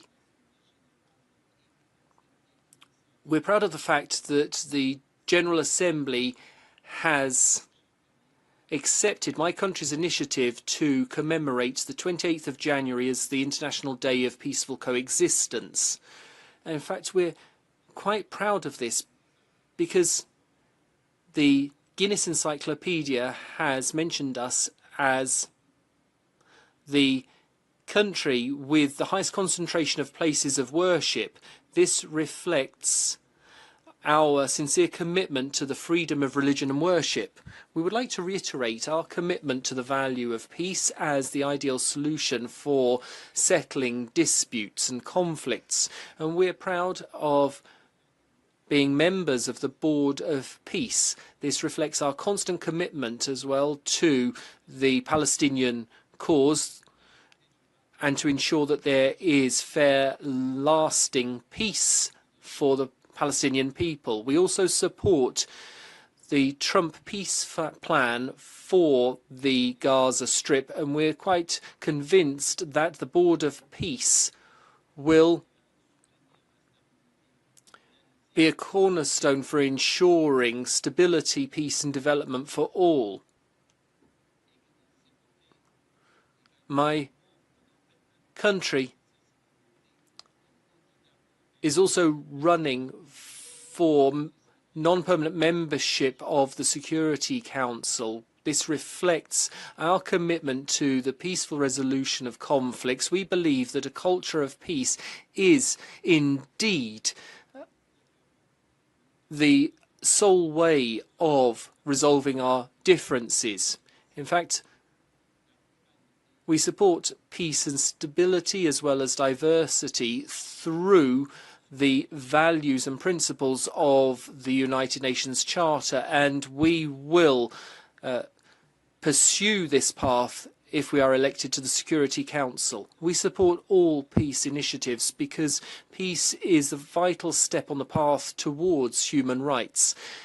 The Council is facing major challenges today which require collective efforts if we are to provide stability and prosperity for all. Thank you very much, and may the peace of God be upon you. Thank you, Excellency. I now give the floor to Her Excellency Ms. Meji Finon, Deputy Minister for Europe and Foreign Affairs of Albania.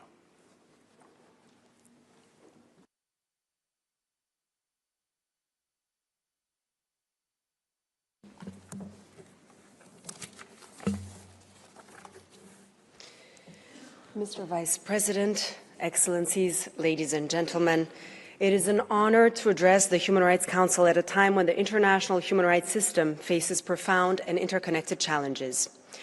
More than 75 years after the adoption of the Universal Declaration of Human Rights, its principles remain clear and non-negotiable. Human rights are not optional, they are not selective, and they are not subject to political convenience. Albania's commitment to these principles is deeply shaped by our own history. Having emerged from dictatorship and systemic denial of freedoms, we know that rights must be protected not only in declarations, but through strong institutions, independent justice, and accountable governance, because human rights begin at home. Today, Albania's internal reform process, closely linked to our path towards European Union membership, continues to strengthen democratic institutions, consolidate the rule of law, and enhance the protection of fundamental rights. Justice reform remains central to this transformation. In this context, we attach particular importance to the guidance and recommendations of international and European human rights bodies, including relevant United Nations treaty bodies, in ensuring full respect for due process guarantees and effective judicial oversight. We continue to modernize our legal framework in line with European and international standards, advancing equality, protecting minorities, safeguarding personal data, and promoting non-discrimination. Gender equality and the empowerment of women remain core priorities, as does strengthening child protection and combating violence against women and girls. We are equally committed to protecting civic space and ensuring media freedom. Reform is not an event, it is a continuous responsibility. Albania's domestic experience informs our strong position on global accountability. One of the most serious threats to the international human rights system today is the erosion of accountability for grave violations. Albania unequivocally condemns the ongoing war of aggression against Ukraine. Russia's aggression is not only an attack on Ukraine's sovereignty, it is an assault on the fundamental principles that underpin international law and human rights. Widespread and well-documented violations of human rights and international humanitarian law must not go unanswered. There can be no sustainable peace without justice and no stability without accountability. We're also gravely concerned by the humanitarian catastrophe in Gaza. The protection of civilian lives, full respect for international humanitarian law, the delivery of humanitarian assistance must remain imperative.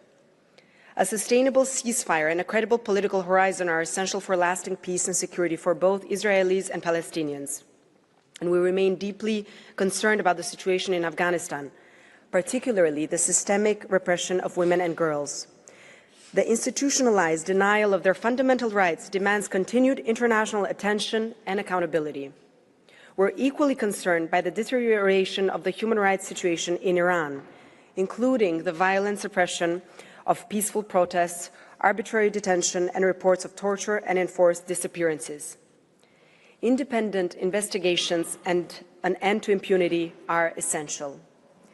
Excellencies, a credible Human Rights Council requires a strong and independent UN human rights system. Albania reaffirms its full support for the Office of the High Commissioner for Human Rights and its initiatives which protect and promote human rights, the special procedures, commissions of inquiry, and fact-finding missions. We strongly support the Universal Periodic Review as a unique and indispensable mechanism for advancing human rights globally. Albania remains fully engaged in this process, integrating international standards into domestic policymaking and upholding its international obligations. We also see the UN80 initiative as an opportunity to enhance the effectiveness and coherence of the United Nations. At the same time, we stress that any reform must preserve and strengthen, not dilute, the human rights pillar of the UN system. In a world marked by division and geopolitical tension, multilateralism remains our strongest instrument. The Human Rights Council must continue to serve as a platform for dialogue, cooperation, and principled action. As a member of this Council, Albania stands ready to work across regions to defend human dignity, strengthen accountability, and uphold the universal values that unite us. I thank you.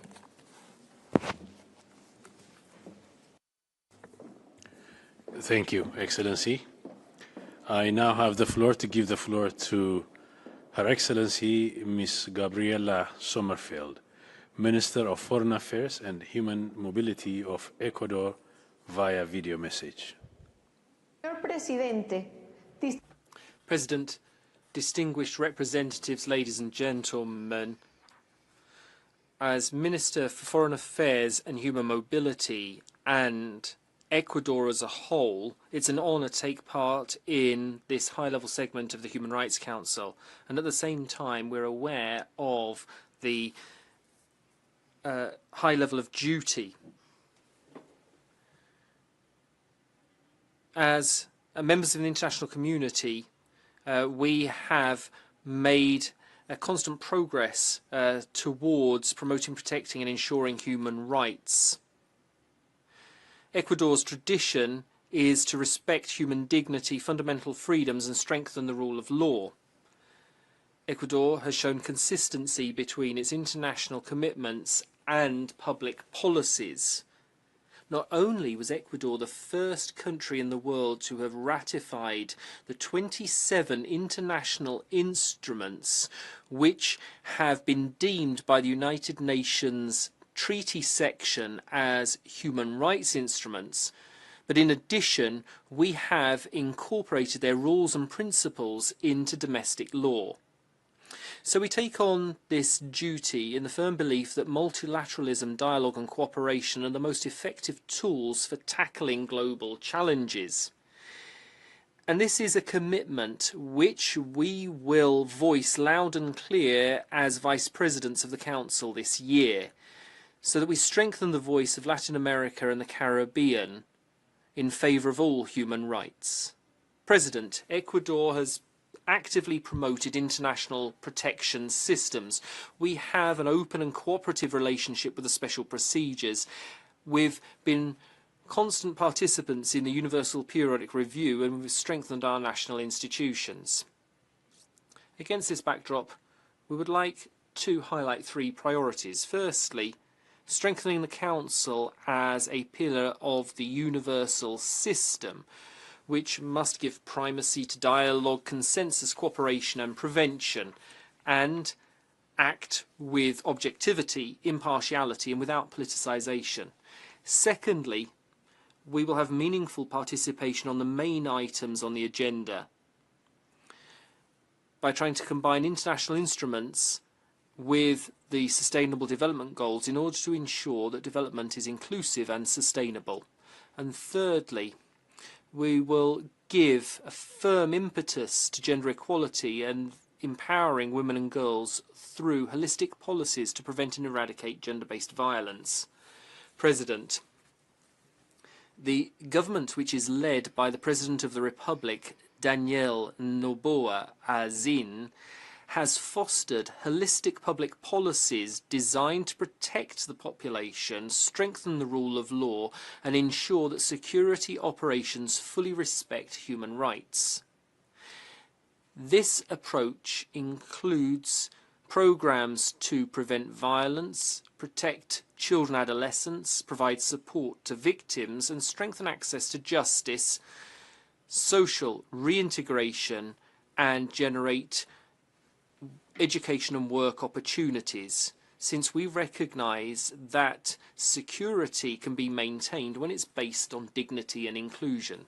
In addition, we are fostering policies designed to attract responsible investment, productive development, and to create decent jobs through mainstreaming human rights into all these areas. President, Ecuador's commitment to human rights is firmly embedded in all our structures and is a state policy. Current challenges, violence, inequality, climate change and poverty, can only be tackled through effective international cooperation, which is based on shared responsibilities. Shared challenges require shared responses. The new Ecuador reiterates that it stands ready to work with you all in order to strengthen peace, democracy, sustainable development and respect for human rights in all regions of the world. We firmly believe that through dialogue and working together, we can work towards fair and inclusive societies in which everyone can live with dignity, safety and freedom. Thank you very much. Thank you, Excellency.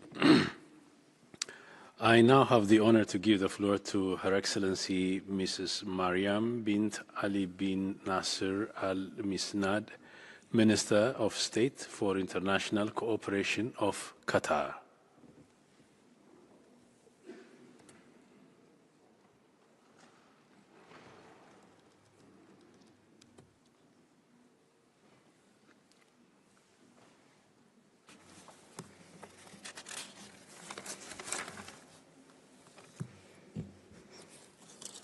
سيد الرئيس مجلس حقوق الإنسان، سيد الأمين العام. Mr. President, Secretary General, High Commissioner for Human Rights, Excellencies, ladies and gentlemen, may the peace of God be upon you. Next month, we will be celebrating the 20th year since the establishment of this Council.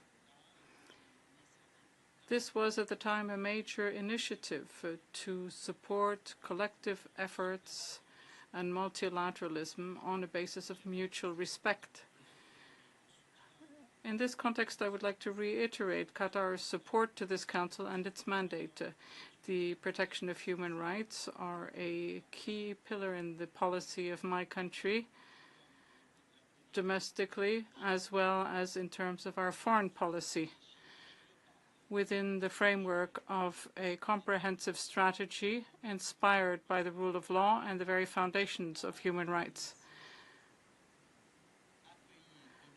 Thus, Qatar has hosted a great number of events and negotiations for the settlement of regional and international conflicts. Qatar was even able to achieve ceasefire agreements as well as political and diplomatic agreements to support peace and stability in many regions throughout the world.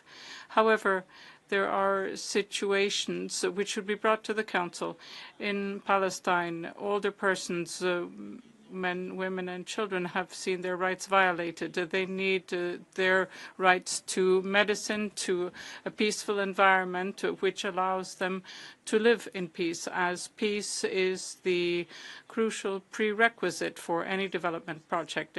We call for upholding the ceasefire and for an implementation of all of its articles whilst allowing access to humanitarian assistance and the opening of access points. In Syria, the state of Qatar has always stood by the Syrian people. We are committed to the ceasefire and to cooperation as well as the integration of all the factions, as this is the key to stability whilst upholding the territorial integrity of Syria. We also welcome the integration of the Syrian Republic and its cooperation with the United Nations. This will allow for greater accountability and national reconciliation. The state of Qatar will pursue its contacts with brotherly nations and states in order to support peace efforts whilst supporting stability in Syria. In Sudan, we express our deep concern regarding the continuation of hostilities which have led to increased human suffering, hostilities without precedent which are added to the severe human rights violations by Daesh. We call on all parties to attach the priority to the supreme international interest and to work towards peace, which will allow for the preservation of stability, territorial integrity, and which will also meet the aspirations of the Sudanese people for development and the preservation of human dignity. In Sudan, Qatar has worked for the rights of women and has granted $10 million for the support, both psychological and physical, for women as well as for women's empowerment. Ladies and gentlemen, we wish you the best of success in your work, and we hope that the outcome of our work will provide a greater contribution to the aims of the promotion and protection of human rights. Thank you.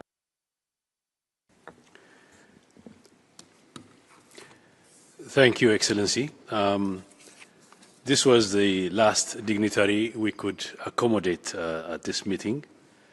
Excellencies, dear participants, we will now take a technical break and we'll reconvene at 3 p.m.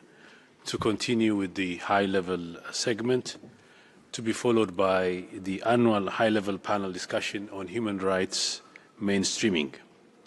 So now I hereby close the second meeting of the 61st session of the Human Rights Council.